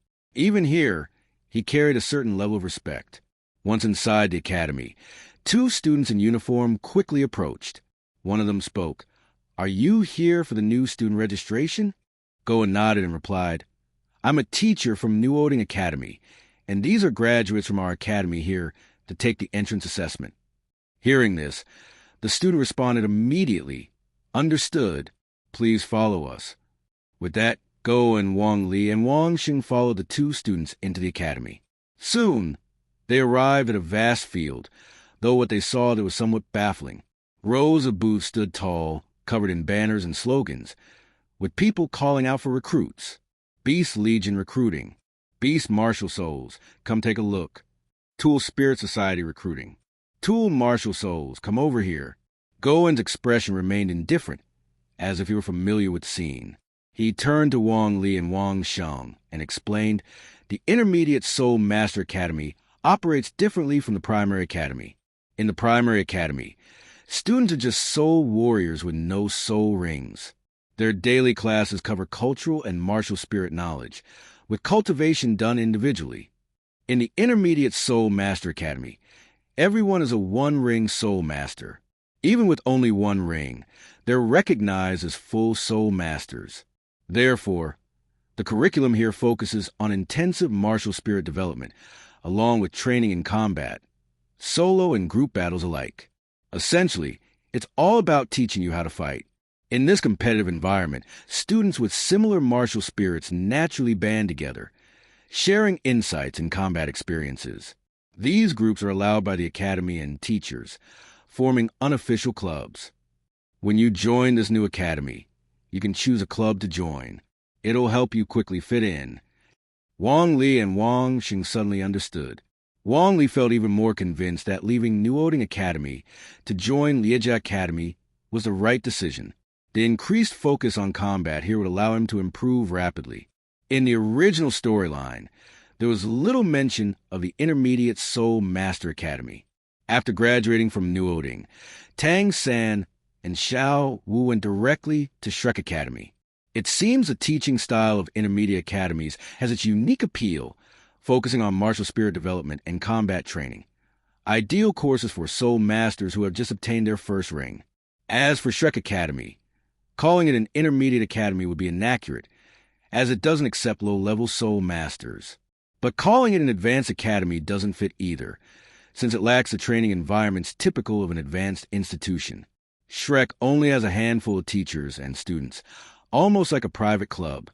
Apart from those problem children, most people find a more reliable path through primary, intermediate, and advanced academies. At this moment, one of the students leading the way spoke up. You could also join the student council. Wang Li was momentarily stunned. There's a student council in Douluo Continent, too? Seeing his reaction, the student explained, with the academy and teachers allowing students to create or join clubs, there needs to be a way to manage them. The student council served that role, mediating among clubs. Since everyone here is a sole master, fights break out frequently, but there are rules against causing serious harm or fatal injuries, and the student council enforces these guidelines. Our student council, including the president, just graduated this year, so we're seriously short-staffed and would sincerely welcome new members. The benefits of being in the student council are beyond what other clubs can offer. For instance, the student council president can even request the dean's help in hunting down a soul beast most suited for their second ring. Because of this, our 2 vice presidents for stewards and the leaders of the major battle clubs are all eagerly preparing to prove themselves and claim the presidency next term, in just 2 months. Wong Lee's gaze sharpened, catching the critical detail. The student council president could ask the dean to personally help hunt down a soul beast. He couldn't help but ask. That's quite an enviable benefit. So, to become the student council president, one has to defeat all the competition. The student laughed, replying, Of course. Without absolute strength, how can you keep all the clubs in line? To hold positions like vice president, steward, or club leader, this position as president, Wong Lee was determined. He would claim it. While Wong Lee set his goal, they arrived at the Liejia Academy's registration and assessment area for new students. The building was impressive, with large open doors leading into a spacious hall. At the center were tables and chairs where 2 teachers sat, an elderly man with a warm smile and a middle-aged man with a stern expression. At this moment, the student who had led them here said, This is where you register as new students. We'll take our leave now. Once you pass the assessment, if you're interested, you're welcome to join the student council. We're always happy to have you. With that, the 2 students turned and left. In his heart, Wong Lee silently replied, I'll definitely join. Just then, Go and urged them to head into the hall, striding ahead of them as he pulled out their records. Addressing the elderly teacher, he said, Mr. Ling, I'm going from Newoding Academy. Our headmaster asked me to extend his regards. I brought over this year's graduates for registration. The man known as Mr. Ling scoffed, saying, If Headmaster Zhang truly cared, he'd send us more talented students. He's all talk and no action. Go and force a polite laugh. Knowing this elder, Mr. Ling, was the head of internal affairs at Liejia Academy and a powerful soul elder, just like their own headmaster. In simpler terms, while Newoding's head of external affairs oversaw both internal and external matters, here they were divided between the internal affairs office, responsible for students' daily needs, and the external affairs office, which handles soul ring hunts. Goen stepped aside, gesturing to Wong Lee and Wong Shan standing behind him, and said to Mr. Ling, take a look. These 2 are some of our finest graduates, sent directly to you. At that moment, the middle-aged teacher with a serious expression skimmed Wong Lee and Wong Shan's files, exclaiming in surprise, Not even 7 years old? Mr. Ling, you should see this. Hearing this, a glint appeared in Mr. Ling's eyes. Without glancing at the file, he motioned to Wong Lee and Wong Shan. Come here, children. Let me check your bones. Without hesitation, Wong Lee stepped forward. He knew the old man couldn't uncover his biggest secret just by examining him. He stretched his hand across the table, allowing Mr. Ling to examine him. Mr. Ling's hands were thin and bony, but surprisingly steady and strong. He grasped Wong Lee's wrist, releasing a pulse of soul power.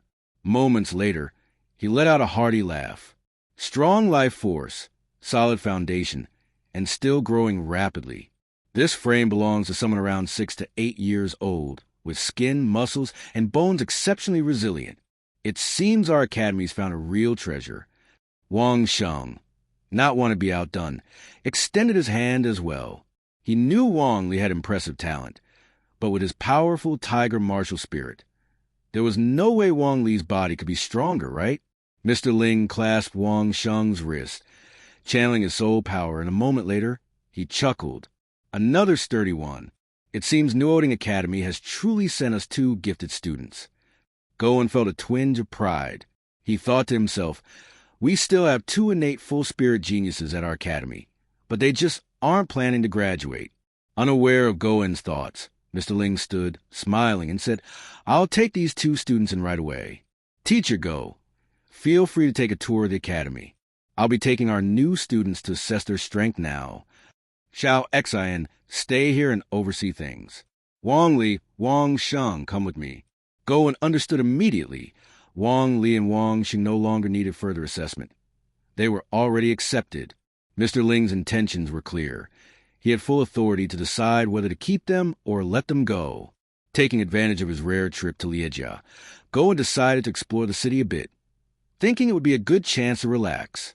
Turning to Wong Li and Wong Shan, he instructed, Wong Li, Wong Shan, this is Mr. Ling, the head of internal affairs at Liejia Academy. Follow his guidance from here on. I'll be staying in Liejia City overnight, so once you're settled, come retrieve your belongings from the carriage. Yes, teacher. Both Wong Li and Wong Shan replied. The stern-faced middle-aged man, addressed as Xiao Xian, handed Wong Li and Wong Shan's files to Mr. Ling before returning to his seat. Mr. Ling then turned and left, with Wong Li and Wong Shan quickly following him. After a short walk, they arrived at a smaller room where 2 other teachers were present. Upon seeing Mr. Ling, the teachers promptly stood up. Mr. Ling gestured for them to be at ease and picked up a crystal sphere meant for testing soul power. Holding it in front of Wong Li, he smiled and said, Come, let's check your soul power first. Wong Lee pressed his lips together and placed his hand on the crystal sphere. In an instant, it emitted a dazzling light, illuminating the stunned expressions on everyone's faces. Mr. Ling's eyes widened in shock as he murmured, Level 14 soul power?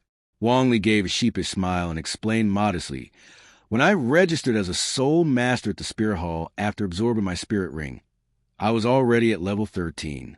After nearly 2 months of further training, I seemed to have broken through another level. Mr. Ling was initially surprised, but now he felt as if another shock had hit him.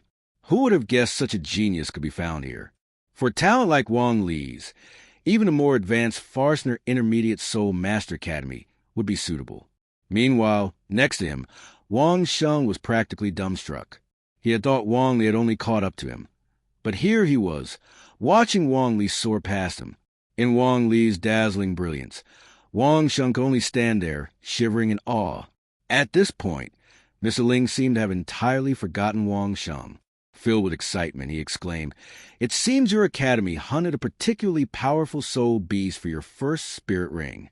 He put the crystal sphere aside, grasped Wong Lee by the arm, and started leading him away. Let's go see your first soul skill in action, as well as its effects in real combat. Wong Lee, pulled along by Mr. Ling, didn't resist.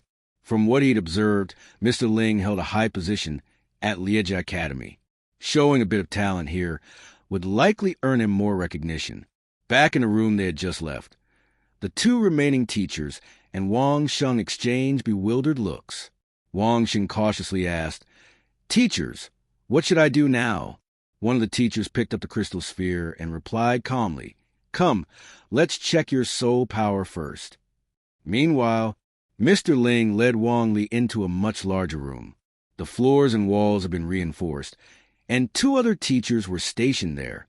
Upon entering with Wong Lee, Mr. Ling motioned for the teachers to halt whatever they were doing, his intense gaze fixed on Wong Lee.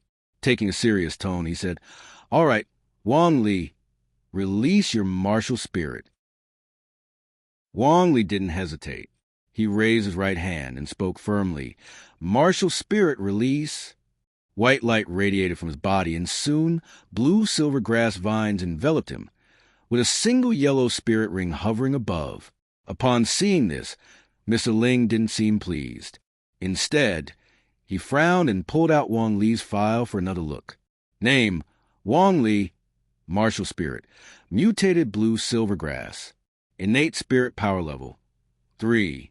Remarkable speed of cultivation, having advanced from level 3 to level 10 in less than a year. The more Mr. Ling read, the more disheartened he became. It was like discovering a flaw in a perfect masterpiece. Wong Lee had such remarkable talent, yet a fatal flaw marred his potential. His martial spirit was still just blue silvergrass. Despite the mutation that gave him exceptional talent, a martial spirit derived from blue silvergrass would inevitably prevent him from becoming a truly great soul master.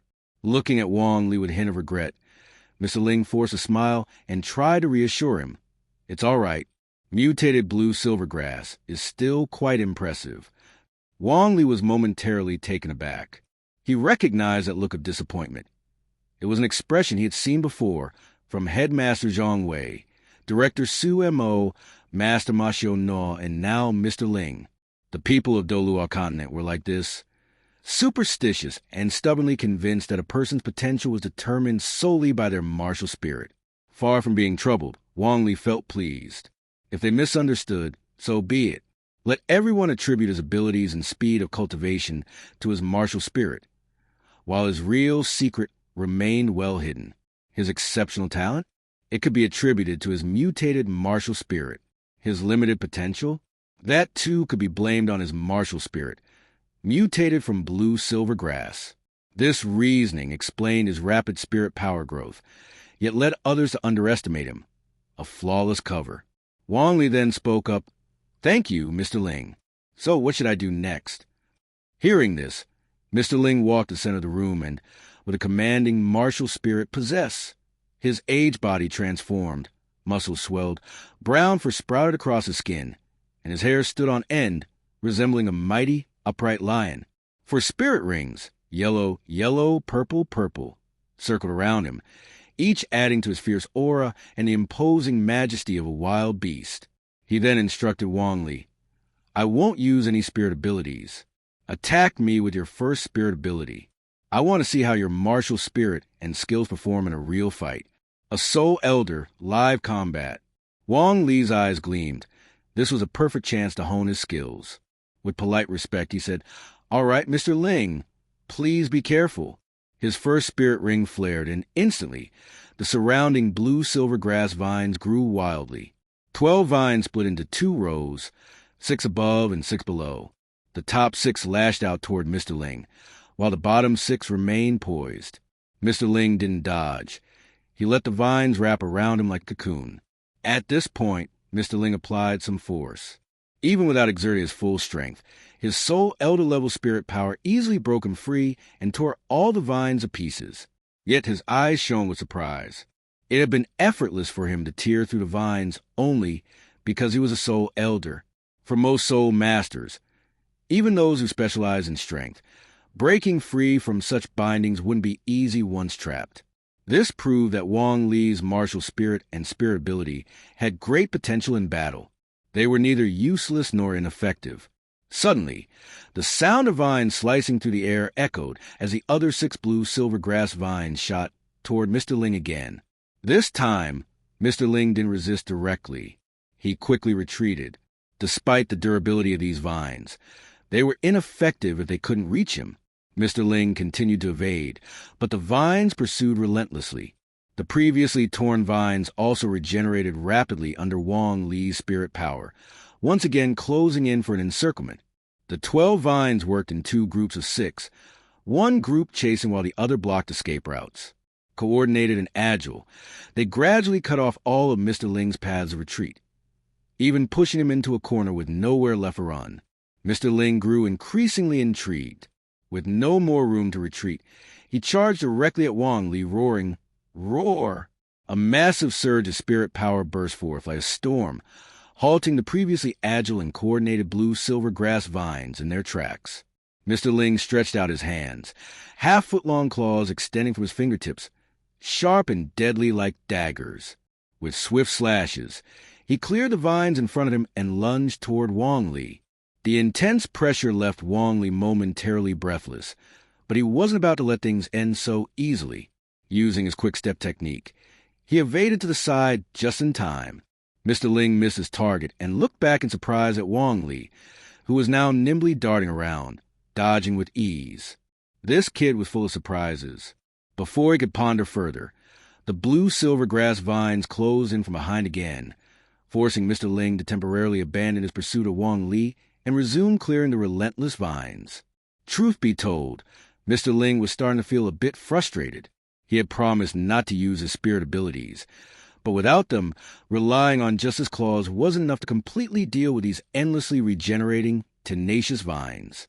He aimed to capture the master by grabbing Wong Lee, but this slippery kid kept dodging and darting around, staying just out of reach. Still, Mr. Ling felt a deep sense of satisfaction. Wong Lee possessed high talent, fast cultivation, and impressive performance in battle. Aside from the issue with his martial spirit, there was little Mr. Ling wasn't pleased with. By now, the test had served its purpose, but Mr. Ling's pride wouldn't let him give up until he had caught this agile kid. Sticking to his word, he alternated between clearing vines and trying to catch Wong Lee, but without much luck. Finally, after some time, all the vines abruptly receded like a retreating tide, and even Wong Lee seemed to slow down, his movements noticeably sluggish. Seizing the opportunity, Mr. Ling dashed forward, grabbing Wong Lee and lifting him off the ground. Looking at this kid who was both impressive and infuriating, he couldn't help but smile and say, "You're a slippery one, aren't you?" Wong Lee gave a sheepish grin, his earnest face full of respect as he replied, "Mr. Ling, you're so powerful. Without spirit abilities, I couldn't put a scratch on you." Inside, Wong Lee was thrilled. Although he'd exhausted his spirit power, Mr. Ling's attacks destroyed the vines too quickly for his power to keep up. He had gained over 200 experience points, his most rewarding session to date. Setting Wong Lee down and dismissing his martial spirit possession, Mr. Ling muttered with feigned annoyance, "Keeping me on my toes for this long. Something for you to be proud of?" Then he broke into laughter, exclaiming, "It looks like our academy really has recruited a genius." Wong Lee passed Elder Ling's test, and naturally, it was Elder Ling who handled his enrollment. The process was straightforward, just filing Wong Lee's information and completing registration. The key issue, however, was the tuition fees. Elder Ling explained patiently. The basic tuition at the academy is 24 gold soul coins per year. This covers a standard 8-person dormitory and courses in spirit development and combat techniques. You're already a soul master, no longer a soul warrior, so if you accidentally damage academy property during training, there's no need to compensate. It's included in the tuition. For the advanced package, the tuition is 36 gold soul coins annually. You'll stay in a well-appointed 4-person dormitory. Other offerings remain the same, but you'll be able to collect a medicinal broth in the cafeteria every 3 days. The premium package costs 48 gold soul coins a year, with accommodation in a luxury double room. Everything else is similar, but you'll also have access to a medicinal bath in the bathhouse every 3 days. Upon hearing this, Wong Lee quickly grasped the primary difference between these options: the medicinal broth and baths. Curiously, he asked, "Elder Ling, what are the benefits of this medicinal broth and these baths?" Elder Ling gave Wong Lee a pointed look before explaining. "Most students at this academy are in their early teens. Some, like you, are even younger, not yet 10. You're all still growing, and frequent combat training can leave hidden injuries. If left untreated, these injuries can accumulate into chronic issues. In youth, they may not seem like a problem, but as you enter middle age, they can become serious obstacles, blocking any further advancement in your abilities. The medicinal broths and baths help to stimulate circulation and nurture the bones and core. For a soul master, cultivation is a lifelong pursuit, and a solid foundation is crucial. These medicinal treatments differ in efficacy. The broth promotes circulation, while the bath deeply nourishes your bones." Wong Lee was profoundly struck by Elder Ling's words. The Academy's holistic approach to mid-level soul master training impressed him. On the other hand, the tuition fees seemed astronomical, 48 gold soul coins per year. His current monthly stipend was just 1 gold soul coin. He'd have to go 2 years without spending anything to save up for a year's basic tuition and 4 years with premium option. Wong Lee's mouth twitched. If he weren't just a soul master rather than a higher-level soul grandmaster, he would have quit to go fight in the Great Spirit Arena. There, he could earn both experience and money. Then he thought about Shrek Academy, hidden away in a small village south of Sutta City, where the registration fee alone was 10 gold soul coins, and annual tuition was 100 gold soul coins, which could easily swallow up an entire year's stipend for a grandmaster. Compared to that, Liega Academy's offering seemed generous. Spirit training, combat skills, medicinal broths, medicinal baths, all for only 48 gold soul coins per year. But since he didn't have even that amount, after thinking it over, he awkwardly rubbed his hands and, with some hesitation, sincerely asked, "Elderling, do we have any kind of installment plan for tuition here at the Elderling responded calmly, knowing full well that not every student's family was affluent. However, once a person became a soul master, opportunities to earn money weren't hard to come by. So, yes, it was possible to pay tuition in installments. As for students who might try to evade payments, well, the Academy's External Affairs Department didn't only assist with spirit ring hunts. Its operations were extensive. Even after graduation, former students could work for the External Affairs Department for a few years to repay any outstanding tuition. At this point, Elder Ling smiled warmly and, with a knowing look, said, "Yes, you can pay tuition in installments, but you won't need to. As a talented new student whom I personally recruited, I can offer you a scholarship that covers all tuition and fees. All I ask is that you train diligently and don't waste your potential. I look forward to seeing what level you'll reach by the time you graduate." Wong Lee was overjoyed at first, then reflected on Elder Ling's insight into human nature and skillful handling of relationships, deserving of his role as director of the Internal Affairs Department. He couldn't hold back his gratitude and responded immediately, "Thank you, Elder Ling. Thank you, Academy. I promise to train diligently and live up to your expectations." Elder Ling's face lit up with a smile. "Good, good. Let's first go collect your uniform, arrange your dorm room, and then you can take some time today to get familiar with the campus. This is how connections are built at the Academy. In the world of soul masters, one genius student outweighs 100 ordinary ones. Back at Newoding Academy, students who couldn't meet graduation requirements were encouraged to leave, but those who met the standards received exceptional support, from hunting spirit rings to Academy recommendations. The Academy's care and resources were fully dedicated to them. Liega Academy also provides privileges for gifted students. Elder Ling had a discerning eye and could see Wong Lee's potential. While his martial spirit wasn't top-notch, his talent was undeniable. If he could break through the 30-level barrier, his future cultivation journey would be smooth. In his 30s or 40s, he might even reach the rank of Soul King like the Academy head. At that point, this friendship would be invaluable, an investment of just a few hundred gold soul coins. Following Elder Ling, Wong Lee received 2 Academy uniforms, red and white. They were both stylish and practical for combat, made from high-quality materials that were soft, smooth, and surprisingly sturdy. They then proceeded to the dormitory building. After registering on the first floor, Elder Ling arranged for Wong Lee to stay in one of the most luxurious rooms on the top floor. Reaching the 6th floor, they arrived at room 603. Elder Ling opened the door, revealing a spotless room with sunlight streaming through the window. Not a speck of dust was visible. Elder Ling stepped inside, motioning for Wong Lee to follow. He explained, "The dormitory is regularly cleaned, so you won't have to worry about that. The bathroom is over here, and the balcony is on that side. All the furniture is custom-made. Any damage caused to Academy property in supervised combat will not require compensation.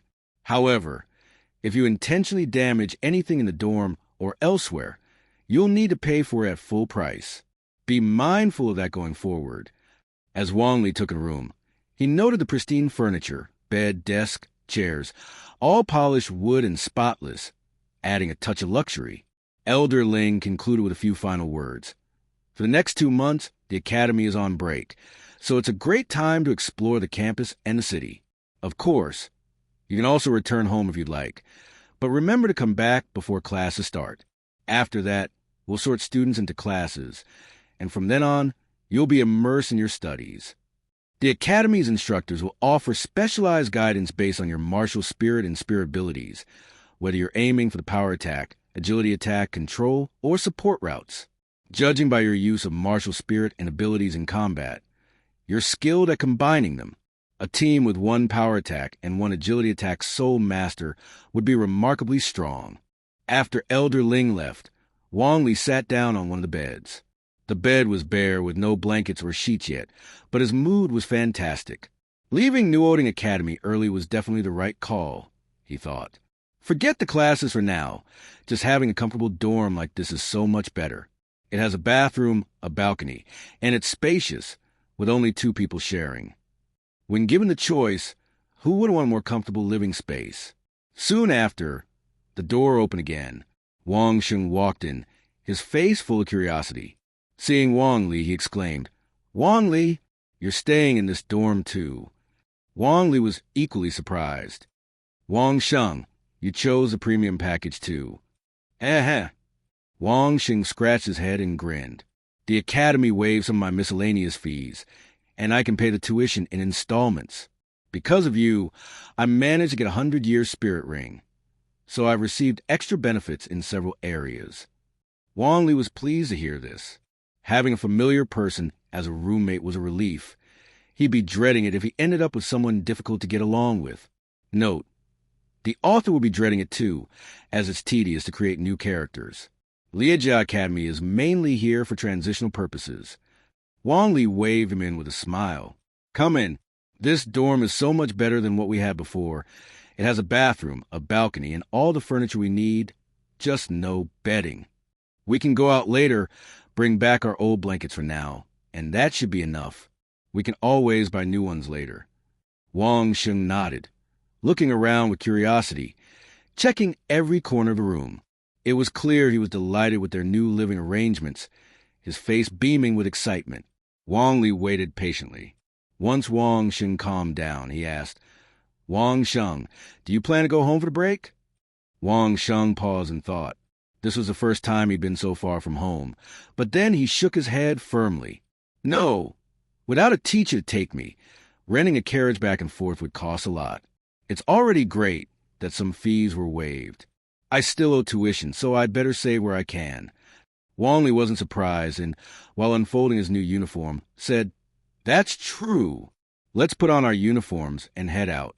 We'll locate the Spear Hall, collect this month's stipend, and finally bring in our luggage. Then we can consider ourselves settled here." Wong Shan agreed. "Sounds good." The two quickly changed into their academy uniforms. Wearing the uniform helped them avoid many issues, especially in a large city like this one, where both soul masters and nobles were far more common than in Newoding City. As students of a mid-level soul master academy, they were likely to earn considerable respect, and if they needed to buy something, they might even receive a discount. Their uniforms were impressive, highlighting their energy and spirit. The red and white color scheme, combined with flame-like patterns, gave them a vibrant, upward-looking appearance. After all, the uniform represents the academy's image. It's hard to imagine any principal or teacher designing a uniform in a hideous color and still being proud of it. They exited the dorm, heading down the stairs and out of the academy. Liejia Academy was extensive, and since the dormitory building was located deeper inside, they passed several academy facilities on their way out. These included the outdoor training grounds, where at least dozens of young men shirtless and showing off their muscular upper bodies were heaving stone weights or lifting dumbbells with hearty shouts. Wong Shan looked around with curiosity, and, knowing a bit more, Wong Lee explained, "They're probably strength or power-based students training here. For soul masters who rely on physical strength, it's especially important to build up that power. Your martial soul is a battle tiger, and though your first soul ring is a 100-year ring, it didn't come from a strength-type soul beast. You'll need to join them for strength training eventually." Hearing this, Wong Shan flexed his arm, testing his strength, then looked enviously at the boys on the training field, but he couldn't resist adding confidently, "I have the battle tiger martial soul and a 100-year soul ring. With a bit of training, I'll definitely be as strong as they are, if not stronger. Wong Lee just smiled, continuing forward to another training ground. Here, a narrow bridge, iron chains, wooden stakes, and stone platforms were arranged for agility training, where students practice footwork and balance, skills crucial for the agility attack type. This time, both male and female students were present, with more girls than boys. Unlike the boys, the girls were more reserved, fully clothed, though their fitted attire did show off their developing figures. Farther along were other specialized training grounds, each with students fully immersed in their practice. Wong Lee was impressed. Now, this felt like an academy, filled with the energy and upward spirit a real academy should have. The students here may not have extraordinary talent, but they were training even during the break, proving their determination. Talent wasn't the only measure of a soul master's value. Before long, Wong Lee and Wong Shan arrived at the main field, where club recruitment was still underway. Glancing at Wong Shan, Wong Lee asked, "So, what are your plans? Any club you're interested in joining?" Wong Shan snapped back to attention, his face lighting up with my battle tiger martial soul. "I think I'll go for the Beast Corps. What about you?" Wong Lee looked over the field briefly and replied, "Beast Corps is a good choice. I'm going to join the student council." Rumor had it that club leaders could also compete for council positions, but joining the council directly seemed like the quickest path. Wong Shan grinned with excitement. "Great. You'll be in the student council, and I'll be in the Beast Corps. We can watch out for each other." Wong Lee didn't respond. With his talent, he didn't expect to remain at Liejia Academy all the way through to graduation. After passing the main field, they reached the campus gate. Exiting the academy, they saw their Newoding Academy carriage still waiting, but they didn't retrieve their belongings yet. Instead, they turned and headed toward the city. Compared to their small hometown of Newoding City, Liejia City was a true metropolis. Newoding was just a small town, albeit bustling thanks to its location on the border between two nations, which attracted merchants. But on Douluo Continent, the prosperity brought by merchants was transient. True wealth came from soul masters. Without a sufficient number and quality of soul masters, no city could truly thrive. Liejia City was among the major cities in the whole Fasno province, only outclassed by the provincial capital, Fasno City. Other cities were comparable in scale and prosperity at best. In this city, Liejia Academy held a high reputation. Wong Lee and Wong Shan, wearing the academy uniform, attracted Liejia City Spirit Hall subchamber. Wong Lee and Wong Shan smoothly collected their subsidy for the month, receiving a gold soul coin each. Receiving the subsidy is different from registering as a soul master. There's no need to inspect a martial soul or test soul power. All that's required is to present the soul master certificate and a receipt at the service window in the first floor administrative hall. Even if they are collecting the subsidy from a different location, the procedure can be completed quickly. These special papers, made through soul techniques, are a reliable anti-counterfeit measure, so they can be used anywhere without issues. Although the price of goods may vary slightly across regions, a gold soul coin is more than enough for Wong Lee and Wong Shan to live comfortably, as long as they don't overspend. The first thing they did after receiving their subsidy was enjoy a large meal in the city, savoring some of Liejia City's signature dishes. On their way back, they passed through the city's prime real estate district, where a grand building bustling with people appeared before them. Ordinary civilians wouldn't typically visit such places. From the attire and demeanor of the people around, it was obvious they were either wealthy or at least from a middle-class background, exuding a different kind of energy. That's the Liejia Great Soul Arena. What kind of place is it? Wong Shan asked, staring at the enormous sign. As someone from a small town, he wasn't familiar with the extravagance of big cities. Wong Lee, still calm, but with a hint of excitement in his eyes, smiled and explained.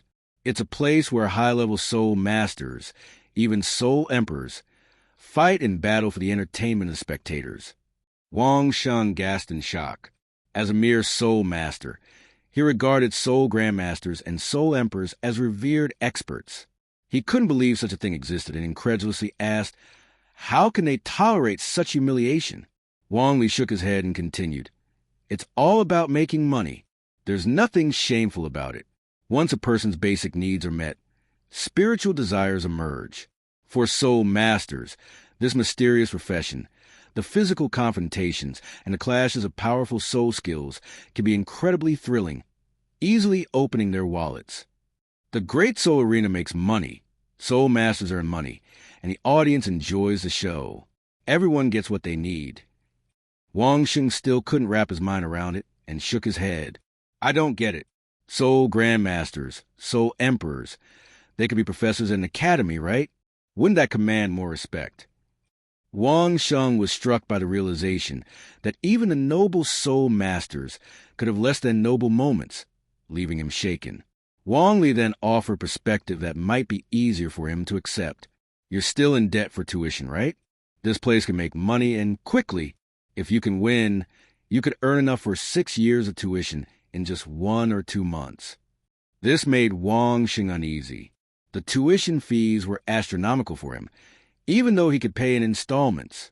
The burden weighed heavily on his shoulders. The thought of earning 6 years' worth of tuition in just a couple of months left him breathless. Really, he had an epiphany. Nobility didn't matter. Earning money was what mattered most. Wong Lee glanced once more at the Liejia Great Soul Arena, but showed no intention of entering. Instead, he turned and started walking away, saying, Let's head back to the academy and focus on our training. That's a place only for soul grandmasters. When I reach that level, I'll return to the Great Soul Arena. Wong Shan wanted to follow, but paused to glance back at the arena, determined to come back one day in order to pay off his tuition as soon as possible. Realizing that Wong Lee was already far ahead, he quickly hurried to catch up. Wait for me. When they arrived at the entrance of Liejia Academy, Teacher Gong was not there. Wong Lee and Wong Shan had to retrieve their luggage from the coachman before heading to their dormitory to settle in and make their beds. This marked the start of their time there. In the afternoon, Wong Lee didn't go out again. He sat on his bed, first focusing on his breathing to recover the soul power he had spent during his fight with Elder Ling. Only once his soul power was fully replenished did he truly enter a state of cultivation. The battle with Elder Ling had given him a lot of experience, and this experience would certainly help him make significant progress. However, as his soul power began to increase, he also had to consider potential consequences of such a rapid improvement. He had set a goal to work hard, and once his increased soul power was noticed by the Academy's teachers, and even the dean, he could confidently declare that his progress was due to his own efforts. After all, he would still need the Academy's assistance, and even the dean's help, when it came time for his second soul ring. Over the next 2 months, both Wong Lee and Wong Shan stayed at Liejia Academy. As time passed, some students returned home for the new year, while others remained behind. As the holiday neared its end, the academy became lively again, with students returning, and even the dean had returned. At this moment, in the dean's study, Gorfa's tall figure sank into the soft leather sofa. He was a typical type with a high nose and deep-set eyes, his blue irises piercing. His hair was impeccably styled. Though no longer young, his youthful handsomeness was still evident. He looked at the academy's senior staff, including Elder Ling, and smiled as he spoke. The graduates from last year all found their places. Even Bing successfully entered the Heaven Do Royal Senior Soul Master Academy. His strength is impressive, especially compared to the noble heirs, but among all the graduates from intermediate Soul Master Academies, he wasn't the most outstanding. To raise the Academy's status and secure more recommendation slots, we need to cultivate a true genius. Elder Ling, among the new students we recruited last year, do we have any particularly talented kids? Elder Ling, a long-time member of the Academy, was diligent in his service to the institution. Even though Gorfa was a Soul King, he still respectfully referred to Ling Yun as Elder Ling. Ling Yun smiled as he replied, Actually, there is one. This child has great potential. Upon entering, he already had soul power at level 14. His martial soul is a mutated version of the blue silver grass. Unfortunately, it's a mutation of blue silver grass. While the martial soul quality isn't very high, the talent is undeniable. He has level 14 soul power and is only 7 years old. At this, Gorfa leapt his feet, his eyes burning with intensity. He exclaimed, 7 years old with level 14 soul power? Even the geniuses from the great sects rarely reach that level. What a shame, what a real shame that his martial soul is a mutation of blue-silver grass. Such talent, if paired with a powerful inherited martial soul from one of the 7 great sects, could certainly make him a strong figure capable of shaking the entire continent in the future. By the end of his speech, Gorfa's voice was filled with regret. He added, Elderling, make arrangements. Once school starts again, I want to meet this child. Please bring his records to me. Elderling replied, At Liejia Academy, inside the dormitory. Wong Lee suddenly turned to Wong Shan, who was sitting beside him, and said, Wong Shan, help me out. I feel like I'm about to break through to level 15 soul power. I need to enter a deep cultivation state. Can you stand guard outside? Don't let anyone disturb me until I'm done. Wong Shan's pupils widened in shock as he looked at Wong Lee, his face full of astonishment. He exclaimed loudly, What? You're about to break through again. Wong Lee remained calm and replied, You broke through 1 level, and now I'm breaking through 1 level. Isn't that normal? Wong Shan, his face a mixture of frustration and disbelief, responded, Normal? Where's that normal? I absorbed a 100-year soul ring and practiced for 3 to 4 months before I reached level 12. You absorbed a 100-year soul ring, and in the first 2 months, you broke through 1 level. Now, in the next 2 months, you're about to break through again, reaching level 15 soul power. Wong Lee remained completely composed, smiling as he asked, Are you going to help me or not? Wong Shan gritted his teeth and nodded. I'll help. If I didn't, I wouldn't be human. You can focus on your breakthrough. I'm not jealous at all. Though internally burning with envy, Wong Shan didn't refuse. He quietly left the room, gently closing the door without making a sound, as he was worried about disturbing Wong Lee. Once Wong Shan left, Wong Lee was alone in the room. He summoned his martial soul, which was immediately enveloped by blue-silver grass. The yellow soul ring hovered above him, fluctuating. This time, Wong Lee wasn't aiming to increase his soul power, but rather to improve his soul ring. He had already cultivated to level 15 soul power on his own. It was a bit absurd, but to Wong Lee, it felt completely natural. After all, his meditation technique was unique. The original text mentioned that Tang San's mysterious heaven skill was a true Taoist technique, and when cultivated to its peak, it would show the manifestation of 3 flowers atop the head, vibrant and endlessly powerful. As for Wong Lee's meditation method, he wasn't sure what would look like when it reached its peak, but for now, he could sum up its characteristics in 2 words: domineering. It was a domineering, plundering style of soul power enhancement that consumed his mental and physical strength while rapidly absorbing the surrounding free soul power. Thanks to his vitality characteristic, he could slowly recover, but if someone else tried this method, they might drain themselves before they even began to grow. 2 months had passed. If he didn't break through at least 1 more level of soul power now, it would be hard to explain. Moreover, with level 15 soul power, he was now strong enough to participate in the upcoming competition for position of president. At this moment, what mattered most was improving his level, but increasing his combat strength. Just imagine, would it be more normal for him to fight the senior students at level 17 or 18 with his level 15 soul power, or would it be more normal for him to match them at level 17 or 18? In the past 2 months, breaking through 3 to 4 levels of soul power, he feared that if Elder Ling and the dean found out, they might dissect him for research. He was only a 1-ring soul master and didn't have the power to act recklessly yet.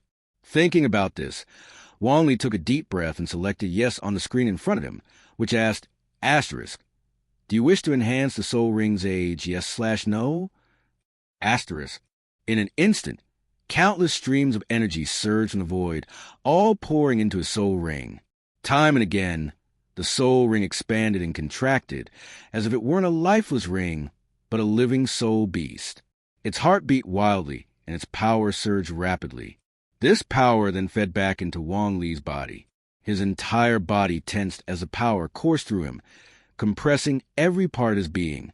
Amidst the destructive and regenerative refining, he endured tremendous pain. Wong Lee gritted his teeth and endured. He wasn't one to shy away from pain. Back when he was in Newoding Academy's back mountains, crashing into trees every day, there wasn't a single unbruised spot on his body. He had been able to endure back then, and he could endure now. Minutes ticked by, but to Wong Lee it felt like years. The soul ring pulsed, and the power kept growing as if there were no end to it. But it also made Wong Lee suffer unceasing pain. After 3 or 4 minutes, the pain vanished in an instant, as if it had never existed. Wong Lee felt an overwhelming sense of excitement and joy. His body, his muscles and bones, even his internal organs, were immersed in boundless ecstasy. It wasn't until Wong Lee exhaled deeply, the breath lingering in the air for quite a while, that it finally dissipated. At this moment, Wong Lee looked excitedly at his soul ring. It was deep and bright, but he furrowed his brow. It looks like the next soul ring upgrade will take quite some time. Right now, the yellow color has only deepened. If even a hint of purple appears, it could get troublesome. He then glanced at the panel. His soul ring age had already reached 679 years, which was about the age of many people's second soul rings. Yet, this was just the age of his first soul ring. Wong Lee had a sudden thought. Given his current foundation, he wondered if he could absorb a 1,000-year soul ring when he went to absorb his second one. After a moment's consideration, he decided against it. There was no need to risk it now. The dangers of absorbing a soul ring and the potential threats from the outside world weren't worth it. The significant increase in the soul ring's age also meant a substantial improvement to his soul skills. It would allow him to generate more blue-silver vines with less soul power consumed. To put it simply, before this, he could summon 12 blue-silver vines in his normal state. Now he could summon 36 at once. A playful smile curled at the corners of Wong Lee's lips. Boldly imagining the future, once his soul ring reached a level of 100,000 years, a single soul skill would create a blue-silver forest. With a 1,000,000-year soul ring, it could rival the Stardoe Forest. Are you good at fighting? Who cares if you are? Go ahead and try to destroy the Stardoe Forest if you're so strong, he thought to himself. He closed the panel, stretched his body, and yawned. His uniform was drenched in sweat, so he changed into a fresh set of clothes and walked out the door. Wong Shan, who had been waiting outside, froze when he saw Wong Lee step out. In just 3 or 4 minutes, Wong Lee had completed his breakthrough. Wasn't that too fast? But then he shuddered, staring at Wong Lee in shock and saying, "Wong Lee, you completed your breakthrough so quickly. Did you really only break through by 1 level?" Wong Lee nodded contentedly, replying, "Of course." He then began walking downstairs. Wong Shan was still puzzled and asked, "Where are you going?" Wong Lee answered, "Student Union, testing soul power and challenging for the position of steward." Wong Shan's eyes widened.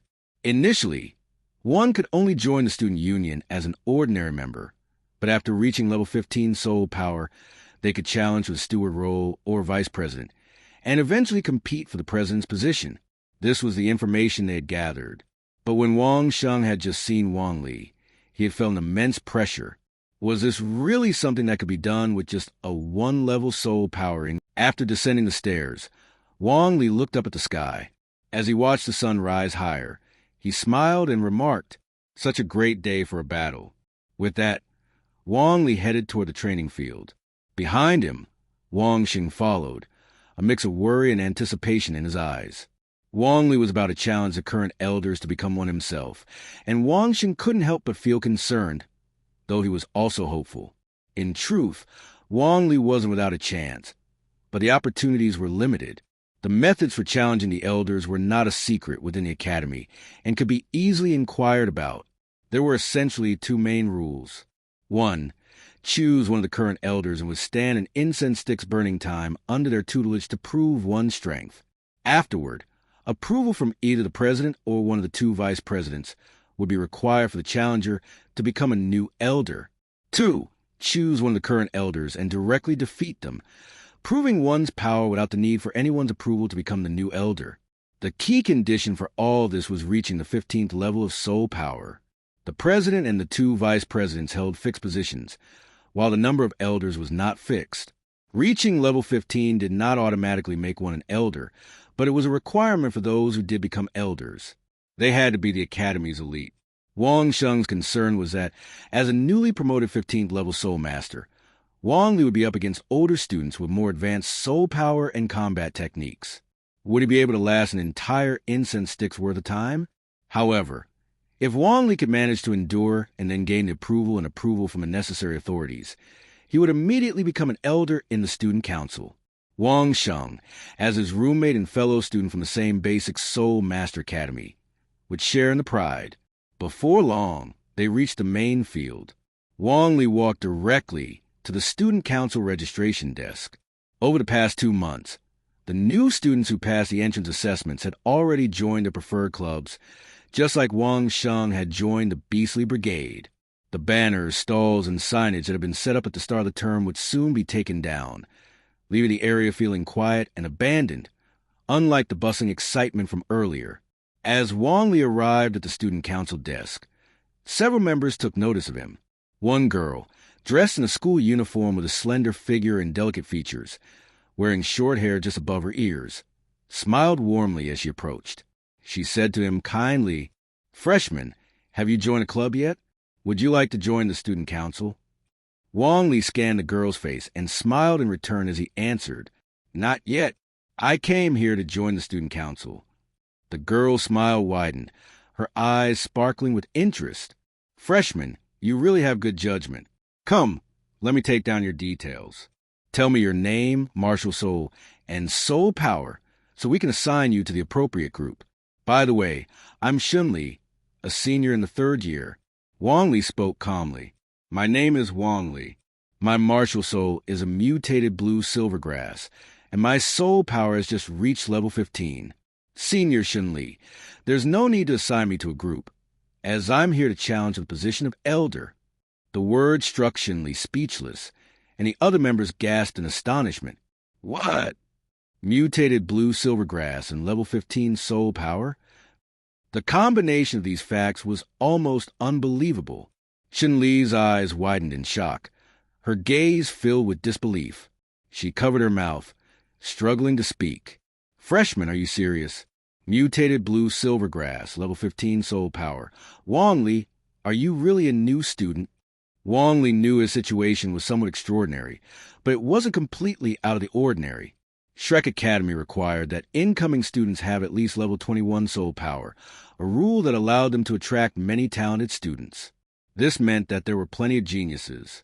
Wong Lee had entered the academy with level 15 soul power, which he believed still fell within the normal range.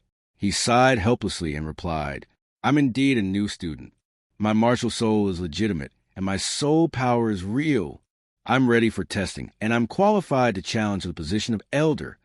Wang Li took out a crystal ball. She was still somewhat skeptical, but her excitement outweighed her doubts. After all, no one would joke about their martial soul and soul power under normal circumstances. If what he said was true, this would be a genius who dared to challenge the position of elder right after entering the academy. Regardless of whether he succeeded or not, he would be famous, under the watchful eyes of everyone. Wong Lee placed his hand on the crystal ball.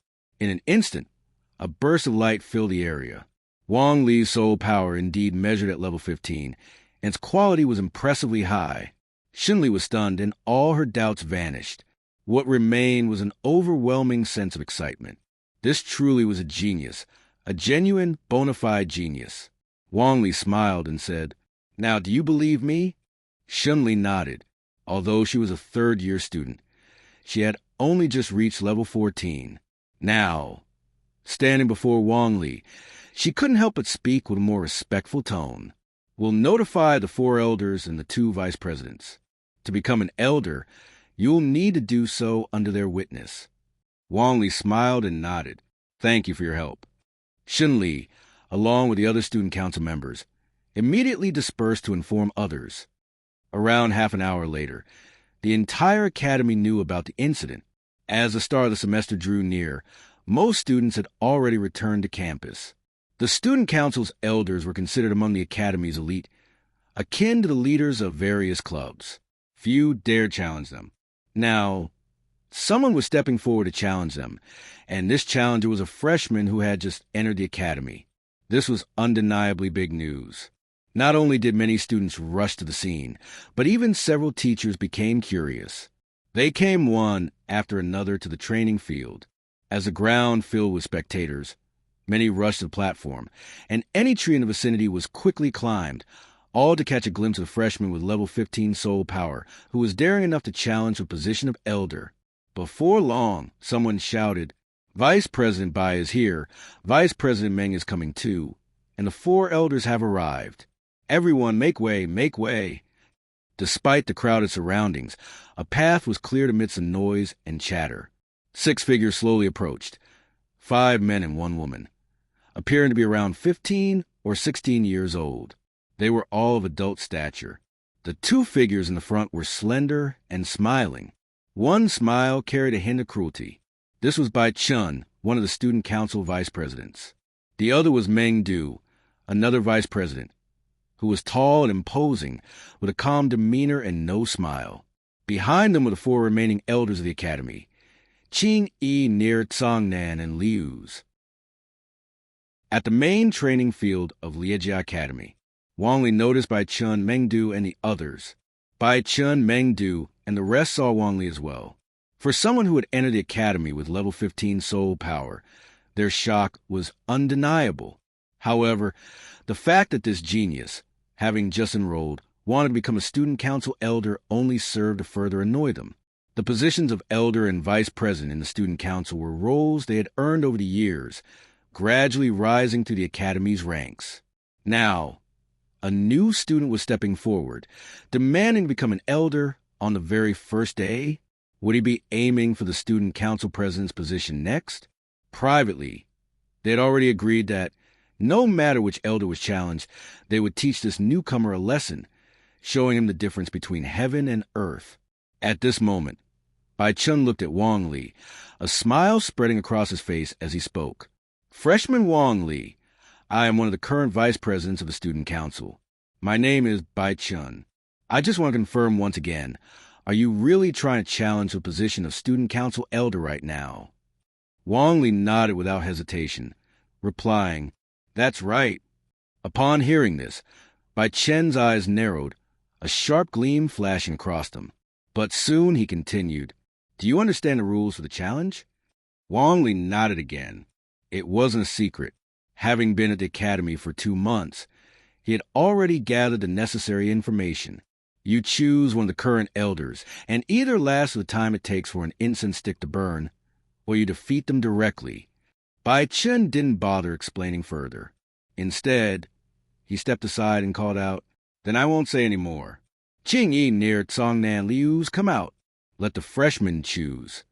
Qing Yi, with her fiery figure and alluring beauty, Nir, who had an exceptionally handsome face with sharp features and a demon-like charm, was known for his martial soul, the wolf.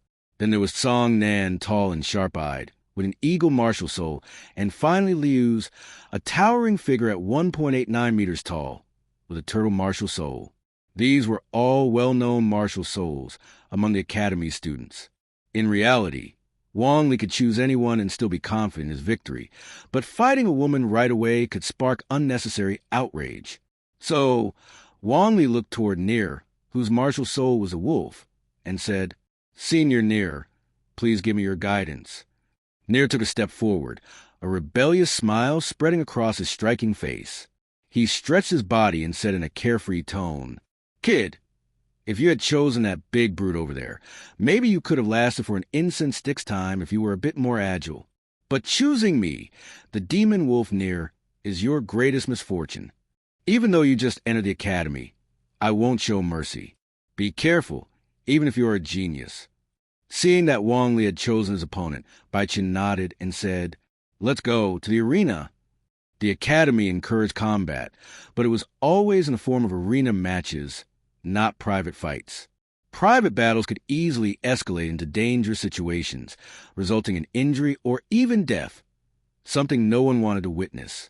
Conflicts within clubs, between clubs, and any other battles were all resolved in the arena. The student council kept a tight grip on private fights, ensuring that no combat happened outside the arena. They would never allow anyone to break this rule. These weren't just beginner soul masters. These students had already gained their first soul ring, and their combat abilities and destructive power were considerable. The student council president had always been the academy's strongest student. He was expected to handle situations where conflicts arose between clubs or even multiple clubs, maintaining order without teacher intervention. After all, this was an academy where parents trusted the staff to take care of their children. They couldn't return home with a disabled or dead student. A few moments later at the arena, under the watchful eyes of a massive crowd, Wong Li and Nier stood face to face in the arena. Bai Chen stood nearby, acting as a referee. After Bai Chen's gaze swept over the two of them, his solemn voice rang out, "Get ready and summon your martial souls." Nier, martial soul possession. Wong Li, martial soul release. Nier's body changed, his muscles bulging as he grew taller and stronger, transforming into a werewolf. His sharp fangs and claws were exposed, and his crimson eyes gleamed. Yellow soul rings fluctuated around him as he looked at Wong Lee, who was surrounded by blue-silver grass. "Kid, my martial soul is a demon wolf, and I'm an 18th level soul master, a powerful attacker known for my destructive power. If you can't keep up, surrender early." Wong Lee was slightly surprised that Nier had openly revealed his advantage, but he smiled and replied, "Senior Nier, my martial soul is a mutated blue silvergrass, and my soul power is at level 15. I should be considered a control-type soul master. I'm confident in my abilities." Nier raised an eyebrow. According to the Academy's teachings, attack-type soul masters generally counter agility-type soul masters, agility-type soul masters counter control-type, and control-type soul masters counter attack-type. Agility-type soul masters lack the strength to directly face attack-type soul masters, while control-type soul masters struggle to hold off the rapid advances of agility-type soul masters. Attack-type soul masters found it hard to break through the defenses set up by control-type soul masters. However, every situation had its nuances.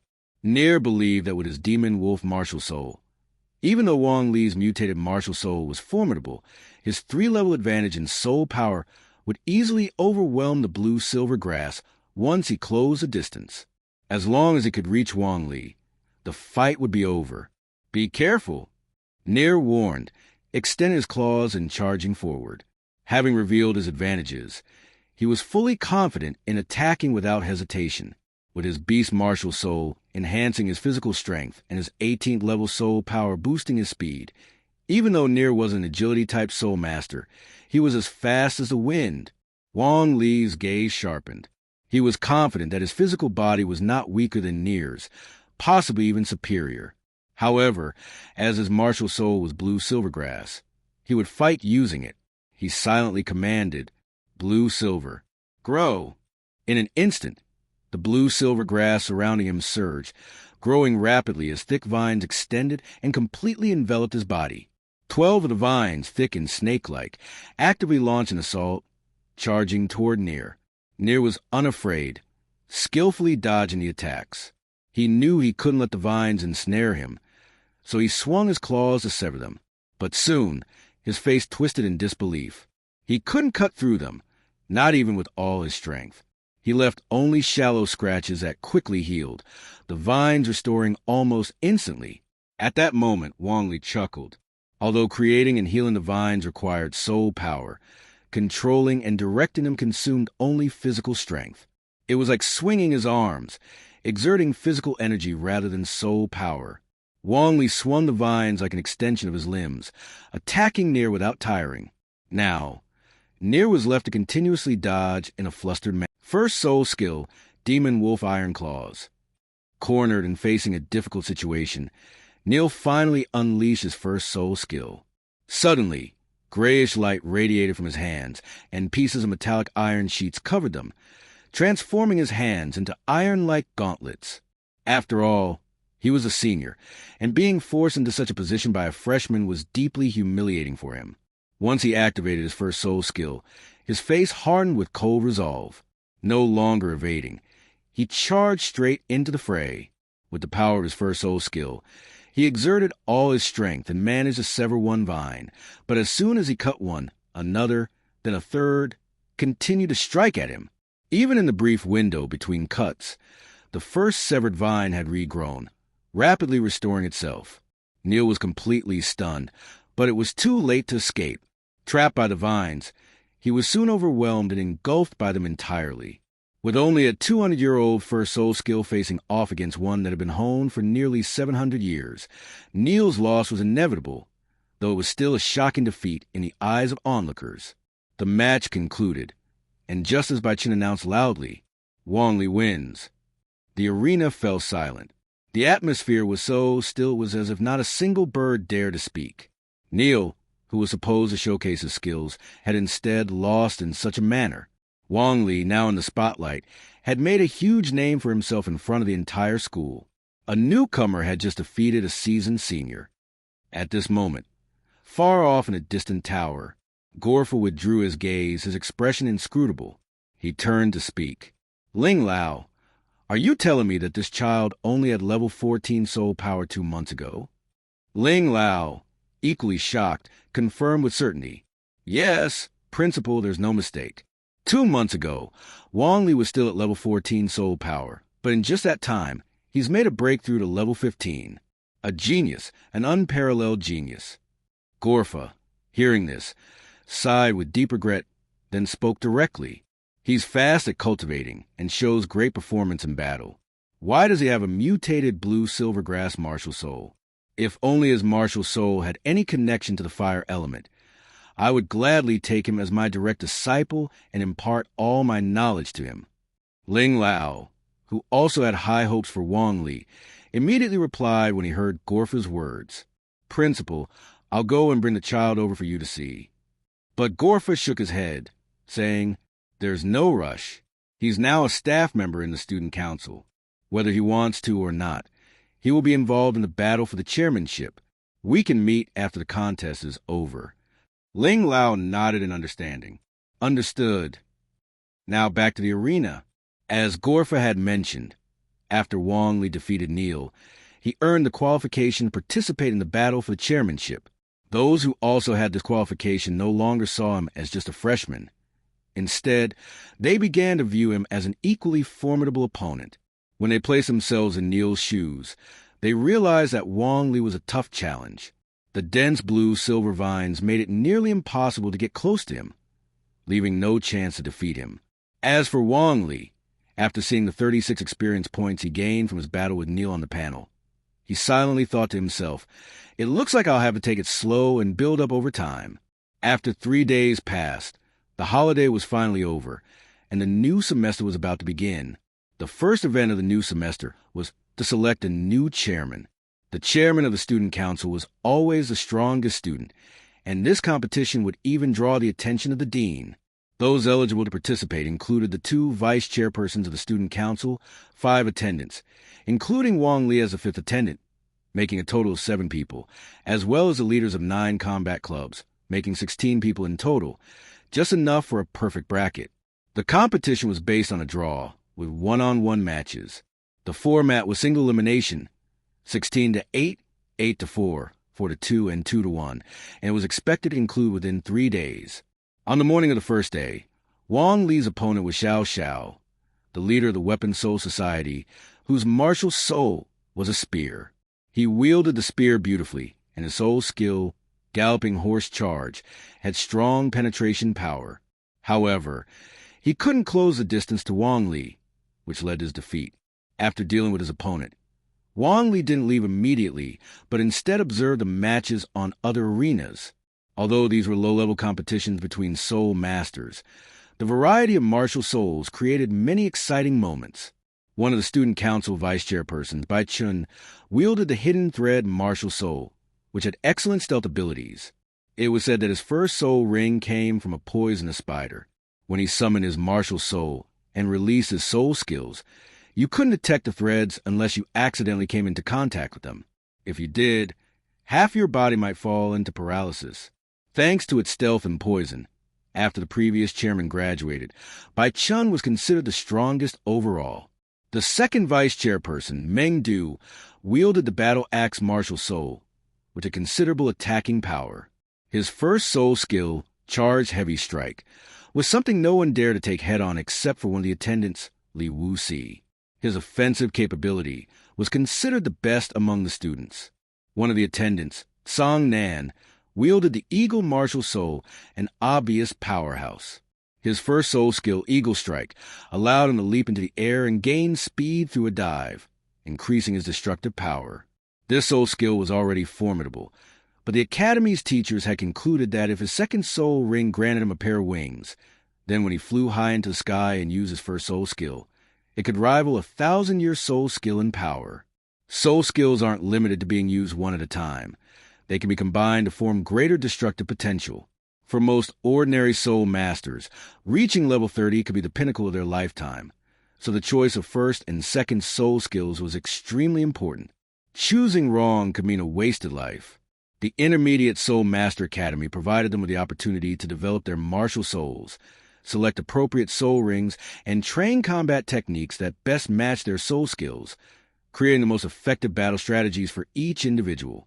For example, the other two student council attendants, Neil and Qing Yi, had different martial souls. Neil's was a wolf, and though he was defeated by Wong Lee, he was definitely not weak. His first soul skill, Demon Wolf Iron Claws, could be enhanced with a second soul skill that mimicked Flying Claws. With the combination of Iron Claws for close combat and Flying Claws for range attacks, he could definitely stand his ground among great soul masters. Qing Yi's martial soul was a snake, and upon activation, her body transformed, with a snake tail granting her fast and agile movement. Her close combat was deadly with her tail, capable of striking non-power type soul masters with fatal precision. The Academy's teachers had already selected the most suitable second soul skill for her based on her characteristics: Charm. The Soul Master competition at the Intermediate Soul Master Academy was a thrilling event, showcasing a wide variety of martial souls that made it especially exciting. Without a doubt, the biggest dark horse in this competition was Wong Lee. All the other participants were seasoned students, and their abilities were well known. But Wong Lee, as a newcomer, used his blue-silver grass martial soul to continuously win, dominating his opponents and securing a spot in the finals as one of the two remaining competitors. His opponent in the final was Bai Chun, who was undeniably the top contender, as his toxic hidden threads had already defeated one opponent after another. As the final began, Wong Li immediately summoned a large number of blue-silver grass vines. Confident in his physical strength, he nonetheless preferred not to test the toxicity of his opponent's soul skills on himself. The vast expanse of blue-silver grass swept across the arena, triggering the hidden threads in the air and on the ground, clearing them away. The paralyzing poison had little effect against the vibrant blue-silver grass. With this advantage gone, Bai Chun was left with no choice but to surrender after being struck by Wong Li's vines, which were used like whips. The final victor, Wong Li, on the arena, under the watchful eyes of the crowd, Ling Lao, the head of the Academy's Internal Affairs Department, expressed his admiration for Wong Li's performance. He was delighted to have recruited such a genius, and with a warm smile he said to Wong Li, "Wong Li, you surprise me time and again. Now that you are the Student Council President, I hope you will take on this responsibility. At the same time, don't neglect your cultivation. I am very eager to see how far you'll advance by the time you graduate. Now, please say a few words to everyone." Wong Li nodded in response. "Okay, Ling Lao." Looking at the panel displaying the 200 experience points he had accumulated over the 3 days of competition, Wong Li decided it was time to make a bold statement. Turning to face the crowd, Wong Li raised his voice.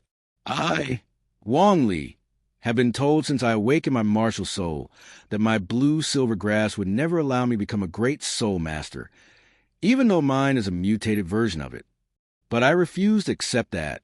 When I entered the Junior Soul Master Academy, I practiced day and night, eventually reaching level 10, obtaining a soul ring and graduating early. Here, I want to say, I want to become a great soul master.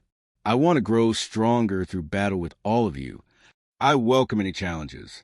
I'm not sure if this is proper, but if any of you could defeat me, I will willingly relinquish my position as president. I, Wong Lee, only seek one defeat. After making his bold declaration, Wong Lee was confident that someone would eventually take him up on his challenge. After all, every challenge would bring him more experience. Even the smallest gains would add up over time. As soon as his words fell, thunderous applause erupted from the crowd. Bai Chun, Meng Du, Qing Yi, Neil, and the others, filled with fighting spirit, couldn't help but feel a sense of respect for Wong Lee. Ling Lao's eyes sparkled with admiration. Regardless of whether it was proper or not, Wong Lee's charisma alone made him the ideal candidate for president. No wonder Wong Lee had been able to rapidly increase his soul power in such a short time.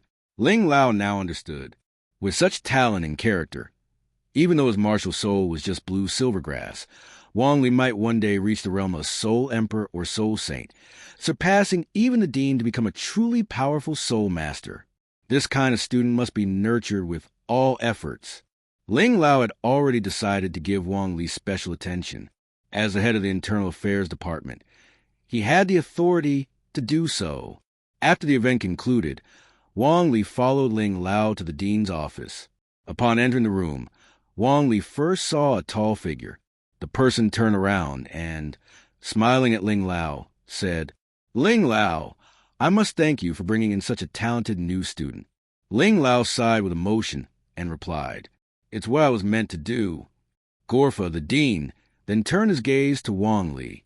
His eyes were sharp and his expression warm, clearly aware of what had happened earlier. Smiling, he said, "Wong Lee, you are truly remarkable." Wong Lee recognized that the person before him was the dean of the Lijia Academy, Gorfa, with a martial soul of the flame leopard. Gorfa was a 54th level battle soul king, and he was the main reason Wong Lee had decided to come to this academy. At this moment, Wong Lee still didn't fully understand Gorfa's personality, what he liked to hear and what he didn't. So he responded in a formal and respectful manner. "Thank you for the compliment, Dean. Although I'm a new student this year, I will definitely take on the responsibilities of the student council president." "Haha." Hearing this, Gorfa burst out laughing. His smile was free of malice and even carried a hint of playful teasing. He said, "That's not what you were saying outside. I prefer that rebellious side of you, the president's position, given up willingly, you, Wong Lee, only seeking one defeat." Wong Lee's lips twitched. His dramatic declaration had reached Gorfa's ears, and he quickly conceded. "Dean, I'm a soul master, and I aspire to become a great soul master. Please forgive me for this little bit of youthful arrogance." Gorfa wasn't angry at all, so there was no need for forgiveness. He waved his hand casually and said, "The responsibility of the student council president is to be the strongest among the students, to serve as an example, a benchmark for everyone. You haven't done anything wrong. In fact, you've done very well. Focus on your cultivation. I will personally help you hunt the soul beast for your second soul ring. Also, if you can reach level 25 in soul power before graduation, I will give you a special graduation gift." Wong Lee was pleasantly surprised to hear this. Level 25 soul power? That didn't sound difficult at all. It seemed like the dean's special graduation gift was already within his grasp. However, he still played it cool on the surface, responding with enthusiasm. "Thank you, Dean. I will definitely work hard and strive to reach level 25 in soul power as soon as possible." Gorfa nodded with satisfaction. Wong Lee was only 7 years old, and by the time he graduated, he would only be 13.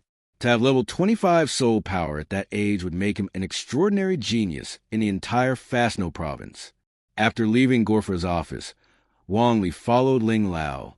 Ling Lao glanced at Wong Lee and said, "Wong Lee, make sure to train hard. The dean is personally preparing a graduation gift for you, and that's truly one of a kind." Wong Lee smiled in response. "I understand, Ling Lao.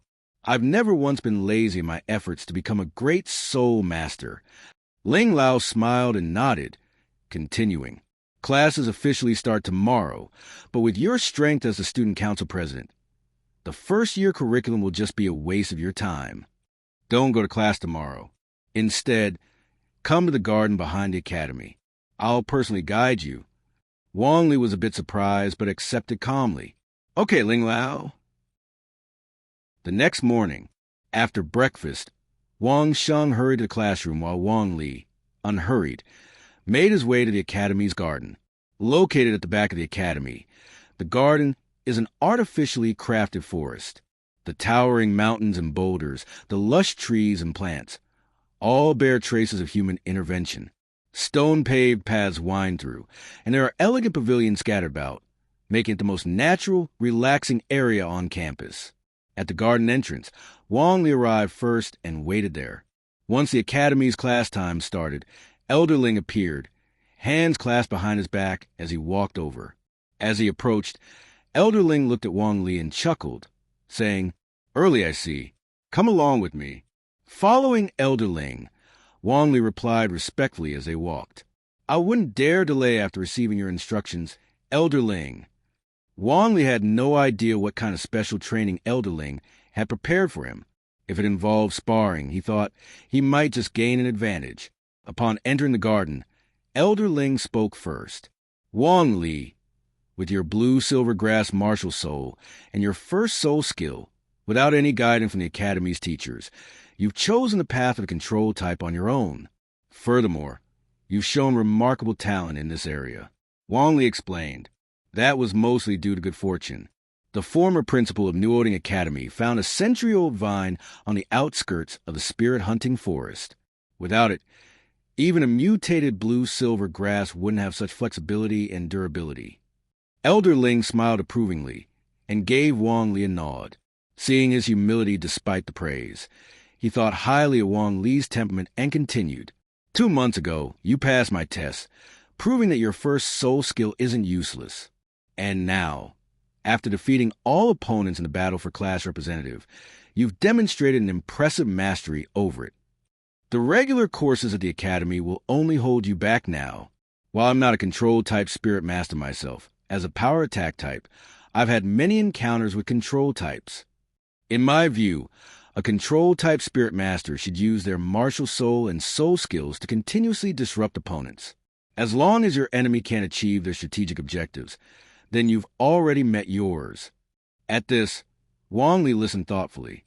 Elder Ling's point was sound.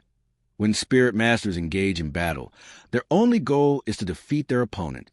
For a typical spirit master, putting the enemy in a position where they can't touch you provides a huge advantage.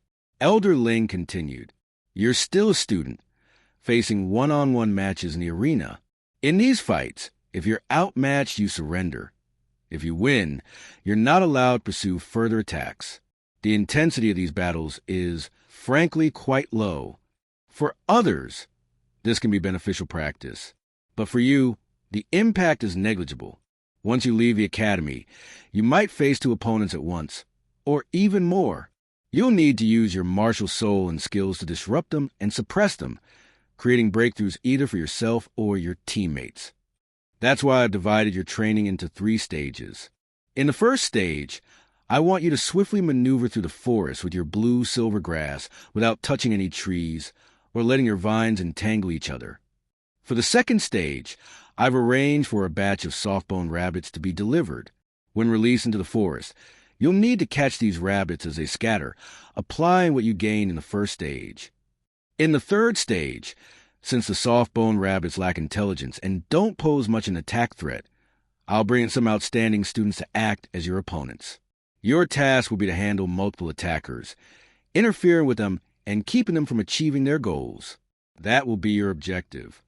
Here, Elder Ling paused, clicking his tongue. He wondered if he might be too harsh, considering this intense training was for a mere 7-year-old freshman. With a tinge of self-reflection, he added, "Do you have the confidence? You must complete all 3 stages before acquiring your second spirit ring. As for that, the principal will help select the most suitable spirit beast for your second ring." After hearing Elder Ling's explanation, Wong Li realized that the 3-stage training regimen closely aligned with his current practice of divided control, but with the added twist of practical application. Catching rabbits sounded fun, and battling multiple opponents would definitely provide valuable experience. In short, Completing these 3 stages would bring far more benefits than drawbacks. Wong Lee's confidence shone through as he responded with enthusiasm. Thank you, Elder Ling. I'm confident. I'll complete all 3 stages of this training. Hearing this, Elder Ling was pleased. With such determination, he was sure Wong Lee would achieve greatness. He replied, Then let's begin with the first stage of training. Head to the center of the forest, summon your martial soul, and activate your soul skill. Yes! Wong Lee responded promptly. With swift steps, he leapt off the stone path, quickly traversing the terrain until he reached the forest's heart. There, he summoned his martial soul and activated his soul skill. Blue-silver. Grow! In an instant, 36 blue-silver vines sprang to life, encircling him. To control blue-silver grass effectively, Wong Lee knew his mind had to remain focused. If his mind became chaotic, so would his vines. When he first practiced divided control, he started by grouping the vines. He began with 2 groups of 6 vines each. Now, with 36 vines, he divided them into 2 groups of 18. He intended to ease into it first and gradually intensify his focus, from controlling 2 groups at once to 3, then 4, and so on. Wong Lee's eyes moved sharply, taking the shapes of nearby trees and the positions of their branches. He mentally mapped out individual pathways for each group of blue-silver vines. Go! With a low shout, Wong Lee spread his arms, sending the vines slithering outward like snakes, weaving rapidly through the forest. With 36 vines in motion, a moment's distraction could easily throw them off course, causing them to collide with trees, stones, or other obstacles. Since they were his martial soul, each vine felt like an extension of his body. Any contact with an object would send a tactile signal back to him. This made Wong Lee aware of just how much more he still had to master on the path of divided control. From afar, Elder Ling observed with satisfaction. In his eyes, Wong Lee was already performing remarkably, showing clear signs of innate talent. Swinging the vines around wildly was easy, but guiding each one to serve its purpose. Even as Wong Lee ascended to higher levels like Soul Grandmaster and Soul Elder, would still give him an edge in battle. Academy, bathhouse. This wasn't Wong Lee's first visit, but it was his first time using the medicinal bath. According to Elder Ling, the Academy had its own supplier for medicinal herbs. Because of the Academy's large-scale, long-term purchases, they were able to receive significant discounts. The more students there were, the more herbs they needed, and the better the discounts. A medicinal bath costing 12 gold spirit coins or a bath costing 24 gold spirit coins would be impossible to experience outside of the Academy. The bathhouse had a spacious area of 500 square meters, divided into individual cubicles. Wong Lee found an unoccupied spot and stepped inside, closing the door behind him. He first rinsed out the wooden tub with clean water before opening the hot water valve. However, unlike the usual hot water, a faint green liquid with strong herbal aroma poured out. This is a medicinal bath. Wong Lee, intrigued, undressed and sat in the tub. Due to his vitality characteristic and the passive resilience, his body was already different from an ordinary person's, and he hoped the medicinal bath would still be effective. Wong Lee relaxed and carefully felt the warmth spreading through his body. The fatigue from his recent training began to fade, and the medicinal bath seemed to be working. Ah! He let out a deep sigh and fully relaxed, enjoying the brief moment of peace. Tomorrow, I'll continue training and aim for One Heart 3 use. Though Wong Lee was a first-year student, he had never attended the regular first-year courses. The 3-stage training plan that Elder Ling had set for him was the one that had truly helped him progress. And so, time passed quickly, and 3 months later, in the center of the forest, behind the Academy, Wong Lee stood still, surrounded by 36 blue-silver vines divided into 3 groups, all weaving to the forest at incredible speed and agility. Elder Ling, observing from a distance, smiled in satisfaction. In just 3 months, Wong Lee had already met the requirements for the first stage of his training. Elder Ling then called out loudly, "Wong Lee, I'm releasing the soft-bone rabbits now. Your task is to catch them. You can't count catching them one by one. You need to catch at least 2 at a time, and the more you catch, the better. The faster you do it, the better. Catching multiple rabbits at once, while minimizing the time spent, was a real test of Wong Lee's eyesight, hearing, focus, and control over his blue-silver grass. Wong Lee confidently responded, "Understood, Elderling." At this, Elderling gestured for the 4 teachers nearby to act. Each teacher held a cage, and they positioned themselves around Wong Lee before opening the cages. In a flash, numerous white figures leapt out of the cages, their speed astonishing as they scattered in all directions. Rabbits, though usually unassuming when lying down, were surprisingly fast and agile when caught and pulled by the legs, their long, powerful limbs propelling them forward. As spirit beasts, their speed was even more remarkable, but Wong Lee stayed calm. He quickly assessed the number of rabbits, their escape directions and running speeds, and then planned his approach.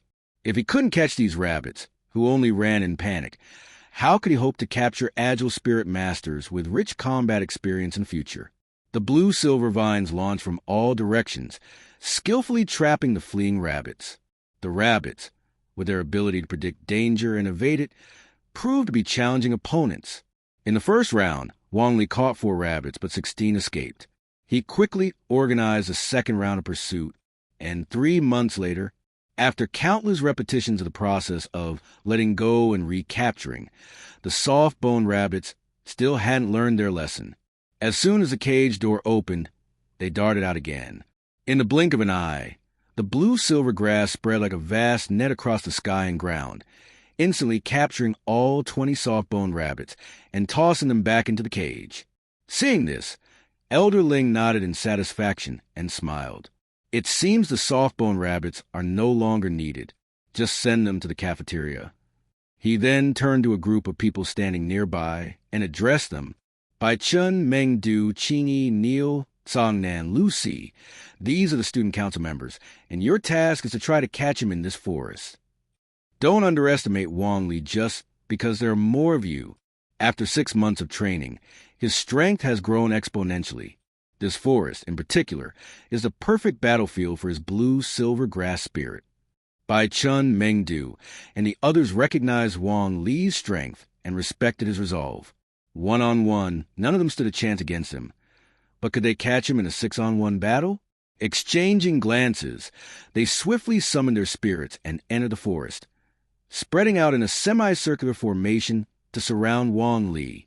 Wong Lee, hidden among the trees, observed the 6 and quickly deduced that Elderling's goal for this training was to have him use his spirit and soul skills to hold out longer under their siege.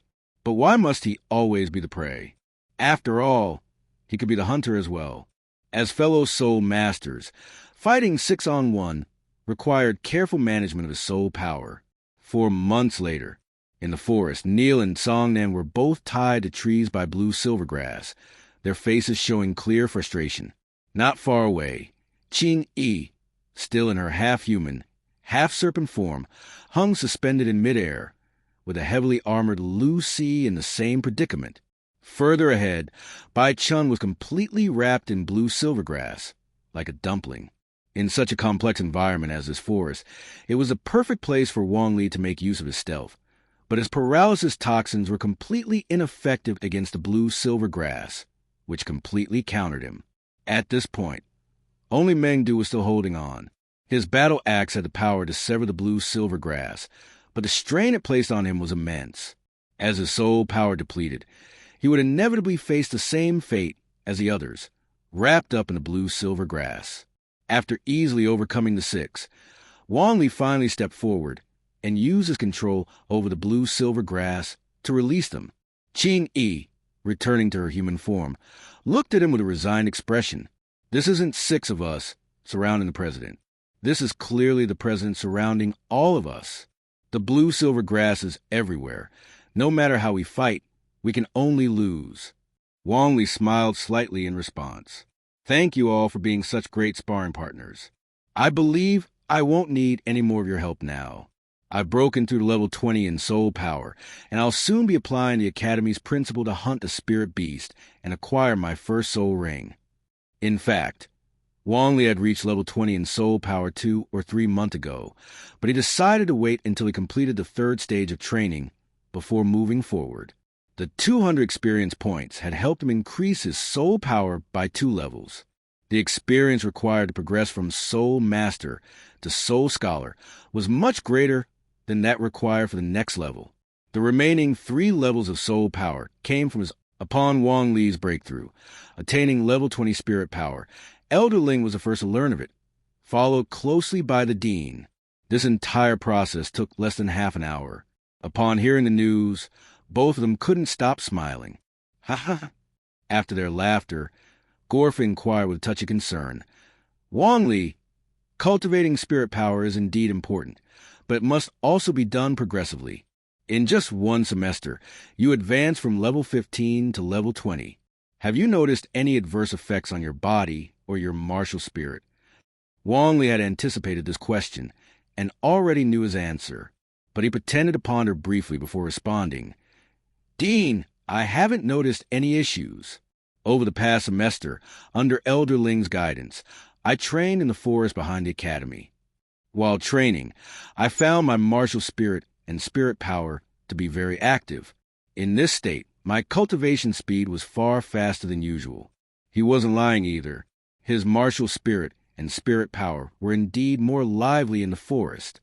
Gorfa and Elderling, both well experienced, considered Wong Lee's words and quickly deduced a possibility. Mimicry cultivation? This explained everything. Since Wong Lee's martial spirit was a mutated blue silvergrass, finding a suitable mimicry cultivation environment was relatively simple. With a mutated martial spirit and a matching mimicry environment, Gorfa suddenly wondered if he had set the cultivation level requirement for Wong Lee a bit too low. But it didn't matter. The faster Wong Lee cultivated, the happier he was. Producing a student who could rival the talents of great sex would also be a point of pride for Gorfa. Bringing the conversation back on track, Gorfa looked at Wong Lee and said, You've reached level 20, so it's time to obtain your second spirit ring and officially become a spirit grandmaster. As the student council president and the talent I've been watching, I'll personally help you hunt a spirit ring. When would you like to set out? Hearing this, Wong Lee's spirits lifted. Due to the unique laws of Douluo Continent, one must hunt spirit beasts and obtain a spirit ring to break through to the next major level. He wasn't bothered by the extra responsibilities that came with the title of student council president. His goal was to gain the dean's assistance in hunting a spirit beast. Seizing the opportunity, he replied, Dean, I'm ready to go anytime. Gorfa nodded, then turned to Elderling, saying, Elderling, please inform Director Yang of the Foreign Affairs Department to arrange a carriage, prepare a token, and bring along healing and detoxification medicines, as well as powder to ward off snakes and insects. As for food, prepare enough for half a month. With good fortune, we could return in just a few days. But if luck isn't on our side, we might need to stay in the Spirit Beast Forest for a while. Elderling understood. Gorfa was intent on helping Wong Lee find a plant-based spirit beast of suitable age and quality. Wong Lee certainly deserved this level of care. Elderling smiled and said, Understood. Turning back to Wong Lee, Gorfa said, We won't have time today. Get yourself ready and we'll depart early tomorrow. Wong Lee had no objections and replied readily, All right. After leaving the dean's office, Elderling gave Wong Lee a few final reminders, instructing him to stay close to the dean while in the Spirit Beast Forest. Despite Wong Lee's abilities, he was still no match for spirit beasts of high age. Wong Lee agreed to everything, and only then did Elderling leave, satisfied. Wong Lee returned to his dormitory, only to find Wong Shan looking at him as though he were some kind of mythical creature. Wong Lee immediately understood and smiled. So, you already heard. Wong Shan swallowed nervously before asking, Word got out to the student council. Do you really have level 20 spirit power now? Secrets cease to be secrets once they're out. So Wong Lee simply nodded. That's right. I broke through not long ago. Hearing Wong Lee confirm it himself, Wong Shan's face twisted in exaggerated disbelief. He had broken through to level 13 4 months prior and was working hard to reach level 14. Hoping that by the end of the year, he might finally catch up to Wong Lee's level. But now, he realized that Wong Lee had once again left him far behind. His face turned sour with frustration, but then an idea struck him. Wong Lee, With your current cultivation speed and spirit power level, I'd wager not even Tang San and Xiao Wu could keep up with you. Sitting on his bed, Wong Lee paused at the comment, then laughed. It's not that I'm training faster. It's just that the Spirit Master Academy provides me with an ideal environment. Meanwhile, Tang San is at Newoding Academy, forging every day, and Xiao Wu spends all her time playing around. No matter how talented they are, they're wasting their potential. Wong Shan nodded in agreement, clearly acknowledging Wong Lee's point. Tang San and Xiao Wu are already Spirit Masters, yet they're still at Newoding Academy. I can't understand what they're thinking. Wong Li leaned back, lying on his bed. He knew the reason. Yu Xiaojiang, Shrek, an academy that only accepts monsters. Its teaching philosophy and learning environment are not even on par with the Intermediate Spirit Master Academy. The so-called faculty is just a bunch of battle-hardened brutes who know nothing about teaching. Whatever. It wasn't like he had any intention of going there. The next day, Wong Li boarded a carriage with Gorfa, leaving Like Academy and heading toward the Spirit Beast Forest. On the carriage, Gorfa waved his hand, and a heap of food, various potions, and supplies all vanished. He then looked at Wong Li and smiled. A storage spirit guide. With focused training, you'll soon earn one yourself. Wong Li nodded in response. Understood. Then Gorfa moved on to the main topic. For your second spirit ring, I have 2 suggestions. One option is to focus on enhancing yourself, further improving the flexibility and durability of your martial spirit. The other option is to affect your enemies. I know of several plant-type spirit beasts whose pollen induces drowsiness, and whose floral scent weakens opponents, sometimes even containing dangerous toxins. If you attach these effects to your martial spirit, you'll be able to continuously weaken your foes during battles. Think it over carefully. No need to rush your answer. This choice will shape your future combat style, so consider it thoughtfully. Gorfa paused before continuing in a serious tone. Aside from that, remember this. If you encounter fire-type spirit masters or spirit beasts, avoid becoming their enemy unless absolutely necessary. I know all too well how easily plant-based spirit masters and spirit beasts can be overpowered by them in a fight. Wong Li nodded solemnly. Understood, Dean. He had a solution, though he had yet to implement it. Half a day later, at the Spirit Beast Forest. The Spirit Beast Forest is vast, and the area Wong Li was heading to this time was much larger than the one he visited before. Upon arrival, Gorfa instructed the carriage driver to settle an inn, while he and Wong Li proceeded into the forest together. Try to keep up with my speed, Gorfa said before swiftly darting ahead. He didn't summon his martial spirit, but with the physical condition of a soul king, his speed was more than enough. Wong Li followed closely behind, using instant step to keep pace, always staying 1 to 2 meters behind Gorfa. He didn't push himself to his limit, knowing that Gorfa wouldn't leave him behind. Instead, he maintained a steady, balanced pace to manage his spirit power consumption and recovery. As expected, Gorfa kept an eye on Wong Li while running. Upon seeing that Wong Li could keep up, he relaxed and was reassured. The 10-year-old spirit beasts around the outer edge of the forest were nothing more than an afterthought for Gorfa, who didn't even consider them. No 10-year beast would dare approach him. In a low voice, Gorfa spoke. Wong Li, there are no good spirit beasts in the outer areas of the forest. I'm taking you to the heart of the Spirit Beast Forest. That's where you'll find 100-year beasts, which will give you more choices. Wong Li knew full well that encountering a few 100-year-old spirit beasts in the outer region was a rare occurrence. For his second spirit ring, the spirit beast would need to be at least several 100 years old, or preferably a 1,000-year-old one, though that would come with more risks. Thank you, Dean. Wong Li responded. The two continued their journey, quickly approaching the heart of the forest. They didn't reach it before nightfall, so they set up camp and rested for the night. The next morning, they entered the core area of the Spirit Beast Forest. Indeed, the 100-year-old spirit beasts were clustered here. Wong Li had witnessed Gorfa confronting these beasts several times, not directly engaging in battle, but forcing them to retreat. Since Gorfa was there to help Wong Li find a suitable spirit beast, Unnecessary battles were simply a waste of time and energy, potentially causing unwanted complications. They moved through the spirit beast forest, encountering many hundred-year-old beasts, including plant-based ones. However, their ages and qualities weren't suitable for Wong Lee's needs. Wong Lee was determined to find a spirit beast that met both the right age and quality for his second spirit ring. Gorfa was patient and accompanied him in his search without complaint. 2 days later, deep within the forest, they heard the howls of wolves and the sounds of fierce battle. It immediately drew the attention of both Gorfa and Wong Lee. They concealed their presence and quickly approached the battle site. A pack of wolves and a snake were engaged in combat. Wong Lee recognized them instantly. The wolves were spectral wolves, and from their size, there were around 700 or 800-year-old ones. The snake was a mandala serpent, clearly a 1,000-year-old spirit beast based on its size.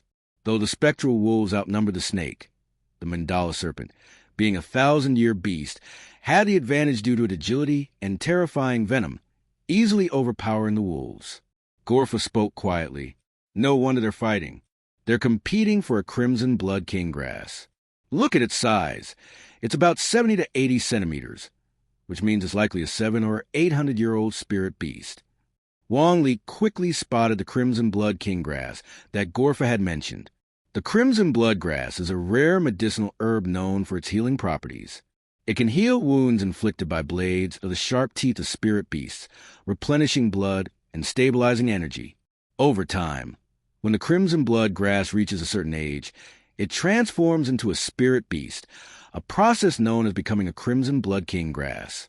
Its juice can rapidly heal wounds.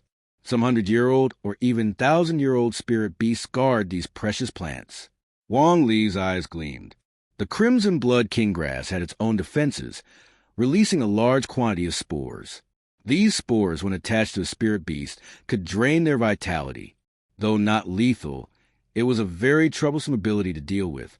This spirit beast was not originally within Wong Lee's target range for his second soul ring, but he couldn't resist giving it a try. Rather than attaching abilities that didn't originally belong to the blue-silver grass, he thought it might be better to find similar abilities and see if they could lead to a qualitative change. Therefore, Wong Lee sincerely said, "Dean, I want this crimson blood king grass. Whether it's inheriting its healing ability or the ability to release spores, I'm willing to accept either." Hearing this, Gorfa was slightly surprised. This wasn't what they had discussed previously. He frowned and asked for confirmation. "Are you sure?" Wong Lee nodded firmly. "I'm sure." Gorfa double-checked. "No regrets." Wong Lee nodded again. "No regrets." Gorfa took a deep breath. The healing ability and the spore-releasing ability of the crimson blood king grass, in his view, didn't align well with the blue-silver grass. However, since both were plant-based, they should still be inheritably compatible. But this would shift from a combat control approach to one more focused on support and control. He said in a low voice, "All right then." They waited until the mandala serpent had driven off the spectral wolves, though it was heavily injured itself. Only then did Gorfa make his move, summoning his martial spirit. Gorfa immediately transformed into a humanoid leopard form. The 5 soul rings, yellow, yellow, purple, purple, and black, shone brightly, with the final black soul ring deep and mesmerizing. In the blink of an eye, Gorfa first drove away the mandala serpent and then unleashed a blast of fierce fire, burning the crimson blood king grass to the point of near death. Once the situation settled, Wong Lee rushed over and completely dealt with the crimson blood king grass. With Gorfa standing by, Wong Lee felt at ease as he began absorbing the spirit ring of the crimson blood king grass, which was at least 700 years old. Gorfa shook his head. Since Wong Lee had already begun absorbing the spirit ring, there was no turning back. He could only hope that such a talented individual, who even amazed him, would acquire a suitable soul skill. Meanwhile, the power from the soul ring surged into Wong Lee's body, and something deep inside him began to stir. Eventually, it surged forth and fused with the incoming power. The crimson blood king grass's power was immense, but Wong Lee's physical condition was equally impressive. Coupled with his cultivation of the meditation method, he was able to successfully tame the enormous power without issue. However, The full fusion took 2 hours. After 2 hours, Wong Lee swiftly opened his eyes. Eagerly, he opened his soul ring panel and navigated to the second soul skill slot. This was a gamble, and he hoped it would pay off. Soul skill, revival, release life force to awaken the vitality of all things, heal injuries, and resist abnormal states such as death, poisoning, weakness, aging.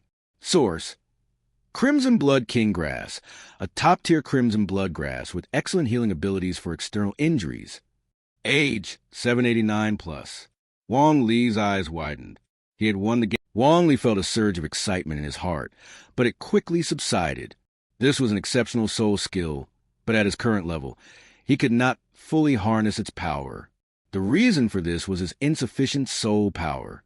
He had already noticed that he possessed incredibly strong healing abilities, but resisting abnormal states, such as fighting against death itself. To remain active and keep fighting after having one's heart shattered or a large hole blasted to the chest required an enormous amount of soul power to sustain the resurrection soul skill. Then, the body would need time to naturally repair itself. His blue-silver grass-level vitality was still somewhat slow to recover, but it evolved to the blue-silver emperor level. Even with severe physical damage, as long as resurrection was active, his life would be preserved. In no time, he would fully recover. The previous blue-silver emperor, Tang San's mother, was a tenacious life form capable of regenerating from a seed after sacrifice. Wong Lee's blue-silver grass at level 2 still had quite a long way to go. This soul skill, while healing injuries, was primarily an auxiliary ability. Resisting abnormal states was the true manifestation of vitality. Wong Lee couldn't yet fully unlock its potential, but he had already begun tapping into it. However, on second thought, fully unlocking this potential would prove valuable in the future. Wasting it now would be the greatest loss. At this moment, Wong Lee's eyes sparkled. Although his strength was still low, he kept a low profile for the time being. Once his power increased, he didn't believe anyone, no matter who they were, could obliterate him with a single blow. He had secured a life-saving trump card. He wondered how long he could endure with a shattered heart at the level of a great soul master. Of course, he didn't want to test it for real. Perhaps in the future, he could acquire a soul skill that absorbed soul power, allowing him to maintain the resurrection skill even at lower levels with ample soul power. At this point, Gorfa noticed Wong Lee had regained consciousness. Seeing the smile on his face, it was clear he had obtained a powerful soul skill. Curiously, he asked, "How is it? How effective is a soul skill?" Wong Lee pondered for a moment and replied, "It's a very powerful healing soul skill, and it also helps to resist some negative states, like minor poisoning or slight weakness." Wong Lee deliberately downplayed the full extent of the soul skill's effects. He described healing injuries as a core ability and resistance to abnormal states as alleviating some negative effects. The ability to resist death was simply too extreme to reveal at this point, so he chose to keep it to himself. Gorfa, hearing this, had no doubts.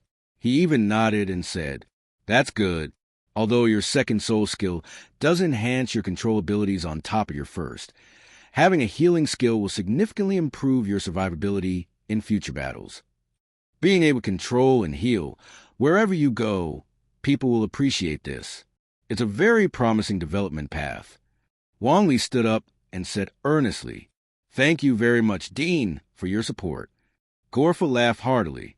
Wong Lee's gratitude made him happy, and he replied, "This was your own choice.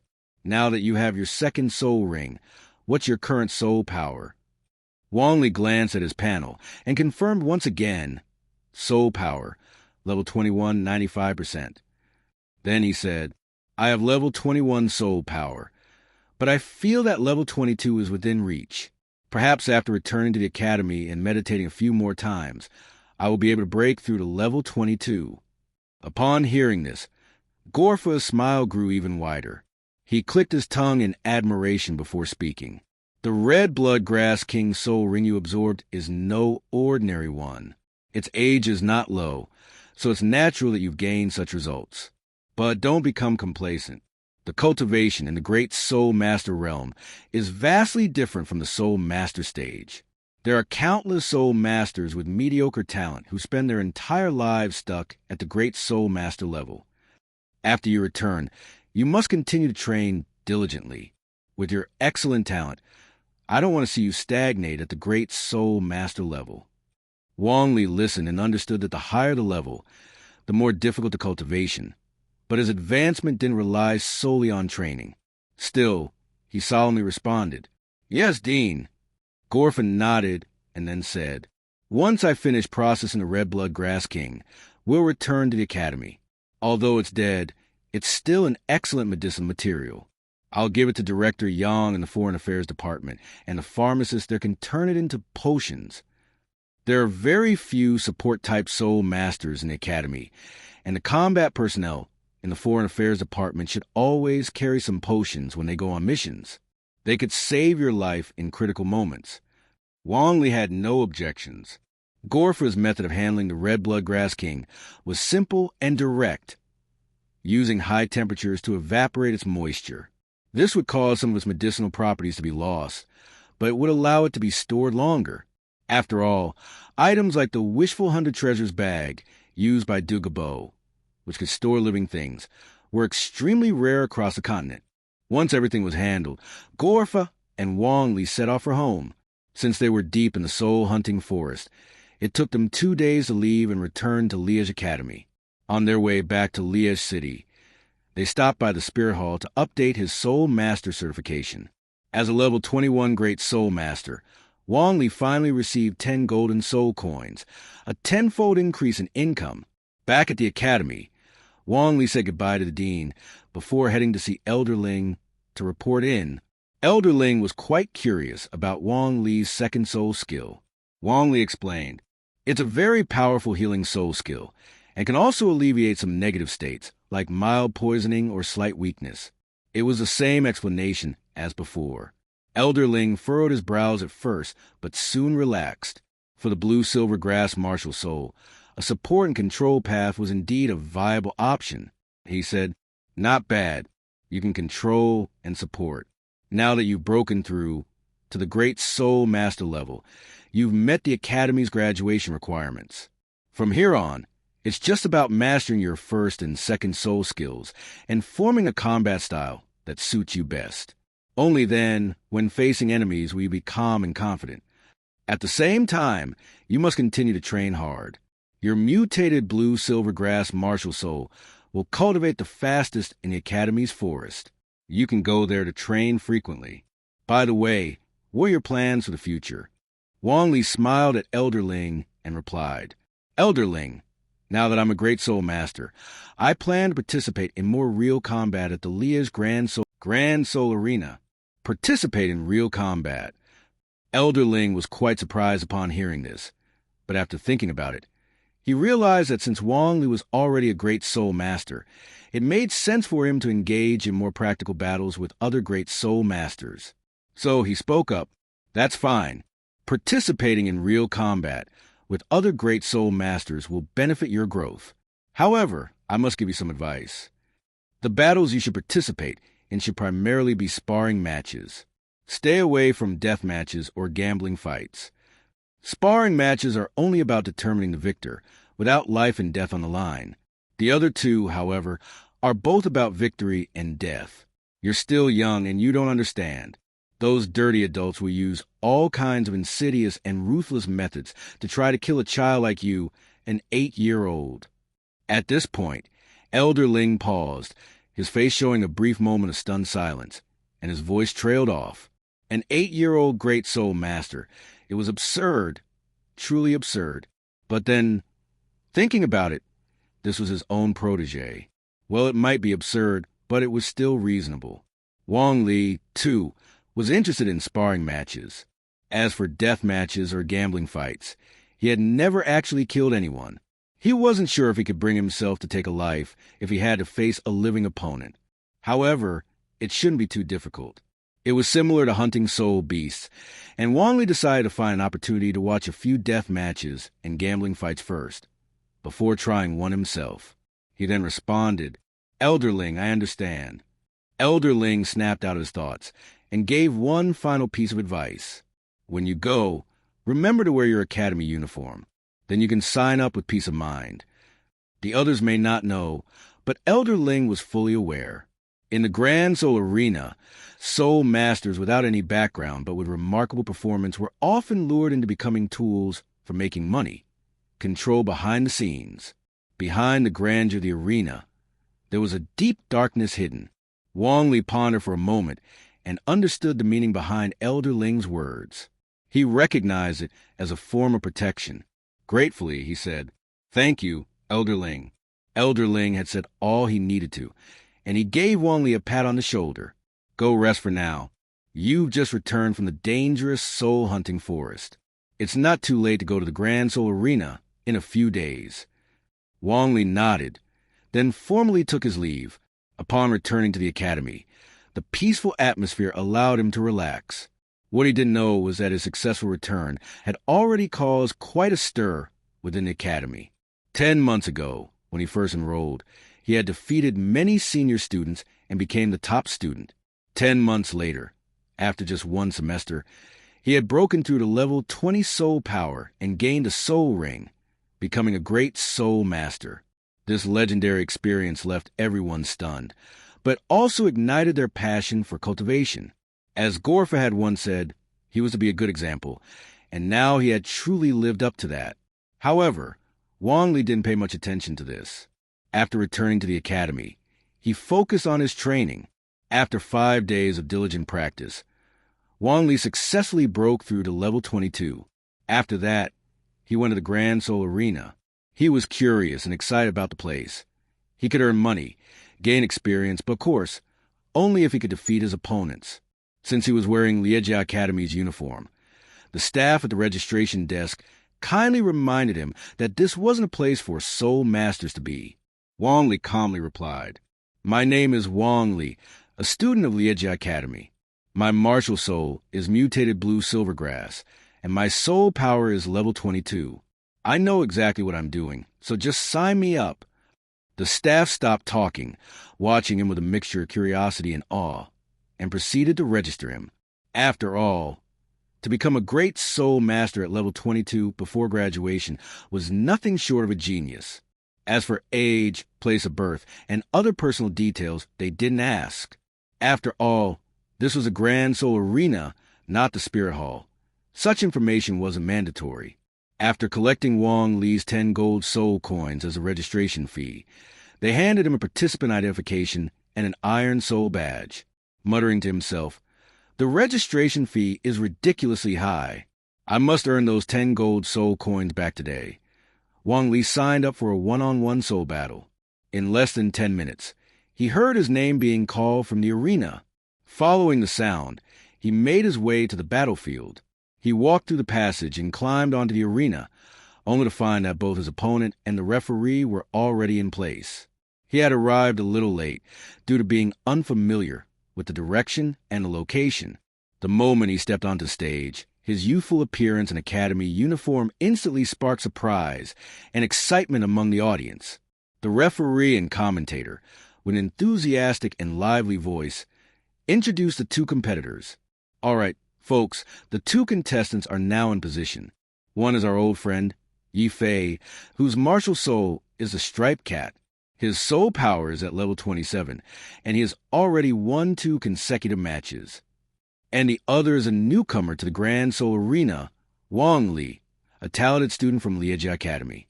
His martial soul is the mutated blue silvergrass, and his soul power is at level 22. Today, will the old friend extend his winning streak, or will the newcomer pull off an upset? Let's wait and see. Now both of you release your martial souls. Yi Fei, martial soul possession. Wang Li, martial soul release." Yi Fei's pupils contracted as he observed the 2 yellow soul rings around Wang Li, both shocking and filling him with jealousy. Yi Fei was of medium height and slim build. Once he activated his martial soul, a sinister aura surrounded him. As a level 27 great soul master, he was determined to teach Wang Li a lesson. Even if he couldn't go all out, he would at least make sure to enjoy the fight. First soul skill, swift charge.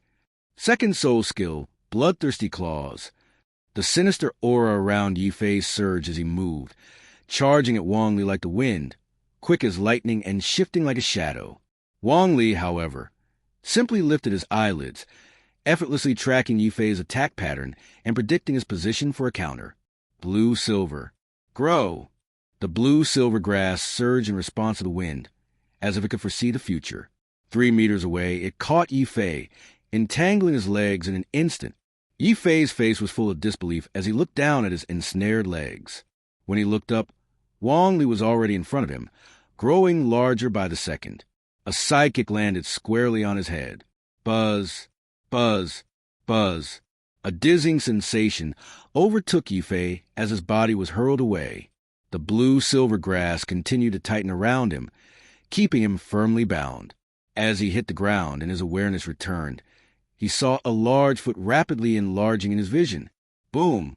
Wong Li didn't actually stomp on his head, but the foot was only an inch away. Looking toward the referee, Wong Li said, "If you don't announce the result, I'm afraid my next kick might crush his skull." At this moment, the referee, who was also the commentator, seemed to snap out of a daze and shouted, "The winner is Wong Li." Wong Li lowered his head slightly, turned, and walked off the stage. Too weak. Boring. At least I earned 66 experience points. Battles that drag on are pointless. The transition storyline of Liege Academy will end soon enough. 1 year later, Liege Academy. Wong Li woke from his cultivation in the forest behind the academy. This secluded spot accelerated his training, offering the serenity he needed. Level 25 spirit power. In 1 year, I've only managed to advance by 3 levels. That's painfully slow, but I'm close to level 26 now. By next year, I should break through to level 30 and obtain my 3rd spirit ring through the Dean, Wong Li murmured to himself. Over the past year, Wong Li had accumulated over 2,000 experience points by participating in spirit battles at the Great Spirit Arena. Though advancing even 1 level as a Grand Spirit Master required a significant amount of experience, this was enough for him to aim for level 30. It wasn't that he couldn't break through sooner. Rather, Wong Li chose a delay for a reason. He wanted to test people's intentions, specifically those of Elder Ling and Dean Gorfa. A Spirit Master advancing 5 levels in a year was notable, but for a Grand Spirit Master to advance 8 levels in the same time frame would raise eyebrows. If his test succeeded, it would be fine, but if it failed, he'd risk alienating himself and falling into danger. His relationship with Elder Ling and Dean Gorfa, both instrumental to his progress, could be shattered. Moreover, the 3rd spirit ring was crucial. Wong Li didn't want to jeopardize his bond with them, especially when the ring's acquisition was involved. Waiting another year would allow him to fill any gaps naturally, reach level 30, and obtain his 3rd spirit ring under Dean Gorfa's guidance. Once he became a spirit elder, he could then apply for graduation. Meanwhile, he planned to spend the next year accumulating more experience through spirit battles. However, the opportunities to compete in the spirit arena were dwindling. As a Grand Spirit Master with a Silver Spirit Badge, Wong Li stood out. Few Grand Spirit Masters achieved Silver status. Most badge holders at this level were Spirit Elders. Consequently, he hadn't participated in any battles for a while. Initially, he'd started with an Iron Spirit Badge. Advancing to Bronze required 100 points. Each win added 1 point, while each loss deducted 1.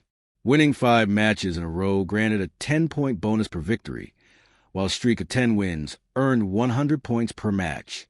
Advancing from Bronze to Silver required 1,000 points, with similar rules. Thanks to his strength and winning streaks, Wong Li climbed ranks swiftly. In his first 6 months, he participated in many matches, but in the following months, he rarely competed. His overwhelming strength deterred opponents. He could easily defeat others by surpassing them by 3 or even 5 levels. With abilities in control, healing, and physical strength rivaling power attack spirit masters, and speed matching agility attack spirit masters, his versatility was unmatched.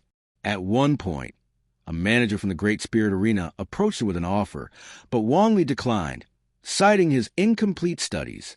Since then, the arena ceased its recruitment attempts, treating his participation as routine. Back to the present.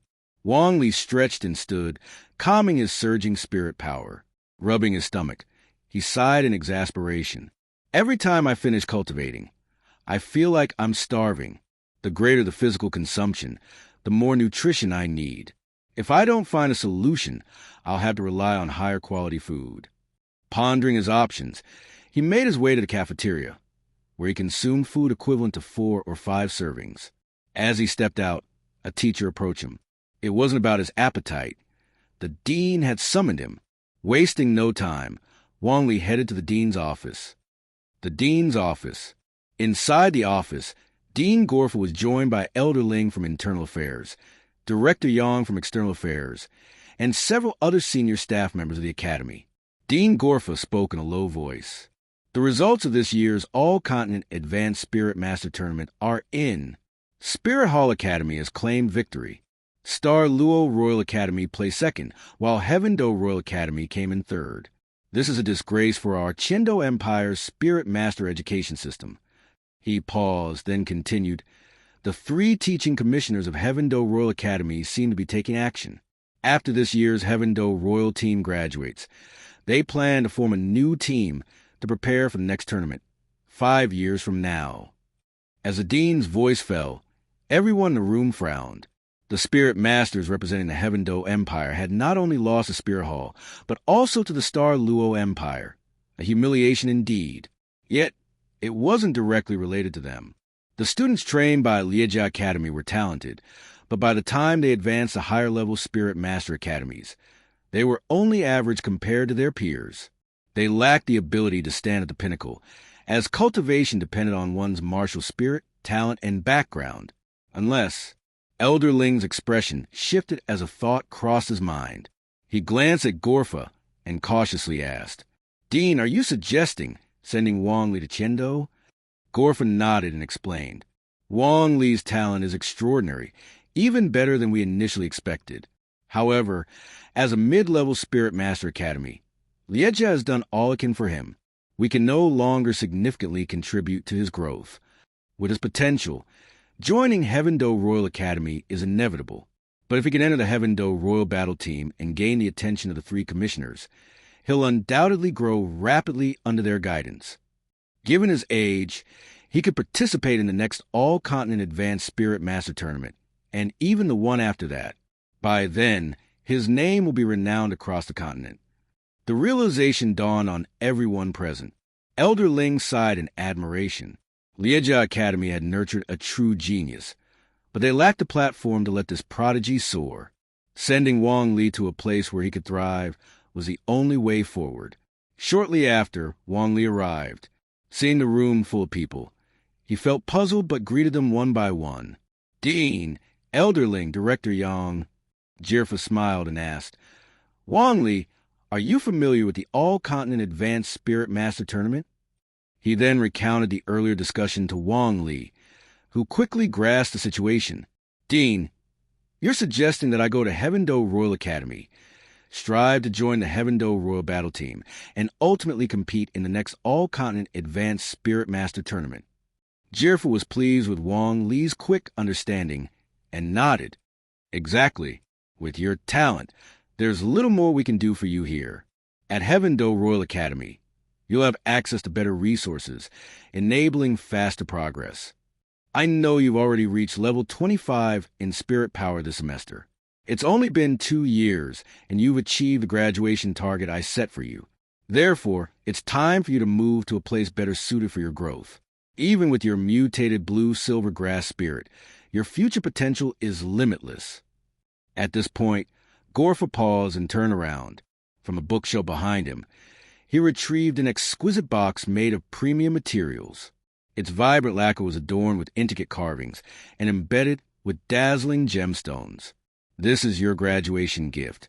Most graduates are 18 years old, yet here you are, graduating at the age of 9. You'll be the youngest graduate in Liejia Academy's history. Upon hearing this, Wong Lee pursed his lips. With the graduation gift already presented, it seemed unreasonable for him to refuse to graduate. Although this wasn't entirely aligned with his original plans, Heaven Do Royal Academy and the Heaven Do Royal Battle Team were indeed part of his long-term goals. Dean Gorfa had been so forthcoming, so Wong Lee decided to reciprocate with words of gratitude.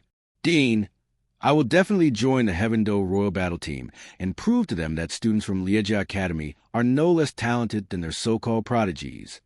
Gorfa was pleased with Wong Lee's enthusiasm and smiled broadly. He continued, Good, good. Open it and take a look. I'm sure you'll like this gift. Curious, Wong Lee stepped forward and opened the box under Gorfa's watchful gaze. Inside, a pair of bracers came into view. The bracers were primarily made of leather, with metal on the reverse side. Each was embedded with a gemstone the size of a pigeon egg, radiating a soft, lustrous white glow. The blue and white color scheme harmonized the leather, metal, and gemstone, creating an impression that these materials were naturally meant to be together. Wong Lee's eyes widened in delight. While he had never owned such a treasure, he had seen similar ones before.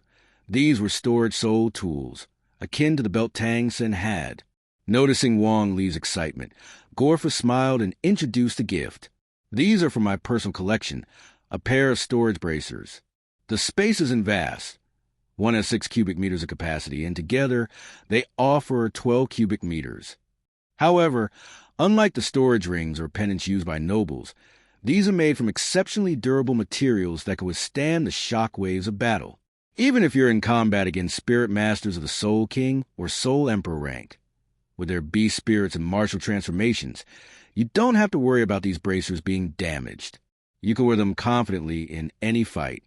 As he spoke, Gorfa picked up one of the bracers and helped Wong Lee put it on. Then he said, Inject a trace of your spirit power into it. Following the instructions, Wong Lee infused a sliver of his spirit power into the bracer. Instantly, it adjusted to fit snugly around his wrist, neither too tight nor too loose, offering a light and comfortable feel as if it weren't even there. Gorfa continued, It will adapt perfectly to your wrist, so you won't need to worry about it interfering during combat. As for how to use it, you probably felt its mechanism when you infuse your spirit power. To store or retrieve an item, all you need is a single thought. Wong Lee nodded, then tried putting on the other bracer. He placed his hand on the box where the bracers had been stored, infused his spirit power, and willed the box into the bracer's storage space. Moments later, he retrieved it with another thought. Completely engrossed, Wong Lee played with the bracers for a while, his face full of joy. Finally, he expressed his gratitude sincerely. Thank you, Dean. I really like them. Gorfa smiled warmly and patted Wong Lee on the shoulder. I'm glad you like them. Since Heaven-Do Royal Academy is located just outside the capital city of Heaven-Do, our schedule is tight. We'll be departing in 2 days, so there won't be time for you to return home beforehand.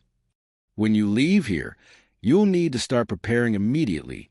When you arrive at Heaven-Do Royal Academy, you'll be amazed. While it's true that many nobles' children there are of mixed quality, the teaching faculty, cultivation environment, and training facilities are the best in the Heaven-Do Empire. Additionally, you'll have the opportunity to meet the deans of all the intermediate spirit master academies from the 5 directly governed provinces of Heaven-Do Empire, as well as their most outstanding graduates. But I believe that among all the graduates, you'll still stand out as the very best. Wong Lee wasn't particularly concerned about these formalities. His parents had passed away long ago, and while the village chief and elders had treated him well, he felt he could return to them after achieving great strength and renown. Besides, there was something interesting he picked up on from Gorfa's words. The deans of all intermediate spirit master academies in the 5 provinces of Heaven-Do Empire will be recommending their best graduates for evaluation at Heaven-Do Royal Academy. Then, are the intermediate spirit master academies in the various kingdoms and duchies barred from sending their graduates to Heaven-Do Royal Academy, or do their graduates simply refuse to attend? These contradictions were laid bare, stark and unfiltered. However, it seemed that within each kingdom and duchy, there were also senior spirit master academies, controlled by their respective royal families. Otherwise, how could the Continental Advanced Spirit Master Academy tournament gather over 100 senior spirit academies? Wong Lee spoke with confidence. Even if my martial soul is just a mutated blue silvergrass, it cannot change my resolve to become a great spirit master. I will be the best. If someone surpasses me, I'll simply surpass them in turn. Dean Gorfa's gaze held a trace of regret. Wong Lee's mutated blue-silver grass martial soul had no fire attribute, a fact that Gorfa still lamented. But hearing Wong Lee's declaration, he laughed heartily and said, "Well said. You're absolutely right. Without determination, how can one become a great spirit master? Ling Lao, prepare Wong Lee's records. We'll depart in 2 days." Although Wong Lee was graduating early for the second time, his journey had followed the proper Spirit Master training route, starting at Newoding Primary Spirit Master Academy, then progressing to Liejia Intermediate Spirit Master Academy. His background was clean, his identity straightforward, and his records and history clear. Anyone investigating him would simply find a prodigy with a fast-progressing mutated martial soul. Ling Lao nodded with a smile and said, "Understood, Dean. I'll take care of it." He turned to Wong Lee with a warm expression, his eyes filled with emotion. 2 years ago, this boy had entered the academy as a new student. Now, just 2 years later, he was ready to graduate. Finally, Ling Lao said with a sigh, 9 years old, spirit power at rank 25. You're the youngest graduate in the history of Liejia Academy, and the one with the highest spirit power at graduation. I knew I wasn't wrong about you. Wong Lee was deeply grateful to Ling Lao, who had helped him tremendously over the years. A sudden thought struck him, and he spoke earnestly. "Ling Lao, Dean, I promise to come back and visit you someday." Ling Lao's face lit up with a smile, clearly moved by the sentiment. Afterward, the other teachers came forward with their own words of encouragement. Although Ling Lao had been responsible for most of Wong Lee's training, and the dean had overseen his spirit beast hunts, that didn't stop the other teachers from offering praise to such an exceptional graduate. Wong Lee responded gracefully, handling their remarks with poise. 2 days later, he packed all his belongings, bid farewell to Wong Shan, and left the dormitory where he had lived for 2 years. Wong Shan watched him go with a mix of emotions. He didn't know whether to feel frustrated or awed. After all, he had witnessed Wong Lee graduate early twice, once after just a year at Newoding Academy, and now after only 2 years at Liejia Academy. Wong Shan was grateful to Wong Lee. Thanks to him, Wong Shan had obtained a century-old spirit ring, the cornerstone of his current strength. Now that Wong Lee was graduating early again, all Wong Shan could do was wish him well on his path as a spirit master. The Fansua province, located at the farthest western edge of the entire Heaven Do Empire, is undoubtedly one of the most remote areas. Therefore, Wong Lee and Gorfa had to pass through it on their way to the Heaven Do Royal Academy. First, they had to cross part of the Bala Kingdom, and then a portion of the Silvus Kingdom before finally reaching the Douluo Province, where Heaven Do City is located. Heaven Do City lies at the heart of the Heaven Do Plain in Douluo Province. The Heaven Do Royal Academy is situated outside the city, with the academy built on the land of an entire mountain range. Along the journey, Gorfa shared many things with Wong Lee, including details about the Heaven Do royal family, the 3 top sects, the nobility, though most of it was brief, with some topics too sensitive for a deeper discussion. What he talked about the most, however, was the Heaven Do Royal Academy. The current dean of the Heaven Do Royal Academy is none other than the reigning Emperor Shui, but the Emperor does not manage the Academy's daily affairs. The routine management is handled by the Education Committee, which consists of 3 members. Chief Member, Meng Shinji, with the Martial Soul Black Demon, a Control-type Soul Douluo with a Soul Power level of 85. Vice Chief, Bai Baoshan, with the Martial Soul Heavenly Star Furnace, a Defense-type Soul Douluo with a Soul Power level of 84. Third Member, Ji Lin, with the Martial Soul Heavenly Green Vine, a Control-type Soul Douluo with a Soul Power level of 82. In the carriage, Gorfa looked at Wong Lee seriously and said, "Up until now, in the 3 Continental Advanced Soul Master Tournaments, the Soul Masters sent by the Heaven Do Empire's Soul Master Academies have all failed.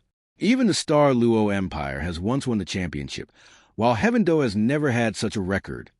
Perhaps because of this disgrace, the formation of the Heaven Do Royal Battle Team for the next tournament is a major event, one in which all 3 Education Committee members are involved. The resources and support you can expect are unimaginable.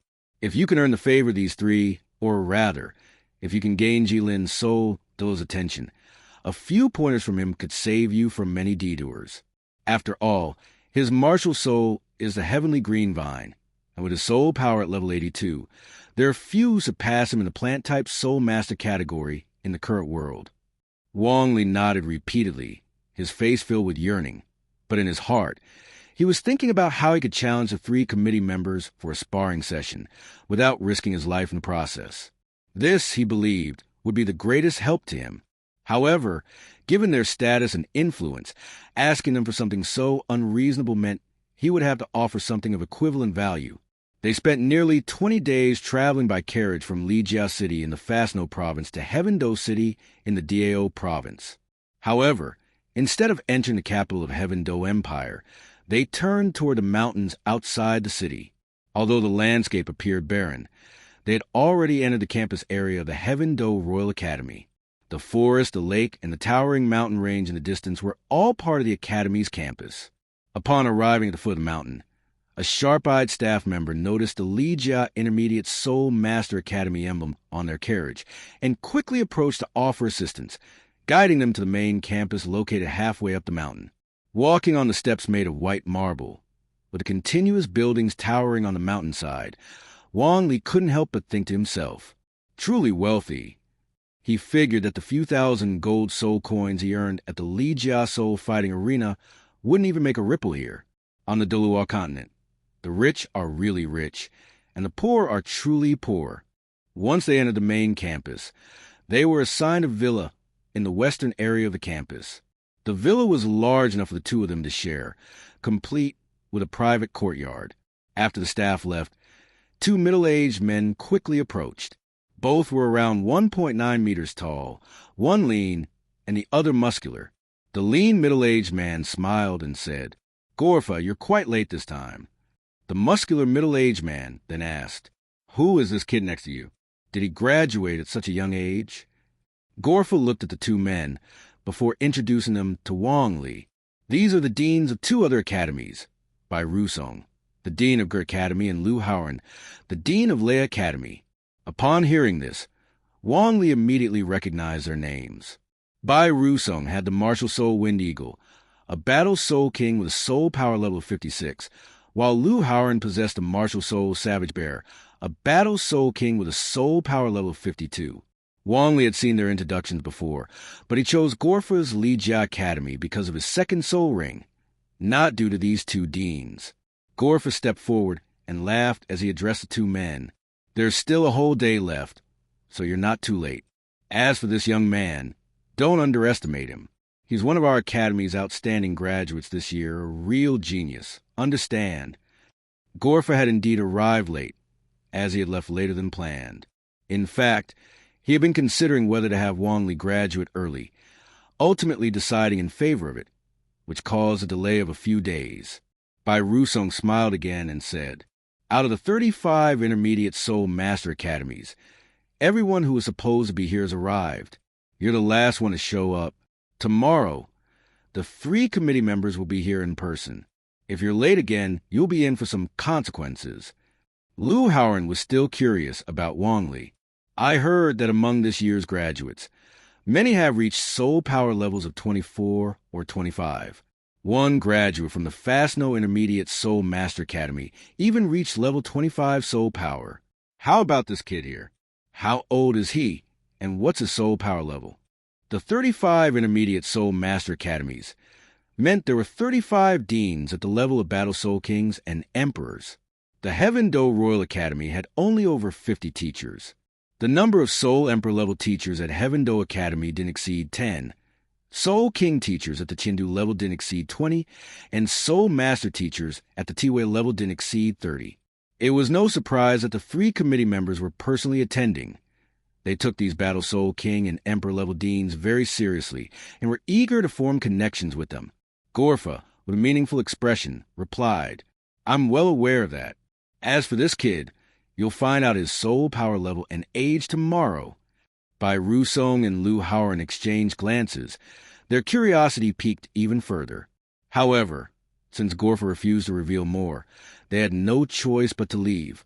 After they left, Gorfa chuckled lightly. Level 24, 25, with their comparison, you'll shine even more brightly, Wong Lee. Tomorrow, when the 3 committee members arrive, you must perform well. Wong Lee nodded in agreement.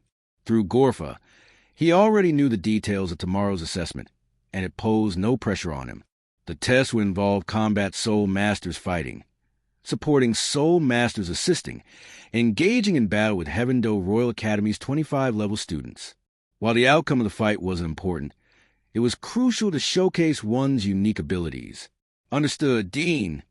Over the past year, he had fought against numerous great soul masters, those at levels 25, 26, 27, and 28, many of whom had been defeated by him. The assessment posed no challenge, but it was an opportunity to catch the attention of the 3 committee members. Qin Ming was very polite. He first respectfully bowed, then firmly said, Education Committee, I still stand by my principles.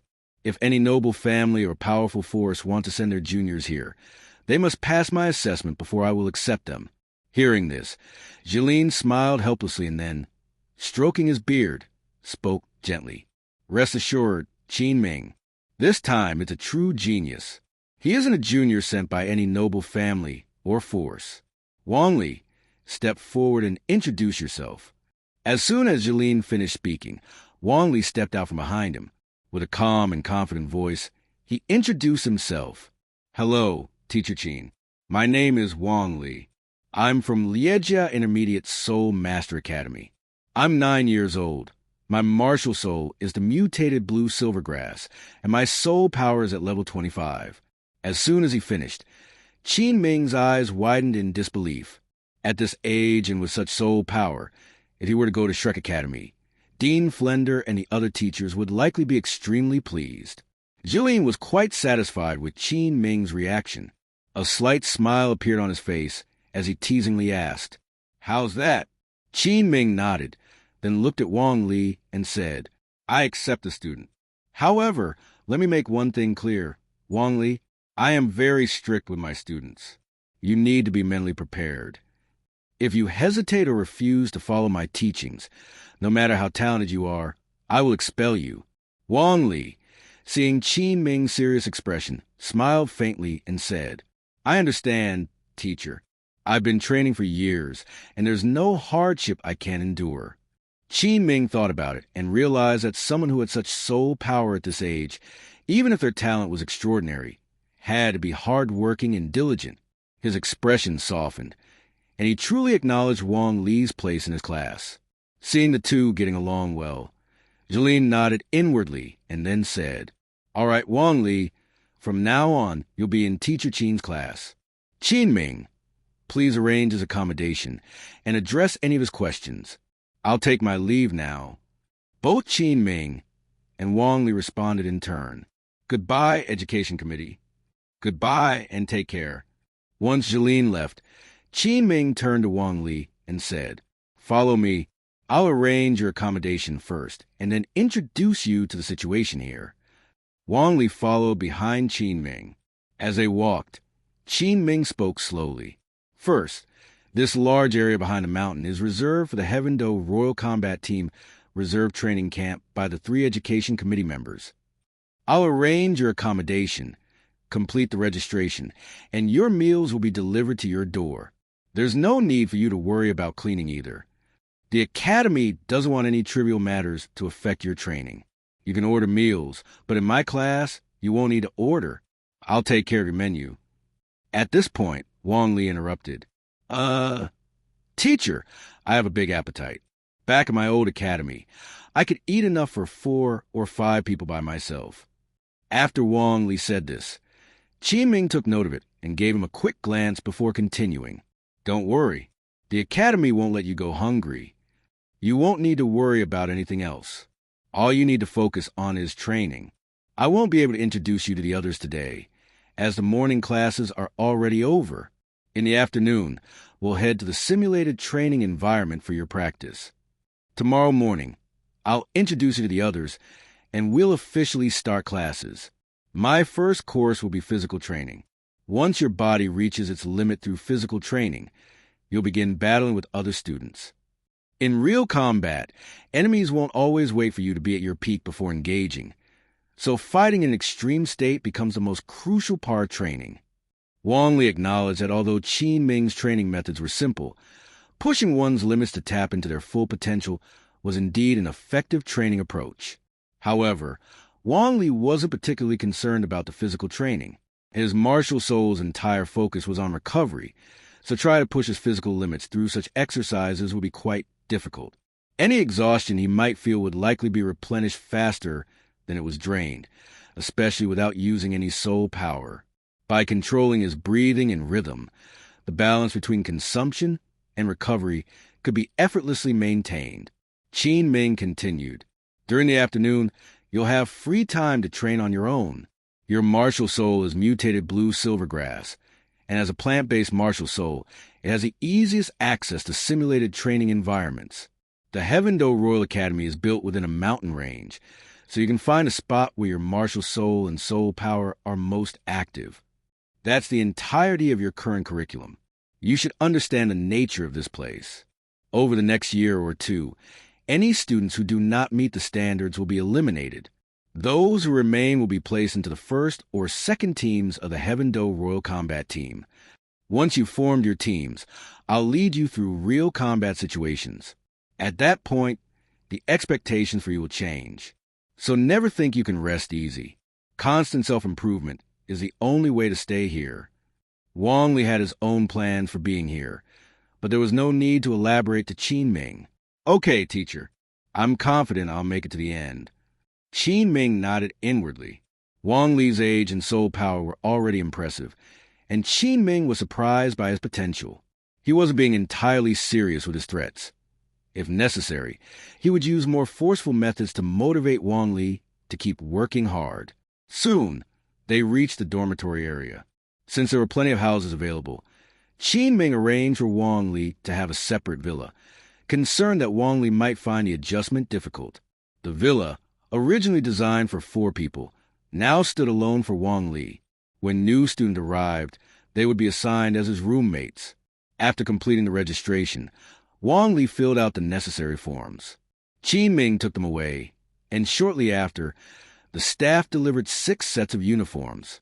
2 of the uniforms were elaborate, with robes and cloaks, clearly not meant for daily wear but rather ceremonial attire for important occasions. The other 4 sets were simpler and more practical, suitable for regular wear. Wong Lee looked at the 6 uniforms and couldn't help but marvel at the luxury of a royal academy supported by the Tiendo royal family. Even the uniforms came in 6 sets, with 2 specially designed for ceremonies. The academy's president, Emperor Shui, wouldn't be personally coming to deliver these, would he? Or perhaps that was the reason for the ceremonial outfits. Not long after, the staff delivered the food. Wong Lee had only eaten breakfast, so he was already quite hungry. Opening a few of the food containers, he found the portions were enough to feed 4 or 5 people. Wong Lee dug in eagerly, all the while wondering what the upcoming meeting tomorrow would be like. The next day, Wong Lee and Garifa had breakfast, which was delivered by the staff, and after a brief rest, they headed out. Upon arriving at the main campus, the atmosphere was livelier than the previous day. When they had arrived yesterday, the campus had been largely empty because Heaven-Do Royal Academy was vast, and out of 500 or 600 students, many spent most of their time on the mountains, training in various simulated environments instead of staying at the lower campus. Normally, the academy didn't receive outsiders, but today, as they arrived, Wong Lee observed about 30 or so middle-aged men and women, likely the deans of intermediate soul master academies, and more than 50 young men and women, presumably recent graduates from these academies. As they walked closer, they saw the competition platforms and spectator seats. Everything one could need was available. Despite being an open-air venue, it was impeccably clean, indicating that staff must clean it daily. Garifa led Wong Lee to a quiet spot to sit and wait for the 3 committee members to arrive. Not long later, the 3 committee members appeared, wearing prestigious black robes with gold trim. These weren't their usual attire. This formal dress was reserved for Seoul-Do level officials, a clear indication of how seriously they took the event. Behind them followed several teachers and students from Heaven-Do Royal Academy, who were likely the judges and opponents for today's assessment. Soon, the 3 committee members reached the podium. One of them, a tall and elderly man with an imposing presence, stepped forward. His aura was incredibly strong, and aside from the other 2 committee members, no one else seemed to match his power. Despite his intimidating appearance, he smiled and said, "Thank you to all the deans for sending your academy's best graduates to us. There's no need to go over the details of the assessment and rules. You already know them. Now, let's begin the assessment. Please wait a moment while our staff collects the students' files."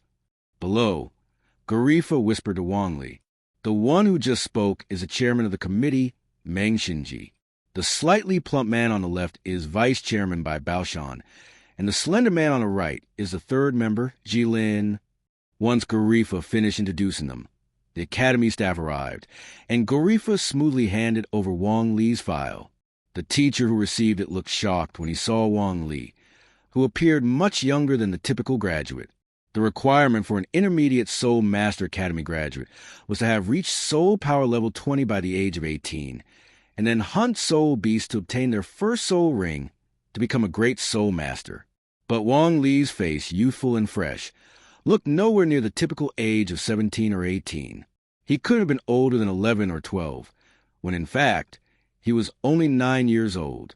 However, the teacher quickly regained his composure. They didn't need to perform any bone checking or soul power testing. In the presence of Meng Shinji by Bao Shan and Jilin, no trick or secret could be hidden.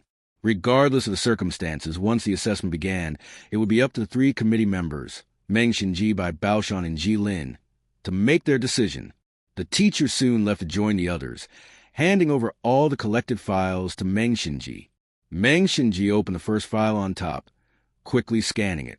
After a moment, he said, "Shuling Intermediate Soul Master Academy, AI Shi, step up." This was how the assessment worked, randomly selecting candidates to go on stage.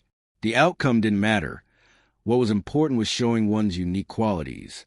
As long as the candidate caught the attention of the 3 committee members, they would pass. Otherwise, they would not. Each match lasted about 3 to 5 minutes. While the time was short, it was enough to gauge a Soul Master's abilities. Around an hour later, Meng Shinji opened the next file and scanned it. His pupils contracted, and for a moment, he almost couldn't believe his eyes when he read, "Leijia Intermediate Soul Master Academy. Wong Lee, 9 years old, mutated blue silvergrass. Soul Power Level 25. Meng Shinji took a deep breath and tried to stay calm. "Leijia Intermediate Soul Master Academy. Wong Lee, step up." As soon as his name was called, Wong Lee quickly jumped down from his seat and onto the stage. His youthful appearance immediately drew attention from the crowd. He certainly didn't resemble the typical graduate of an Intermediate Soul Master Academy. Wong Lee's opponent also stepped onto the stage at that moment. He was a young man in his 20s, dressed in a light yellow school uniform, with an arrogant expression, likely a noble, with the referee's command, "Prepare yourselves. Summon your martial spirits." The noble youth summoned his martial spirit, transforming into a white werewolf, with 200-year-old soul rings hovering around him. Wong Lee was surrounded by blue silver grass, also with 200-year-old soul rings floating beside him. The noble youth sneered, taking the first move.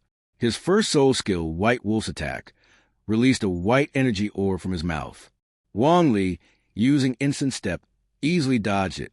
Immediately after, Wong Lee's blue silver grass, enhanced by his first soul skill, surged toward the noble youth.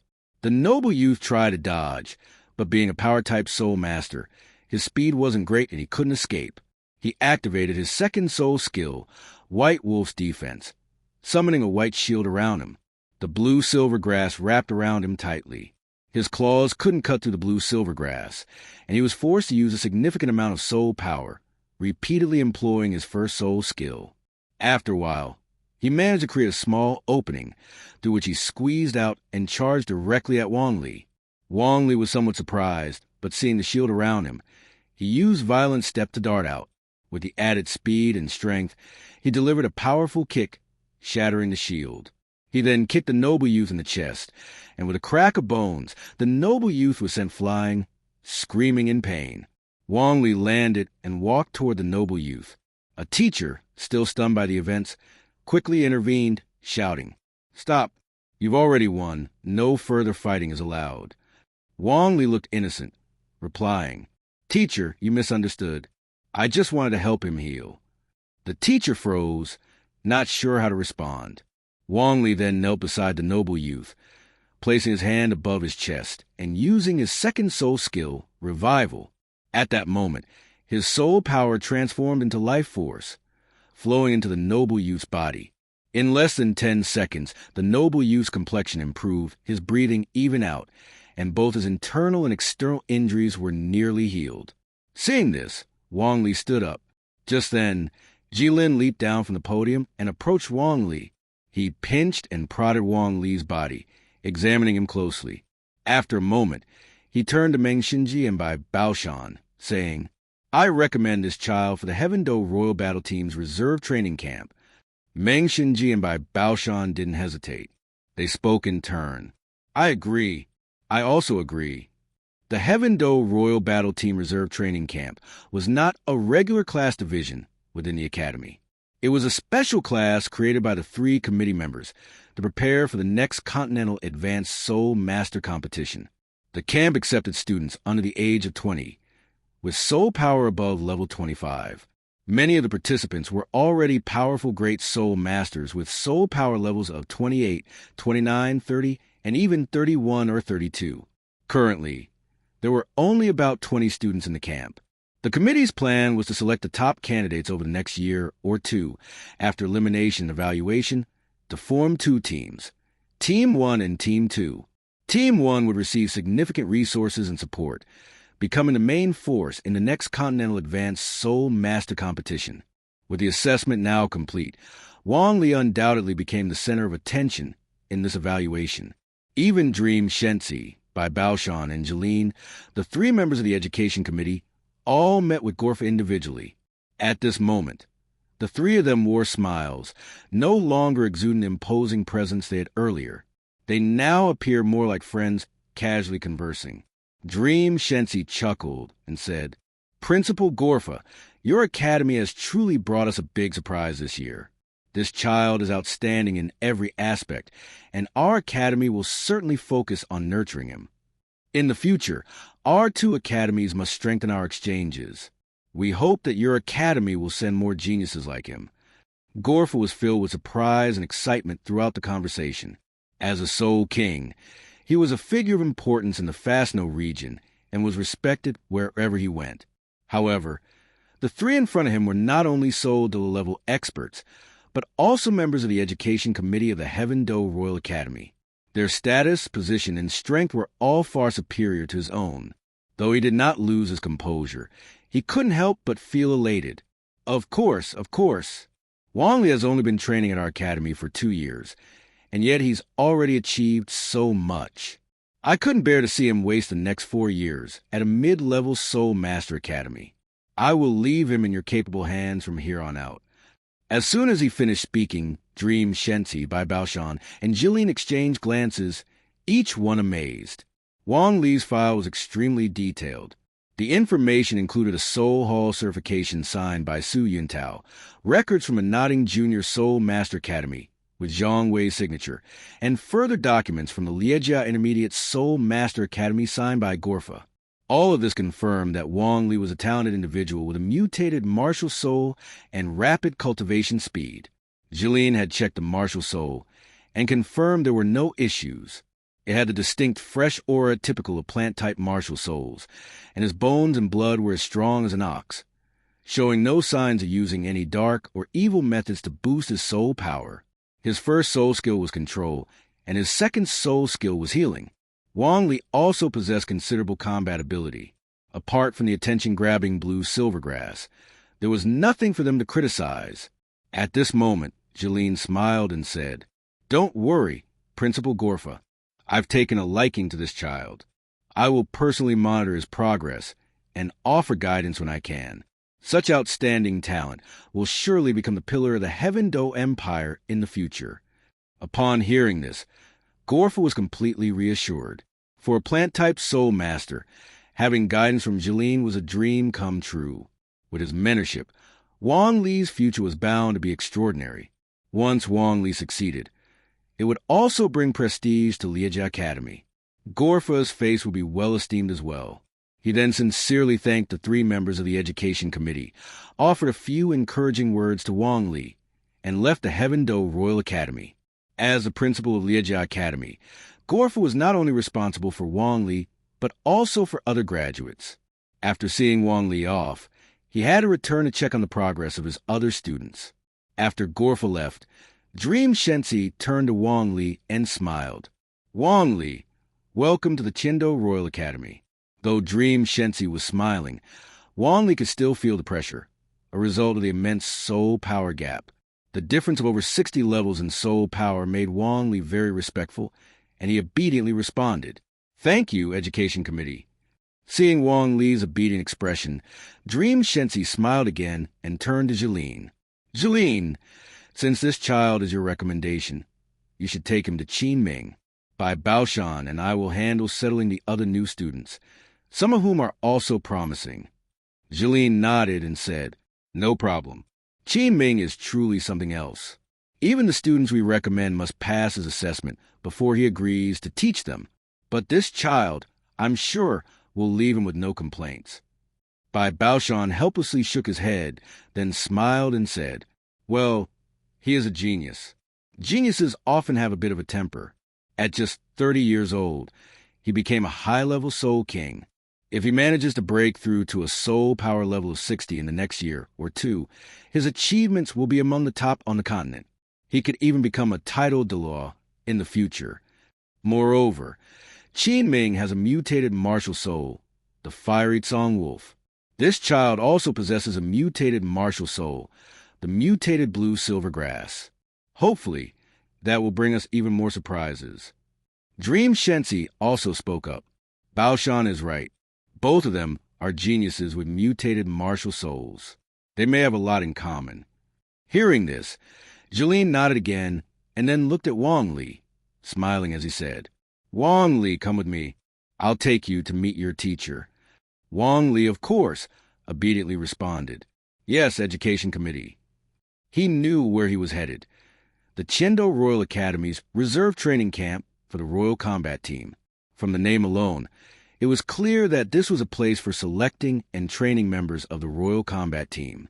However, his teacher was Qinming. There was no doubt about his talent and strength, but Wong Lee wondered if the training methods would involve running laps or something similar. As they walked, Jilin looked at Wong Lee, his gaze filled with a hint of regret. He had initially considered taking Wong Lee as his apprentice. Not just any apprentice, but a true closed-door disciple. However, despite Wong Lee's remarkable talent, his martial soul was the mutated blue silvergrass, a martial soul with a top-tier cultivation speed but uncertain potential. The biggest difference between ordinary and top-tier martial souls lies in their potential. At first, the gap may not be obvious, but as soul power increases and more soul rings are added, the potential of a top-tier martial soul becomes fully realized. Even with the same soul power and soul rings, a top-tier martial soul user can easily defeat someone with an ordinary martial soul. How much potential can the blue-silver grass martial soul develop? That was the question Jilin hesitated over. Given his current position and status, he could not simply take any disciple. He had decided to keep observing Wong Lee and offer guidance, seeing as the child would be right under his nose. If Wong Lee's performance truly earned his recognition in the future, taking him as a disciple would come naturally. What Jilin didn't realize, however, was that some people and opportunities, when placed before him, must be seized in the moment. If he missed his chance, it would be gone forever. Upon reaching the academy's rear mountain, they found themselves in an expansive but empty section of the campus. It was very clean, clearly well maintained. Not long after they arrived, a handsome teacher, somewhere between youth and middle age, came toward them, and that teacher was none other than Qinming. Hello, everyone. As we wrap up this video, I want to share a quick note. I have a Patreon account. If you'd like to support me and enjoy on-demand audiobooks, you can become a Patreon member. Alternatively, you can check out my Google Drive link, which has 500 plus novel audiobooks available through my Ko-fi or Patreon shop. I appreciate your support.